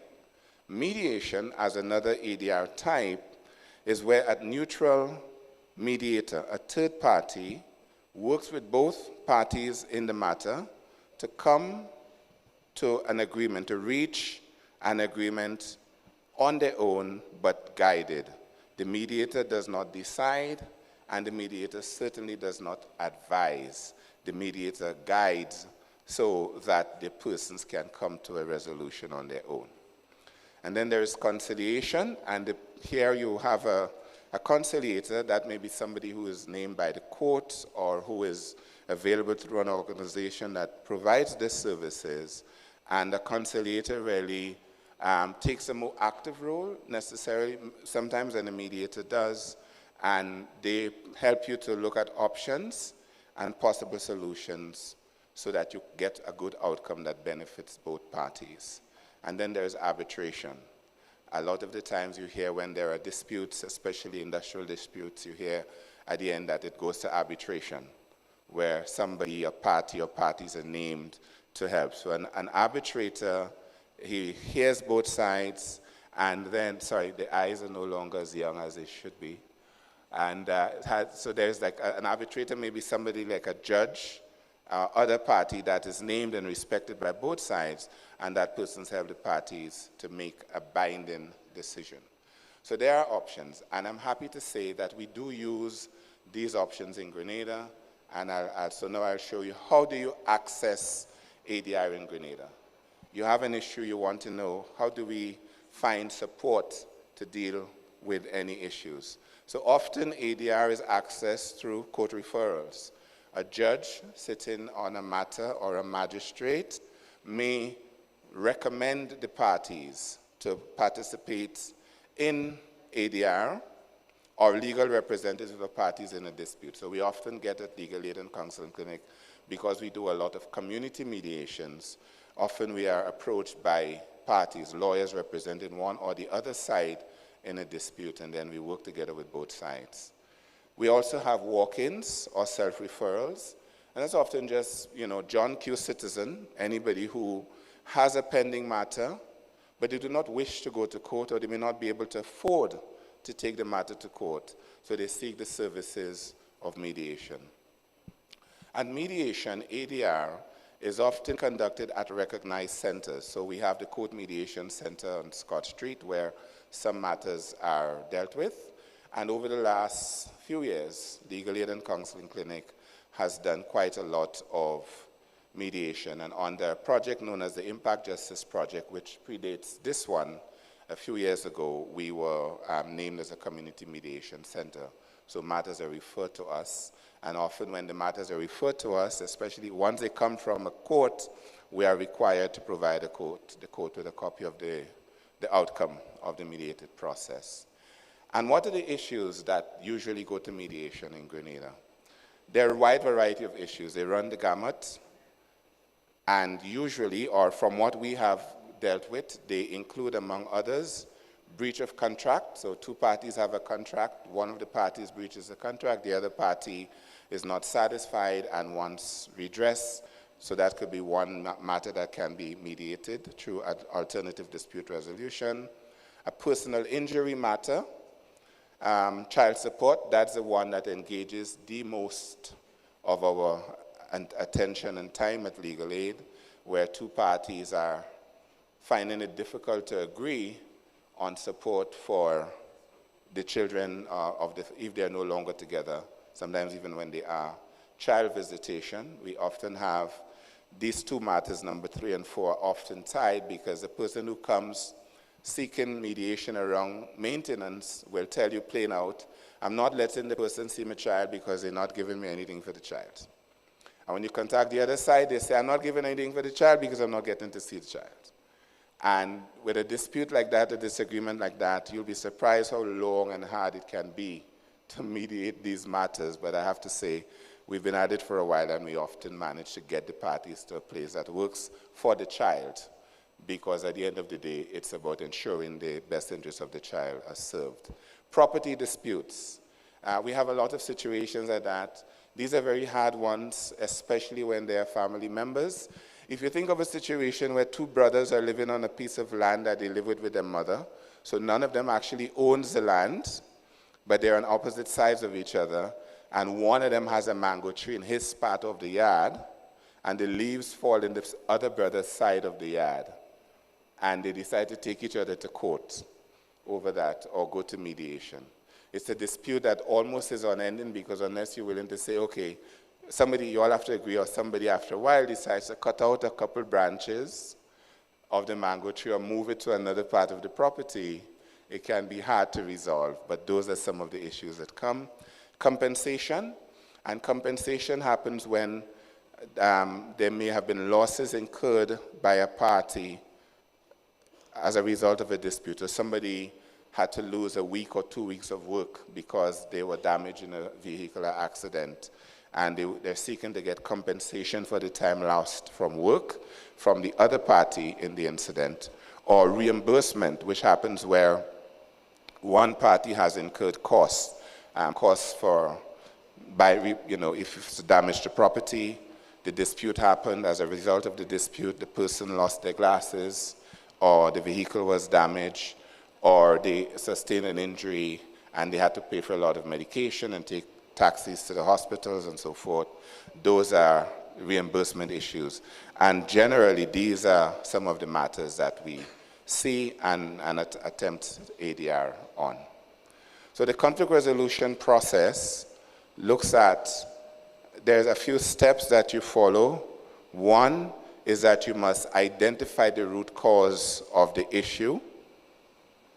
Then, having identified the root cause, the parties must respectfully listen to each other, actively and respectfully listen to each other, explore options. There is no problem, no challenge, no disagreement that doesn't have a pathway to resolution. There are always going to be options, but you must be prepared to explore those options. When you look at all the options, then you begin to negotiate a solution. What can work best to resolve this for the benefit of all parties involved?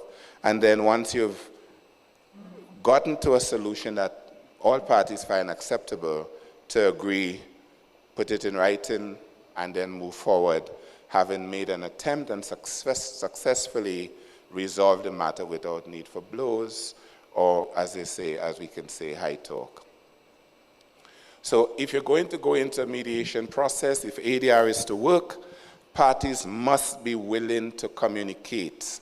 That is often the biggest barrier to effective resolution of a matter, if people are not willing to communicate. And so what are some of the ways that we encourage people to communicate? Through active listening, not just sitting there, planning your response, thinking of everything you're going to say when the person stops speaking.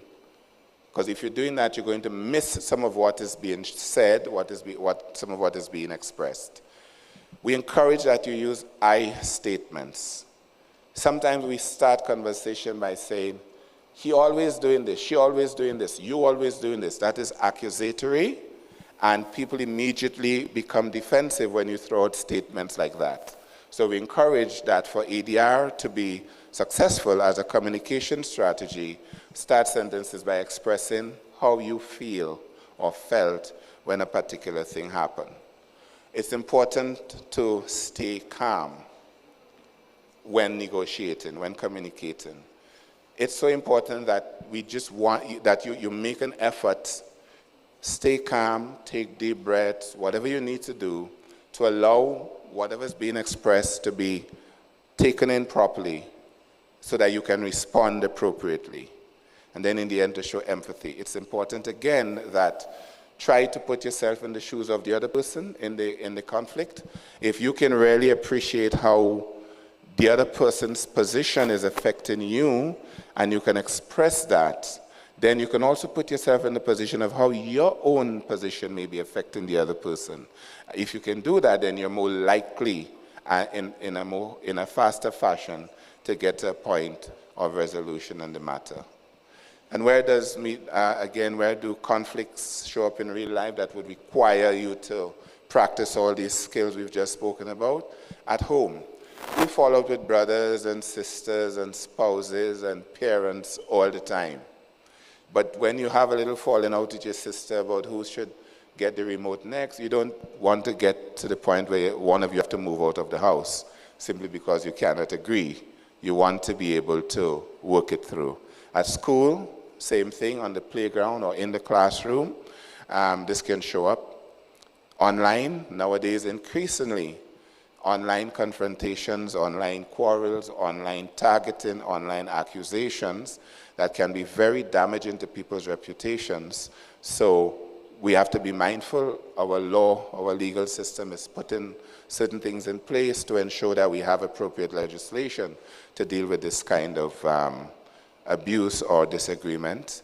And of course, in the community, wherever you are, again, the possibility for conflict exists, and we need to make an attempt to resolve them peacefully.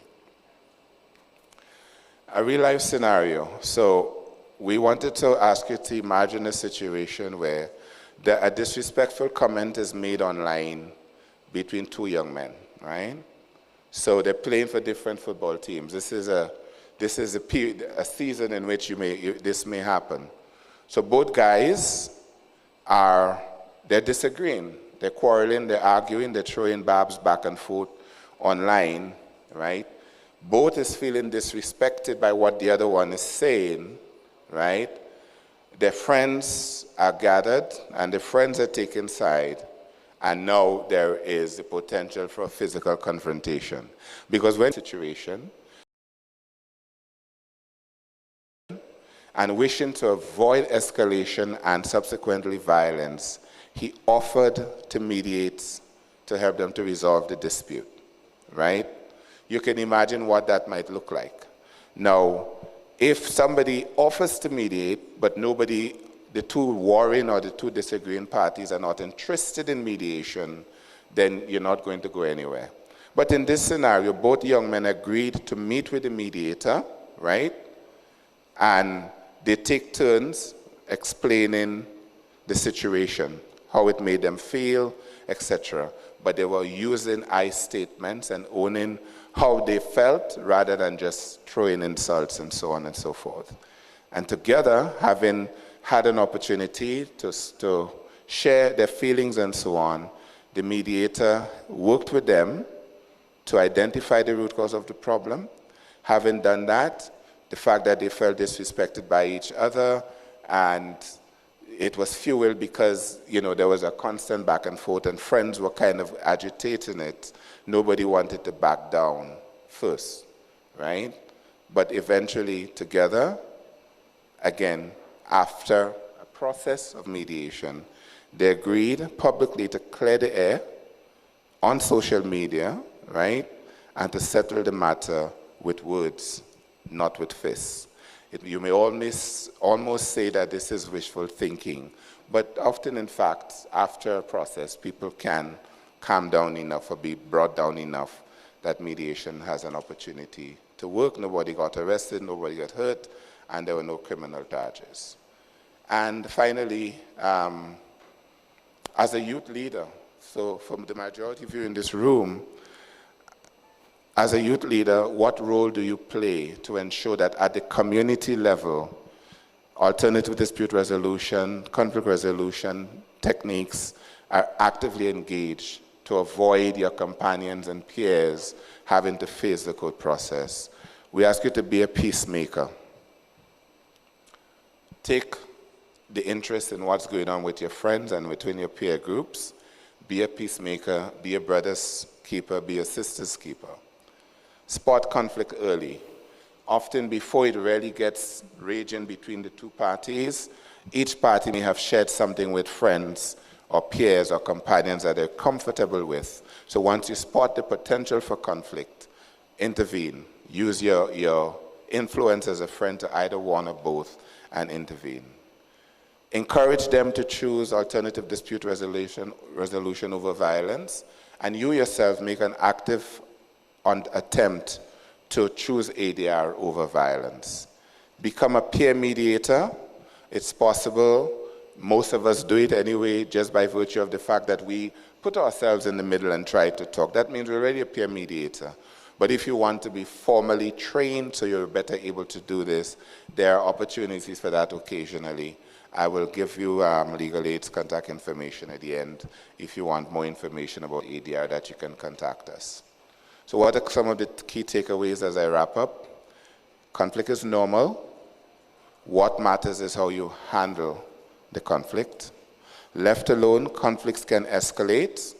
Alternative dispute resolution interrupts the path before it turns violent.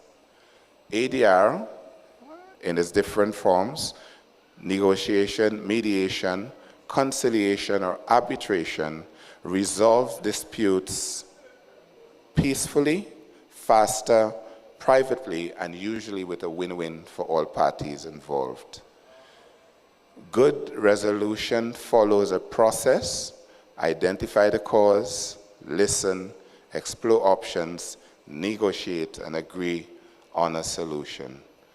Active listening is important, using I statements, staying calm, being empathetic, and turn the argument into conversations. And finally, you can choose ADR over violence today in any setting that you find yourself, at home, at school, at work, online, or in the community. And that, ladies and gentlemen, is the end of my brief presentation. As prepared jointly with Mr. Francis Paul, thank you for your time and attention. I know we're working against time now, so I'm happy to get off the stage and hand over to the next person. Legal aid's contact information is on the screen if you're interested to reach out to us for further information, lacc3785@gmail.com. Thank you very much. God bless you all. Enjoy the rest of the day.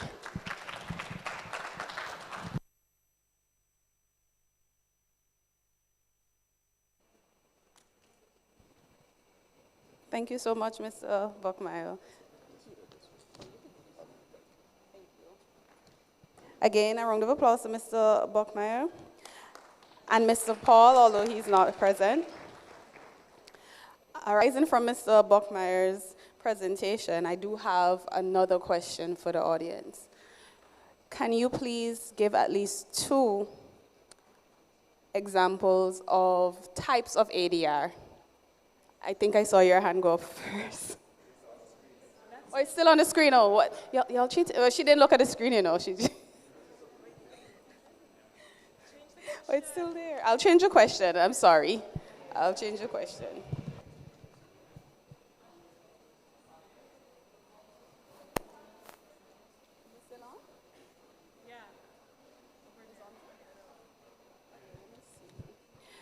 What are the avenues? Okay, so in Grenada, Mr. Buckmeyer stated that you can access ADR in particular ways.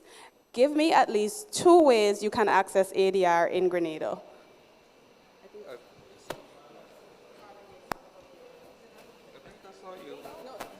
Sasha, I think is the young lady in front. No. Yes, that one there, yes. I'm so sorry. Sorry, Anne first. Okay, so you could access those through court referrals, walk-ins, or self-referrals. Very good. And she has an extra question, so congratulations. All right, Sasha, you take a picture. Thank you so much. We will now move to our next presentation. This presentation will be by Ms. Bevan McLean, and the theme of the presentation will be Gender-Based Violence in Grenada, Achievements, Gaps, and the Voices and Concerns of our Youth. Please welcome Mrs. Henry McQueen and Mr. McLean for their biographies.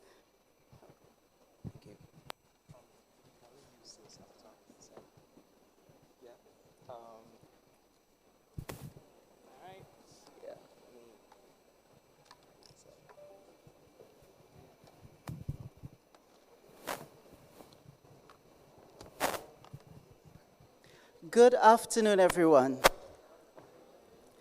Bevan and I are going to be speaking with you as the as the chairperson said, we're going to be speaking with you about gender-based violence this afternoon. Any of you ever heard the term gender-based violence before? That's the, as the chairperson said, we're going to be spending some time talking about achievements. We'll be talking about some gaps, and we will be talking about the way forward, what can be done, especially considering the youth perspective. However, before we get into that, I will also spend some time talking about what is GBV so that we can all get an understanding, have a clear understanding of what we are talking about. What is the problem? You ready? Can everyone hear me? Right, so as she previously introduced me, my name is Bevon McLean, and we are going to be doing this presentation. We're having a few technical issues here with the presentation, but nevertheless, we'll carry on in the meantime. Now, by the end of this presentation, we want everyone to have come away with at least an understanding of the state of GBV in Grenada, recognize the progress that has already been made, identify existing gaps, and some of the perspectives from the Grenadian youth that we've heard from, speaking to people, various perspectives, and the advocacy work that Elaine has done throughout her career, and some of the work that I have done as well.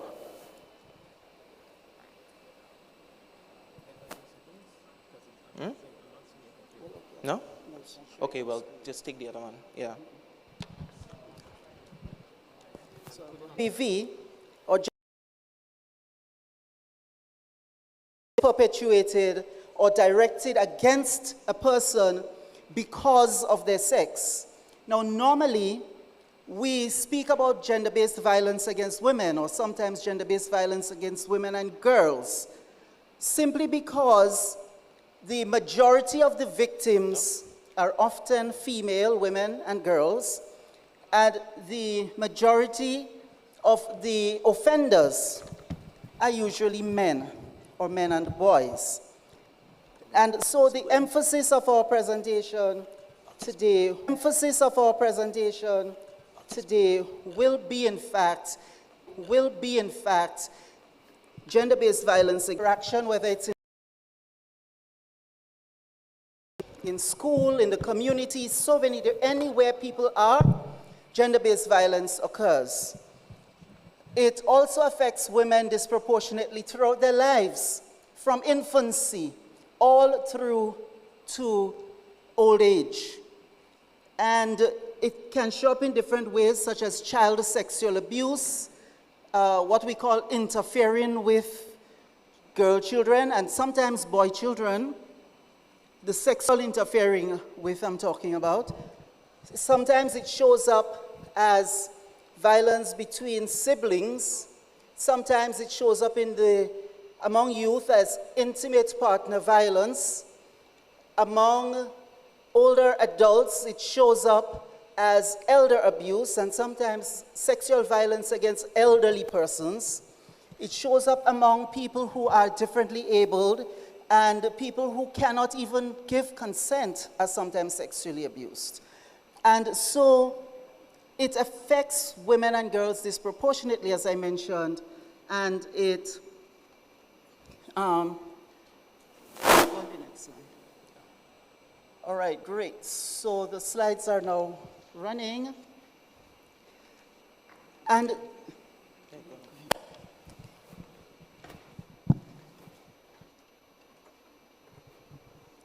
so the use of the term makes us know for sure that when we're talking about gender-based violence is because of what we believe about being male, what we believe about being female, and the roles and responsibilities and beliefs that come with that, that inform the behaviors that men have against women or toward women, that women have toward men, and between each other as well, men and men, women and women. All right? Now, there are different ways in which the violence shows up. And it can show up as physical violence, sexual violence, emotional violence or verbal and psychological violence, economic abuse or violence, as well as technology-facilitated gender-based violence, or also called gender-based digital violence. Now, I am referring mainly to some definitions from the Domestic Violence Act, but also recognize that other acts in Grenada play a role, such as the Electronic Crimes Act, which speaks about child pornography. And also just to point out that in the case of online harassment, cyber stalking, and cyberbullying, these were recently added last year. They were added to the Domestic Violence Act in Grenada. All right, so now the Domestic Violence Act speaks about people in domestic relationships, not people who are in relationships that are not domestic. And you might wonder, what's a domestic relationship? A domestic relationship, based on the Act, is about people who have either blood relations with each other, or relations through adoption, or relations through affinity, or affinity here refers to people who love each other. They have intimate relationships, sexual type relationships, all right? They're dating, in visiting relationships, married, and so on. It's current or past relationships of any duration. So that is what the domestic violence speaks to. And there are other forms, as you'd see there, other ways it shows up as well. Commercial sexual exploitation, female genital mutilation or cutting, obstetric violence, femicide, child sexual abuse, and so on. Now, some of those can happen among people who are in domestic relationships, and sometimes it's people who are not in domestic relationships, even among people who have no clue who the other person is. The first time they're seeing each other, somebody is attacked, dragged to a bush, for example, and raped. That's not domestic. It could be a stranger, or it could be a schoolmate, it could be a colleague otherwise, but it's not domestic. So just to let us be clear that gender-based violence happens whether people have relationships or not. If people have an intimate partner who is committing the acts of violence against them, then it is not just merely called domestic violence, it's actually intimate partner violence. So these are all intertwined, and I know I'm using a lot of terms here, but I'm just clarifying. Sometimes we hear those words and think they are all the same thing. So it's just an alert to us that there are differences among those different terms. Specifically, in the case of domestic violence, it includes intimate partner violence, but it can also be people who have relationships based on blood or adoption. And that sexual violence and other forms of violence can also happen among people or between people who do not have any relationship at all, or casual relationships, other kinds of relationships. All right? In Grenada, gender-based violence, especially here, this statistics here is about intimate partner violence, is very, very prevalent. There was a study done called the Women's Health and Life Experience Study, and it speaks to the prevalence of intimate partner violence. 39%, that's 2 of every 5, almost 40%, of women in Grenada who are between the ages of 16 to 64 have experienced some form of intimate partner violence in their lifetime. Right? When the statistics, though, are put into, there is an internationally comparable figure called the physical and or sexual violence. So that is pulled out. When you leave out, for example, emotional violence and economic violence, but they look only, the statisticians looked only at physical and or sexual violence, that percentage was 29%. All right? Now, this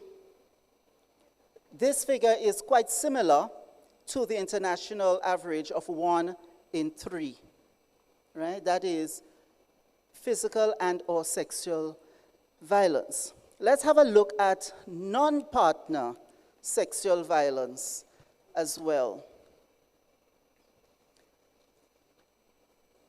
23.4% of women in Grenada, in those ages, 15 to 64, have indicated that they have experienced at least one form of non-partner sexual violence in their lifetime, right? That's close to a quarter, just about a quarter of us.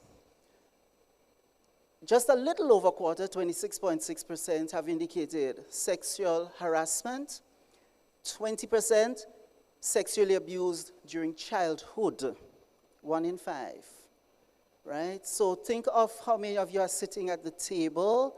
If you see 5 women at a table, or you put 2 tables together and see 5 women, the chances are that at least one of us on that table might have experienced sexual abuse as a child.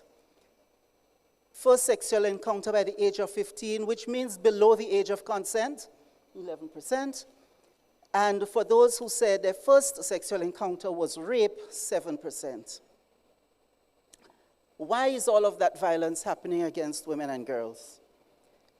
It's happening because the society has taught us that men can own women, that men can exercise dominance, power, and control over women, that women, our bodies, or parts of our bodies can be owned and treated as property, as objects. And that is at the root of it. It's the traditional gender roles, traditional gender norms. And that is why it is so prevalent.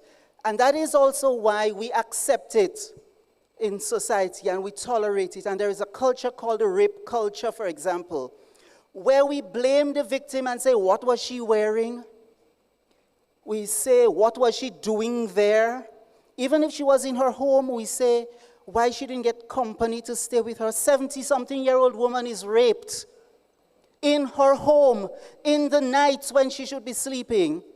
And our people are saying, well, she should have get a company to come and stay with her. Isn't there a problem with that comment?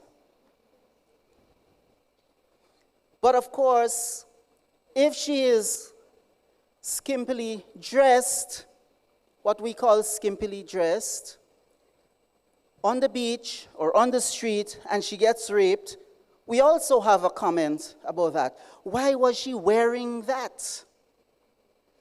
And this kind of thinking gives men and boys the belief that they have a right to rape or attack women and girls. And it gives women and girls the belief that if we get raped or attacked, we should find fault in ourselves and feel ashamed. And when we feel ashamed, we will not report it. Because my first question is, what will they say that I did? And that is a big problem. And so this root cause tells us why we need to work at ending gender-based violence and how comprehensively we have to work at it, because the work has been happening for decades and it's still so prevalent. But we know a lot more can be done and will be done, because the more people are sensitized, we leave these cultures, the root cause will be uprooted and we'll get to a space of equality, right? That's what we're aiming for. Of course, there are several ways in which the work has to happen.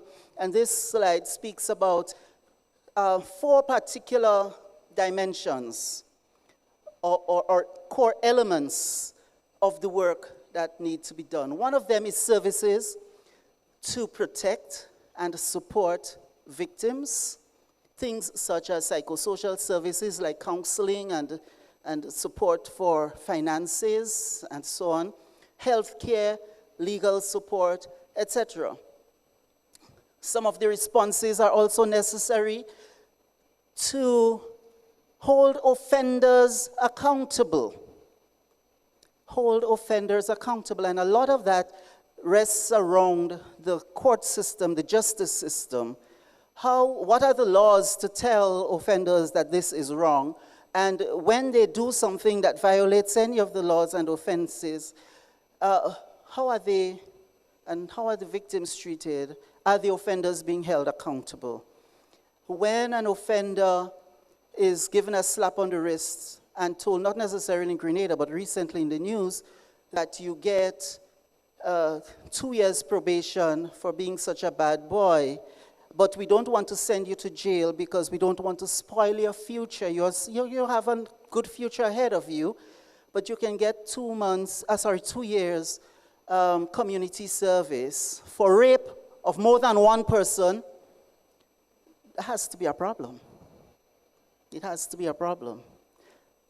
But in Grenada, we've had revisions to the criminal code in 2012. That's a long time, right? More than 10 years ago, that say the penalty for rape is 30 years as a maximum. I have not yet heard of a case where an offender, convicted offender, got close to 30 years. So we still have to wonder what is happening. And then, of course, there is work to do around prevention. Prevention. Addressing the root causes and risks. So even while we know the violence is happening and we need the services to protect victims, responses to hold offenders accountable, we also have to continue and speed up, accelerate the work on prevention, because we want to stop violence before it begins, And so we have to address things like education and harmful norms and so on. But a big piece to that, all of that comprehensive responses, is to coordinate and govern the system. And that is a big gap. Coordination. There are several entities like the Special Victims Unit of the Royal Grenada Police Force, the Gender-Based Violence Unit of the Ministry of Social Development and Gender Affairs, Child Protection Authority, several other, the Legal Aid and Counseling Clinic, which gives support in that area, and other NGOs also do work. The question is, how effectively are they governed and how effectively are they working together? Are there gaps to be filled? How is the health system and the court system and the education system working along with those specific service providers to ensure that all of the range of things around services and prevention get done the way they're supposed to be done at the time they're supposed to be done, so that all of our citizens will get the message? Are they collecting data? Are they monitoring trends on a regular basis? Are they monitoring the institutions? And so on. So are they improving standards and providing training and all of that? These are ways in which we can look at the importance of coordination and governance. And I pause here and let Bevon move on now with talking with you about some additional things. So this first segment was heavy, and it should be greeted with the sort of gravity that a topic of this nature requires, right? But let's talk for a moment about some of the achievements that have been made. Now, over the past decade or so, Grenada has made significant strides to strengthen its response to gender-based violence, but there are still challenges that remain, and I think we can all agree on that, right? We've made significant strides. The aforementioned Domestic Violence Act. We also have institutional responses like our Special Victims Unit and all that. And I think those kinds of programs should be commended. I want everyone to commend those programs. Give it a round of applause, please. Now, these exist, but as it stands, they're clearly not enough. I think this year has been a wake-up call for a lot of Grenadians because there are still weak links. There are still gaps that need to be addressed, and it's very, very, very important that we do the work of addressing those. Now, this is where I believe the voices of the youth come in. I was actually having a conversation with some of my friends, and we were thinking back to when we were kids. We were talking primary school, and they're saying, oh, you guys are the future. And I looked at them and I said, no, we're the present right now. I want everyone in this room, every young person, to understand that the things that we do going forward dictate the future. We are the present. We're no longer the future, guys, right? The youth have a very crucial role to play in shaping our current national response to gender-based violence. And through some of the advocacy work that I have done, members of my group have done as well, we've seen a lot of concerns consistently emerging, and we want to share some of those with you. Now, the first thing we want to tackle is this sentiment that we've been hearing a lot. Prevention should happen before violence happens, right? Prevention is always better than cure, as people say, right? And I believe at its core, prevention should be treated as, and I'm talking about from an institutional standpoint, it should be treated as, if not more seriously, than prosecution, right? So what does that look like? We recommend comprehensive consent and GBV prevention education. So we're talking at the school level, we're talking at the national level, we're talking about at the community level, right? Healthy relationship education in schools, public awareness campaigns, third year, community safety initiatives, education on controlling/coercive behaviors, and that's very important because a lot of people don't view those as abuse. Right? They was like, well, you know, he trying to tell me what to do, he's trying to tell me what to wear, but they don't actually view it as the very, very real sign that it is, right? We also are proposing training teachers and caregivers to recognize abuse, harmful rhetoric, harmful and regressive norms that facilitate abuse. Another point that we want to tackle, better support for survivors. Now, we often look at this thing where a case happens and we talk about the perpetrator. So for a recent case, the case with Alejandra, everyone knows about Kade Richards.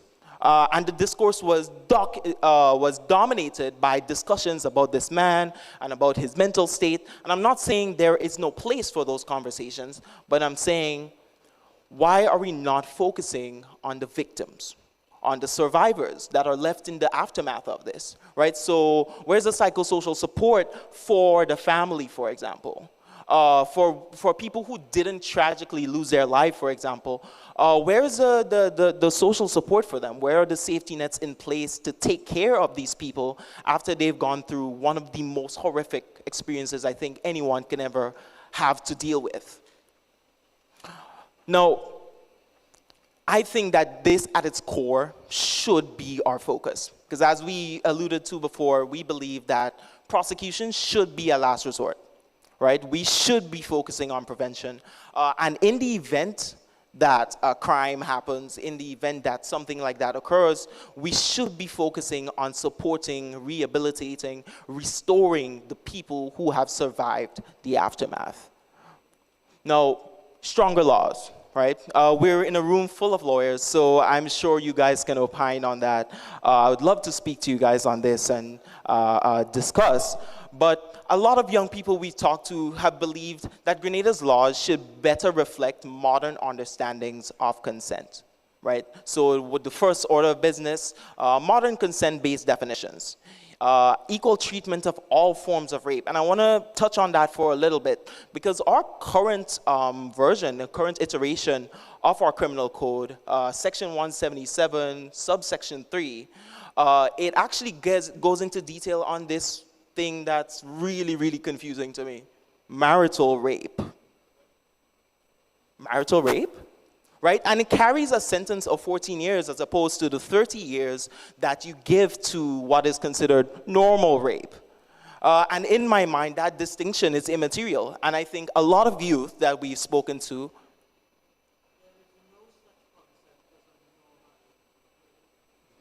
Exactly. Exactly. Right? And those distinctions should not exist to begin with. The equalization of penalties is something we believe should be put in place as well when we're talking about cases like that. Right? Better protection for vulnerable persons. So that includes children, that includes people who've been victimized, that includes sex workers as well. Stronger penalties where positions of trust are being abused. So we're talking caregivers, we're talking persons who have disabilities, and also sexual harassment legislation. Because that is an important gap that we've failed to acknowledge, right? So we have laws on rape, we have laws on sexual assault. But what about sexual harassment, right? And there are little parts of our laws that touch on it a little bit, but there's nothing clearly dictating how our response to sexual harassment should be in a court of law. Now, as for accountability, right? A strong justice system requires transparent processes, effective investigations, and meaningful accountability at every single stage. What does that look like? Right? It means better training for police, nurses, counselors, officers of the court, and other service providers. Improved capacity for investigations, including forensic evidence, psychological assessment of prisoners before release, better post-release evaluation. I think that's something that cropped up with some of the recent cases as well. More transparency throughout the justice systems, data collection and monitoring, and supervision of service providers. Now, as for how that actually plays out, I'm sure we can discuss that. But I believe that conversation needs to at least begin. Now, we talked about what the institutions can do, what our governments can do, what our lawyers can do, what our legal professionals can do, but what can we as individuals do? Because this is a fight we're all in together, right? What can I do? What can you do? Let's start off with one. Refuse to accept or live by the harmful myths and beliefs we've been taught our entire lives. Unlearn those ideas. 2, look for early warning signs and address them.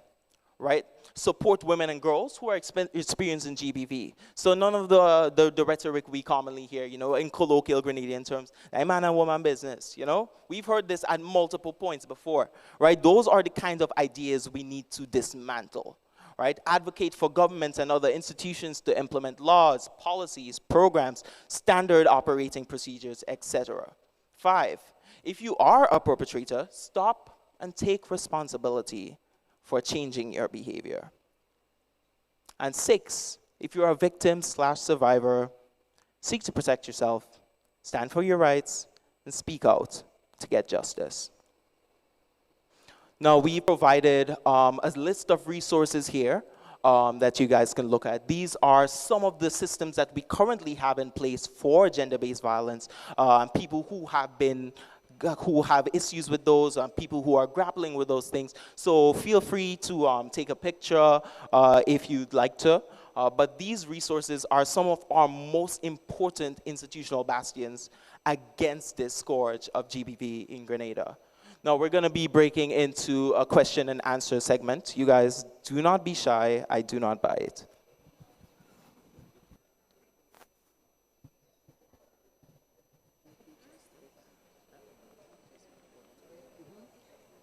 Whilst you are thinking about your question, I just want to point out that if there is an active violence happening, the first point of contact should be the police. All right? Always call the police, the Special Victims Unit, or especially the Community Relations Department. Special Victims Unit is based in St. George's, but Community Relations all over the island. So get in touch with them. And not only the victim or survivor can contact them, but anybody can call the police to report an act of violence, especially if that act of violence is happening whilst you're about to call. All right? The police can also where necessary, if it's intimate, if it's domestic violence, put you in touch with the court system, a magistrate, who can give you a protection order if a protection order is necessary and for whatever is happening. All right, but that only works in the case of domestic violence, people with domestic relationships. All right, you can also go directly to the magistrate's courts to file for a protection order, but for those of us who want to go to the High Court, we can also do that through a private lawyer. All right, the Legal Aid and Counseling Clinic also gives support in preparing the applications for protection orders. The Gender-Based Violence Unit in the ministry also gives support for that, but also arranges other psychosocial support, such as if you need help with finding shelter, emergency shelter, if you need help with counseling, finding a counselor, and so on. So the GBV unit does not respond in cases of active violence. They do not go and part fights, but they can give support to help cover the range of issues that a victim or survivor needs to have addressed. The Child Protection Authority specifically looks out for persons under the age of 18. That's their mandate. And so if the victim or the survivor is under the age of 18, then call the Child Protection Authority. The Legal Aid and Counseling Clinic gives support in all of those cases, but especially about adult victims and survivors. But they also run a batterers intervention program to support offenders, perpetrators who are willing to change, and they can walk in and say, I would like to get into a program to change my behavior, or they can be referred by the court. The Planned Parenthood Association generally works with victims and survivors, but especially on matters to do with sexual and reproductive health, the tests, and so that's related to that. But they also give general intimate partner violence advice, advice to intimate partners in unhealthy relationships. And so the Planned Parenthood Association also gives support, as does GrenChap. GrenChap specifically targets working with persons in the LGBTQ community, but they're open to everyone, male and female. And Sweetwater Foundation generally tends to work with children in sexual abuse situations, but they're also open to giving support otherwise. So this range of services, as Bevan said, are available. Please make use of them. We need to break the silence. We really do.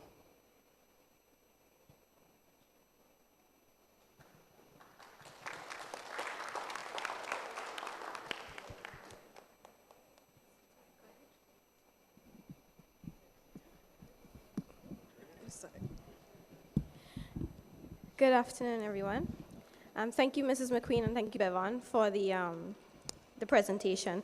I don't have a question, but I do have a statement in regards to what you were saying with the education initiatives.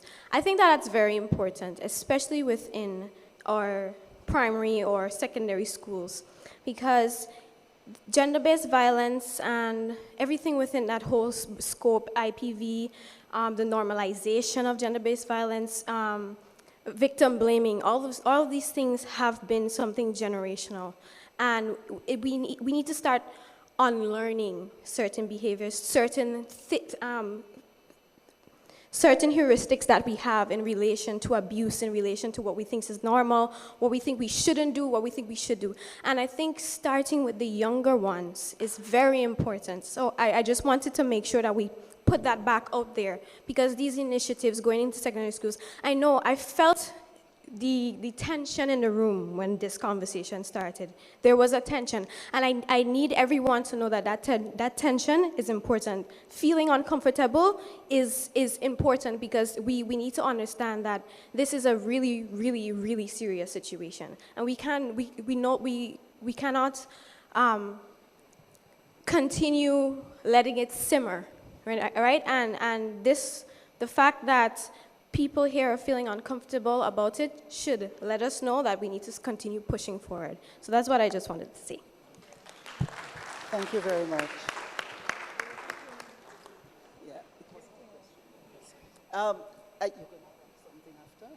But I just want to say that thanks for pointing out that, the need for sharing the message, especially among the young people. The younger, the better. The challenge that has happened over the years in relation to that is that generally adults are the ones who have to socialize, or expected to socialize the children.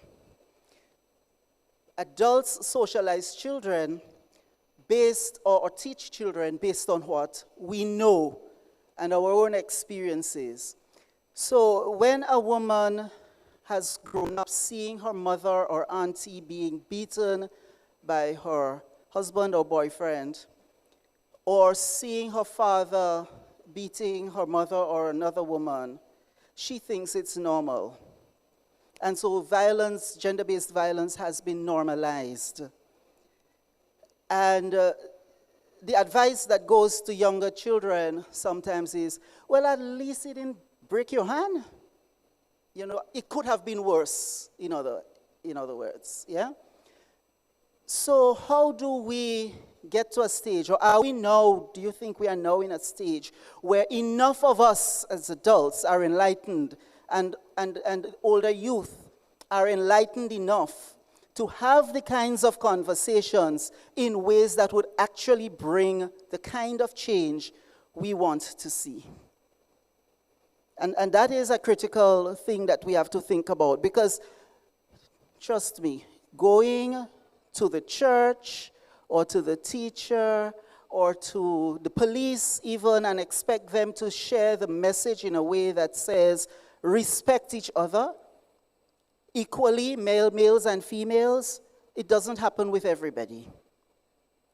And some people do not like to be monitored when they're told to give a session or so, but that's why the monitoring is important, because we sometimes share the unhealthy habits, like saying to a woman who has been sexually harassed at work, well, why don't you dress differently? Don't dress in a way that will make the man horny. And for them, that's really good advice, because that's what they were taught. But of course, that's not the kind of advice that speaks about equality. Many years ago, Singing Sandra sang her song, and she said, he go keep he money and I go keep my honey and die with my dignity. And it was fantastic for that time of the century, but it's no longer relevant in this century, in this decade. The answer is he will give up his money. If he's so fast and fresh, he will give up his money, and I will still have my dignity and die with it. That is the attitude we have to engender so that we actually get to equality.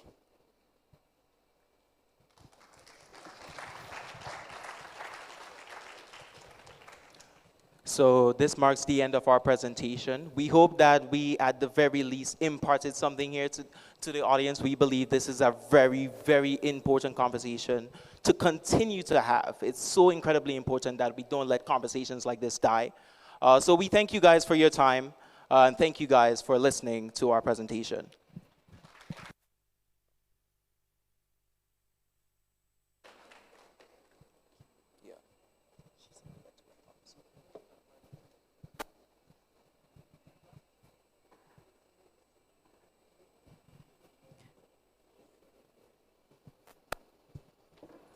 Thank you very much, Mr. McLean and Mrs. Henry McQueen.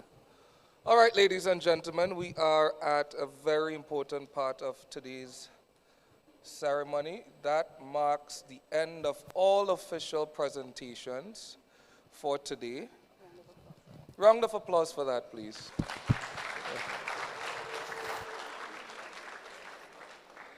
And now, naturally, as proof of each and everyone's participation today, we move on to the next item, the presentation of certificates of participation. And I am informed and verily believe that Madam Chief Justice is central to this agenda item. And as such, Madam Chief, with your leave, would you join me in the center here, please? By way of information, we're going to do this in an orderly manner. We're going to go table by table. There are 21 tables. So table 1, I'm told that you know who you are.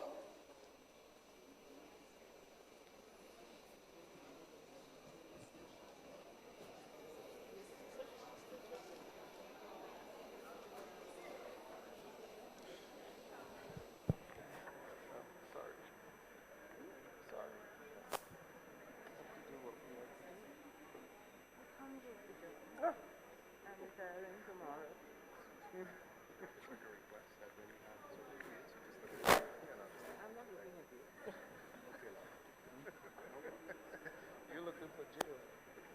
All right. So, yes, individuals. So,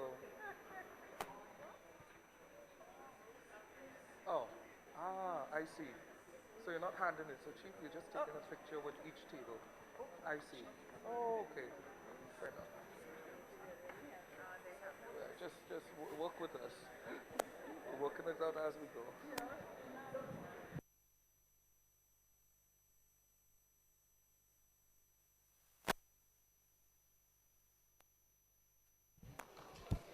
Round of applause.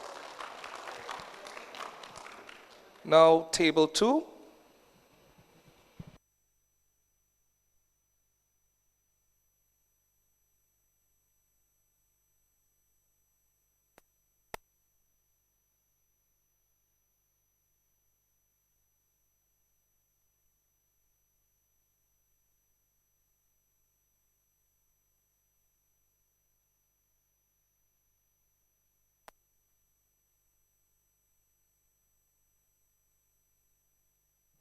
And in the meantime, table 3, would you please be on standby?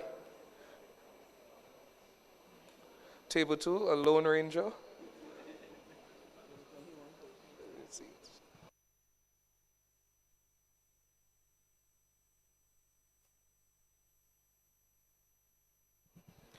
Table 3. And naturally, table 4, please be on standby. Let's keep it moving.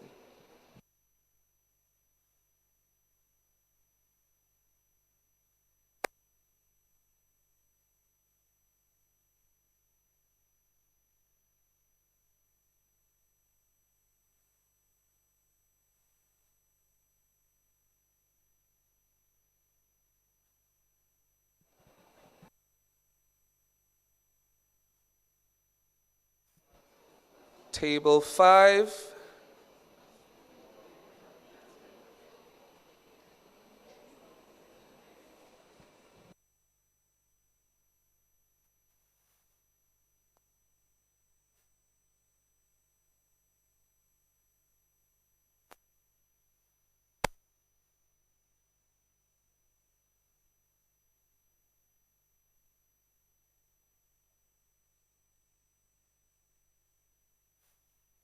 Ladies and gentlemen, please bear with us. There's some logistical difficulties with this part of today's agenda, so please bear with us.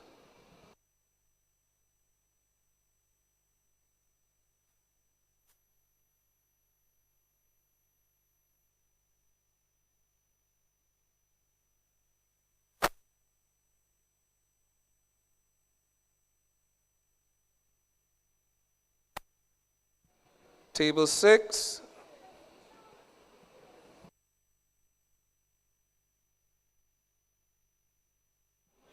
I stand corrected. Table 5.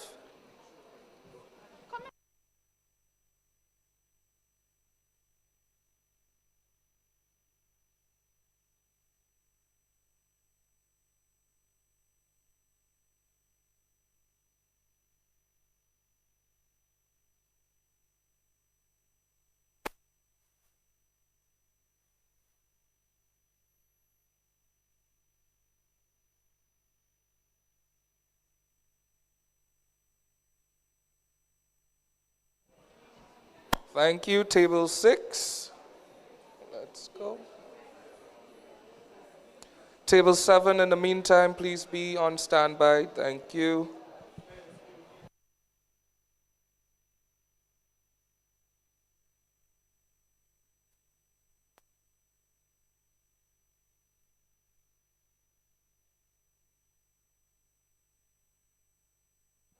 All right, we're getting much better. Table 7.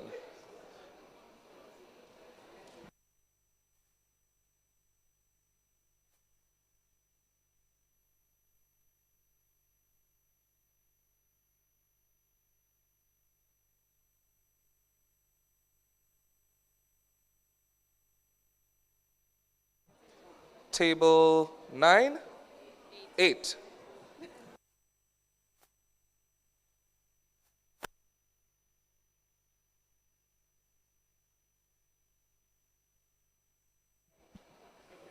Table 9.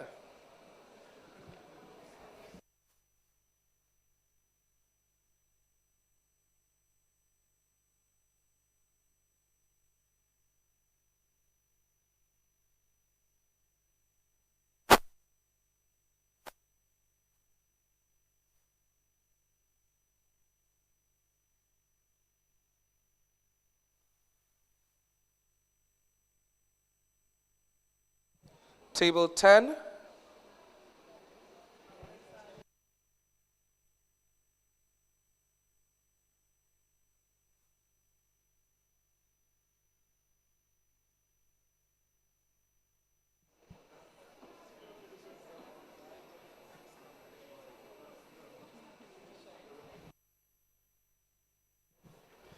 Table 11, please.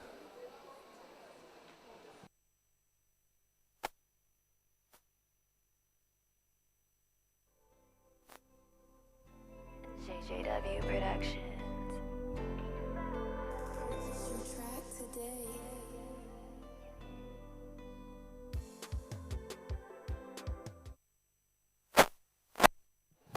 Table 12.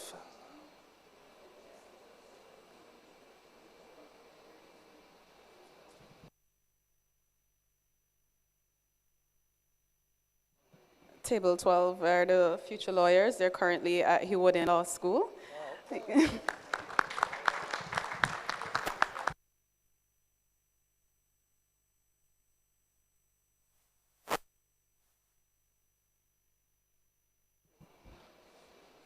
Good. Table 13.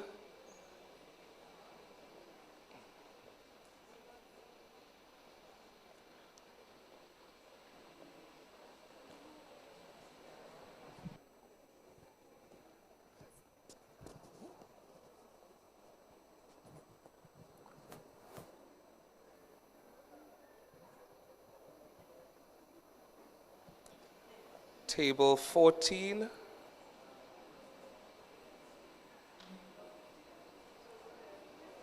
$15.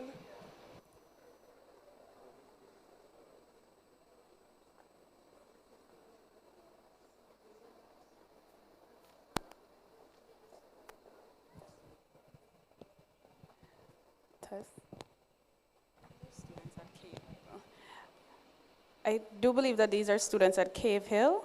Yes, for the most part, studying law as well.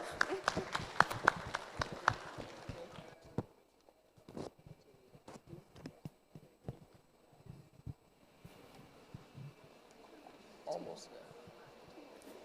I was told to skip table 16. Does that still stand? Yes. So then table 17.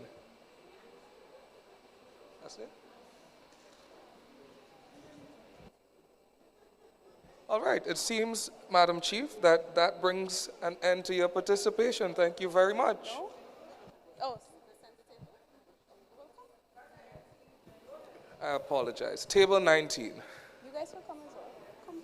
Just.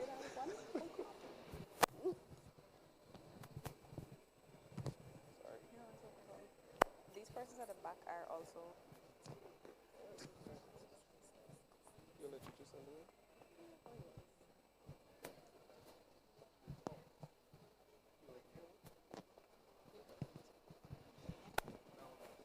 Thank you so much, Madam Chief. A round of applause for the Chief Justice. Thank you.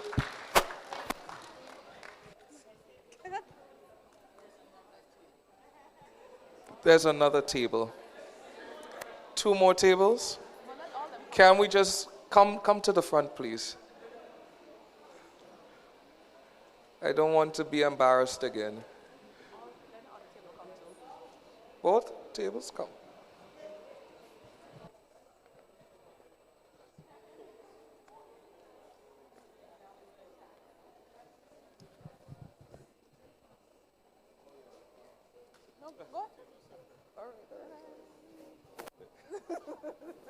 They want their own picture.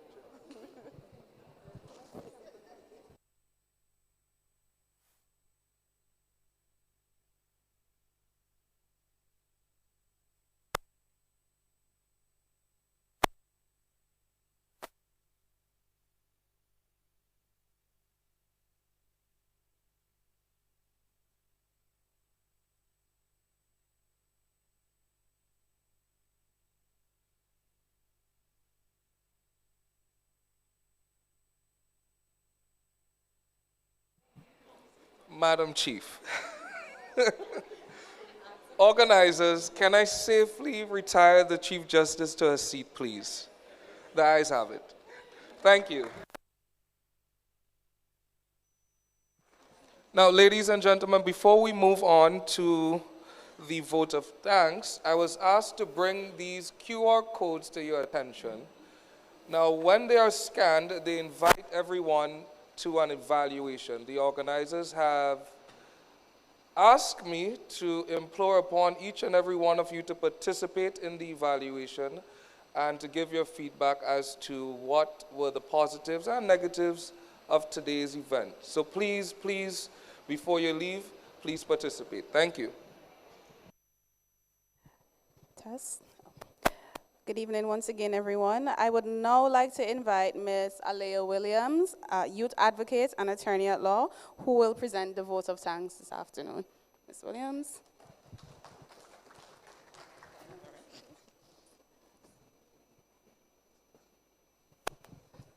Thank you, Ms. McLean. Good afternoon, everyone.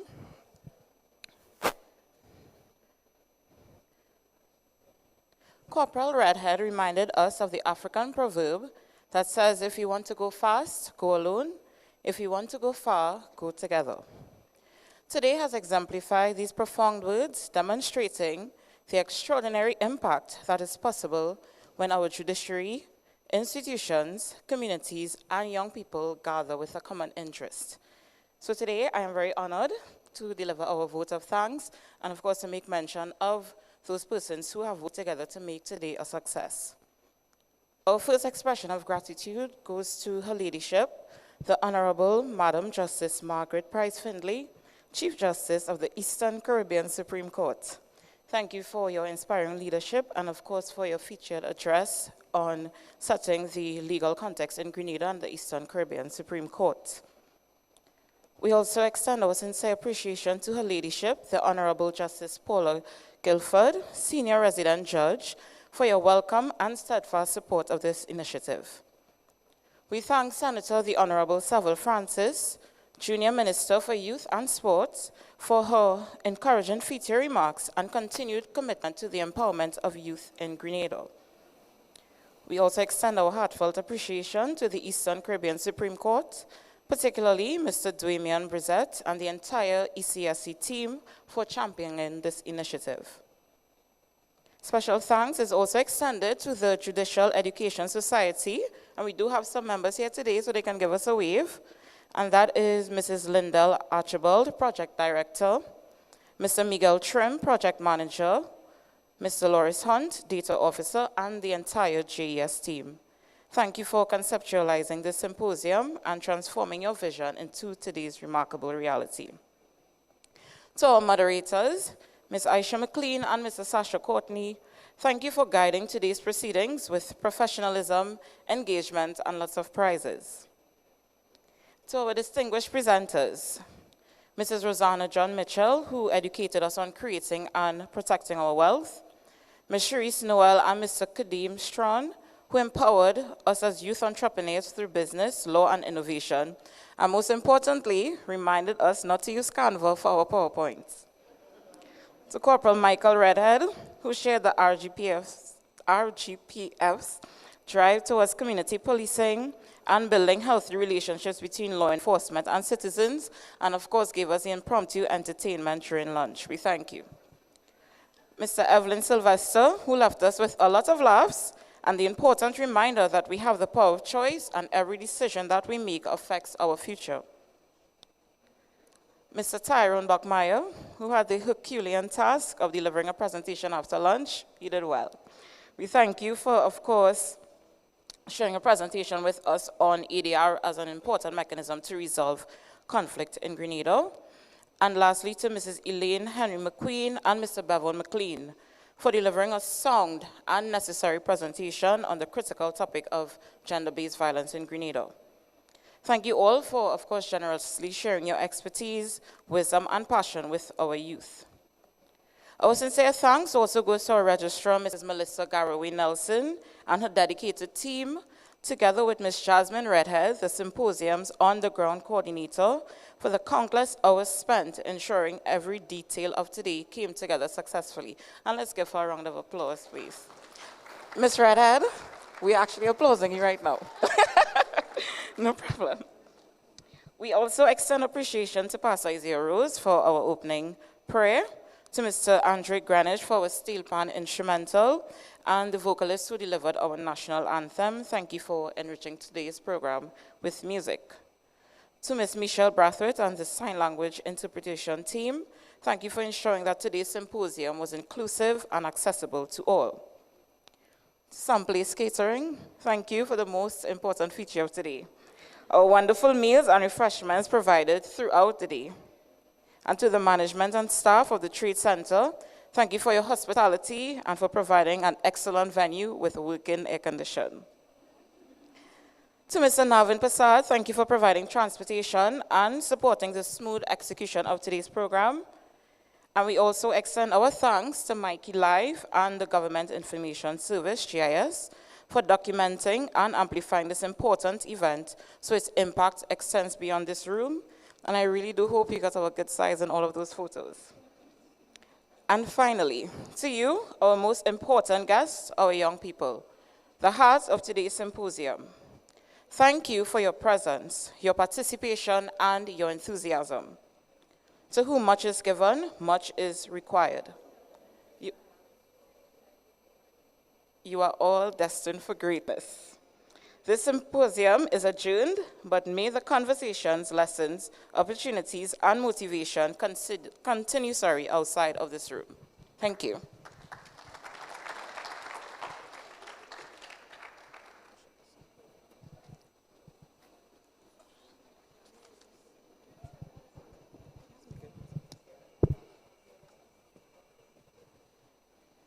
Hi, everyone. So I would just like to remind everyone of the short survey.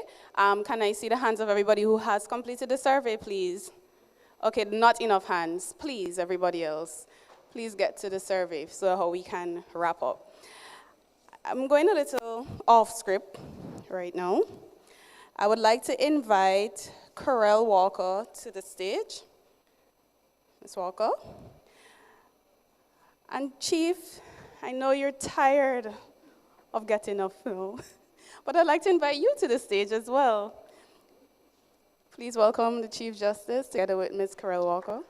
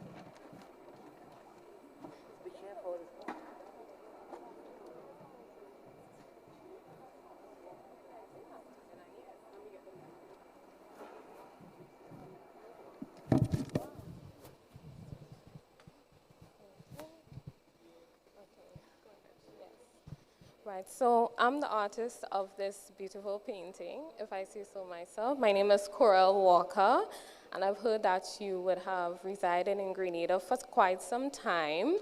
And this painting, right, the inspiration was from a picture that I took of Grenada back in 2016. And I hope that you do recognize this landscape. It has changed since then, but this is the capital of St. George's, Grenada, and it's a bird's eye view. So it highlights the street Halifax and all the surrounding streets, and it just shows how bustling and busy the city is with all the vehicles and the people, and I hope that you enjoy it, and whenever you look at it, you appreciate it and you're reminded of your time here.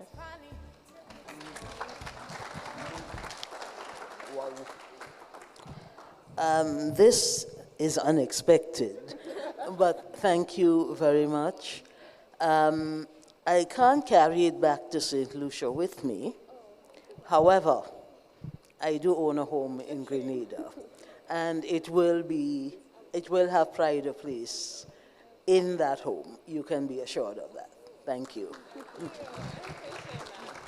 Life in the big city has finally took its toll. It's been so long, but I'm finally home. And what better place to rest my weary bones but on this beautiful island where there's so much to see. Every corner I turn, there's something there to remind me of my beautiful nation and what it means to me. Not a thing out of place, that's what's special about it. Do you hear? Well, I must say, Chief, you got some exercise here in Grenada today, but thank you for bearing with us today. Now we have another special presentation because this place is full of special prizes and surprises. I'd like to invite Miss Redhead to the stage. Yes, surprise, surprise.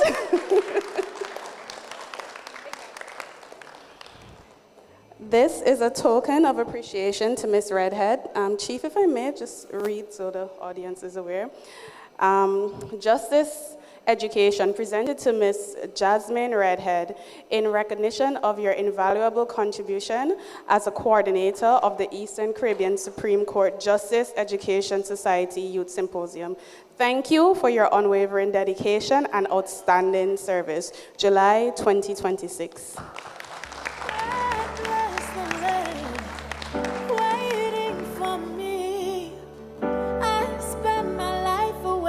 This is where I want to be. My little piece of the ocean is all I need. If it was up to me, I'll never leave. And do you hear? Thank you so much, Miss Redhead. Thank you to Chief. Now I will invite Zainab Lee. Zainab.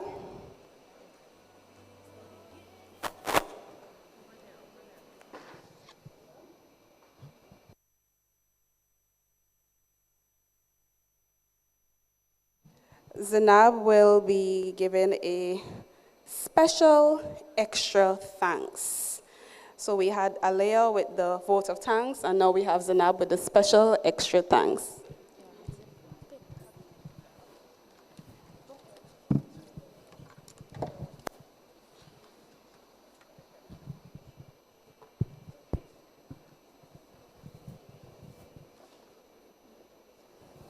Good afternoon, everyone. On behalf of the people of Grenada, I am truly honored to offer our heartfelt thanks. First, we extend our deepest appreciation to our esteemed Chief Justice, Her Ladyship Dame Margaret Prince Finley. Your leadership in bringing this youth symposium to life reflects your unwavering commitment to empowering the generation. I kindly invite Chief Justice, Her Ladyship Dame Margaret Prince Finley, to come forward to receive this token of gratitude. I'm sorry.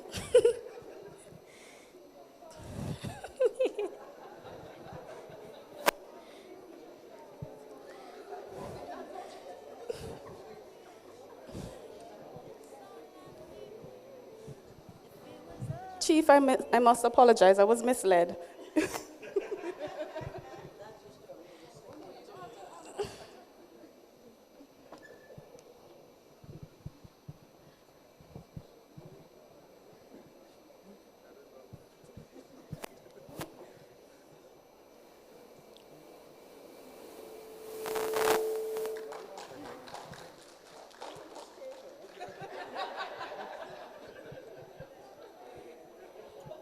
By creating this opportunity, you have given young people a greater understanding of our justice system and the important role it plays in our lives.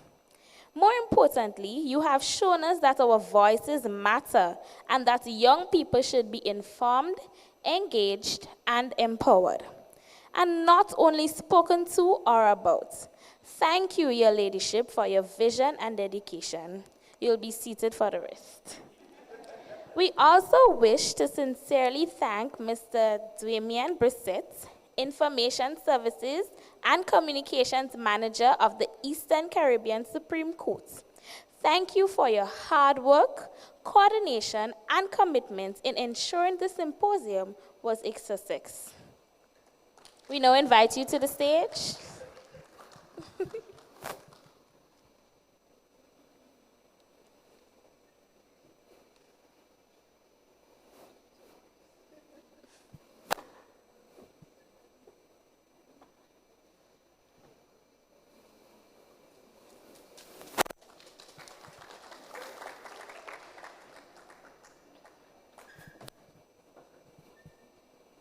To the entire Judicial Education Services team, thank you for your vision, generous support, and investment in the youth of Grenada.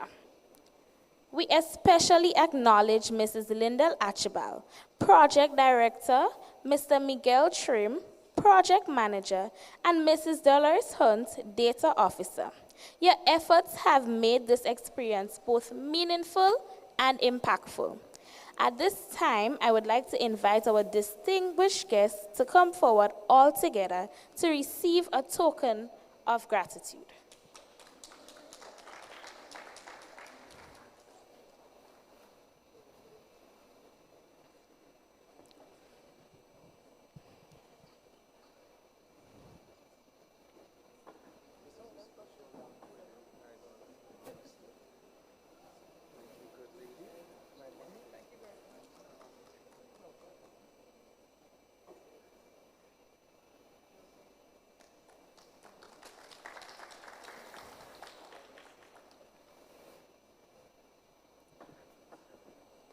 This symposium has inspired us all, strengthened our understanding of the justice system, and reminded us that we all have an important role in building a more just society.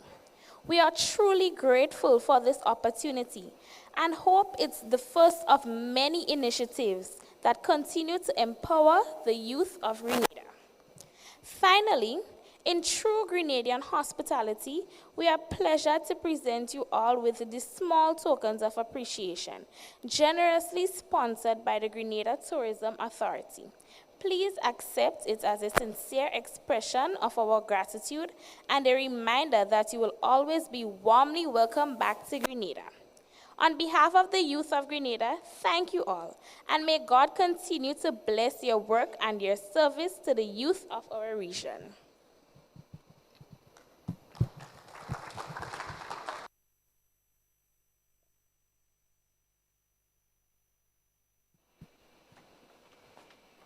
Careful.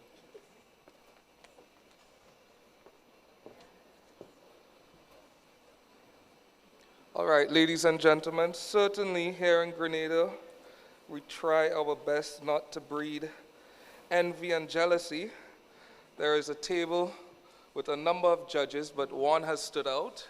And so I would like to invite our 3 resident judges to the stand. That's Justice Bailey, Justice Acti, and Justice Guilford. Would you please make your way to the stage? Thank you.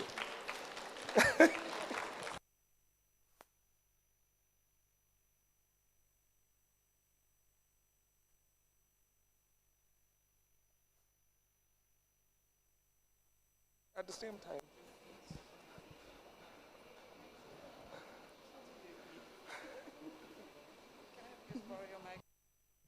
Excuse me, judges. I would like to appeal to all the participants that we do not have 50 persons respond to the questionnaire. We would really like you to respond. It matters to us in terms of the data. So please, before we leave here this afternoon, we'd appreciate every one of you taking the time to respond. Or maybe I will say we will keep you here until you respond. Thank you.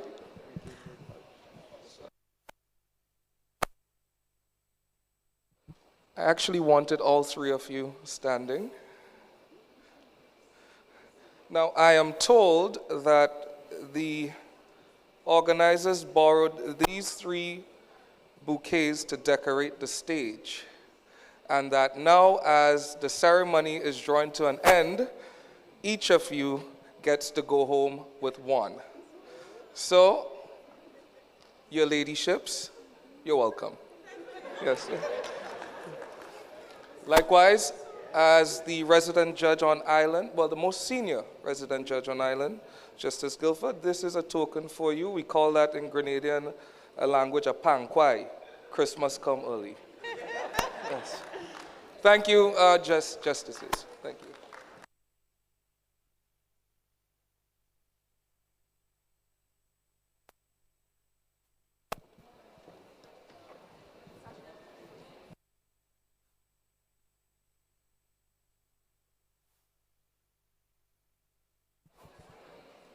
So, ladies and gentlemen, finally, I believe we have exhausted our agenda, and now officially marks the end of the Youth Symposium 2026 in Grenada. We wish to we thank each and every one of you. We thank all of our visitors, and we wish everyone a safe trip home this afternoon. Ladies and gentlemen, this brings an official close to today's ceremony. Thank you. And before we go again, just a word of encouragement. Please complete this short survey, very short, won't take you long. Thank you so much.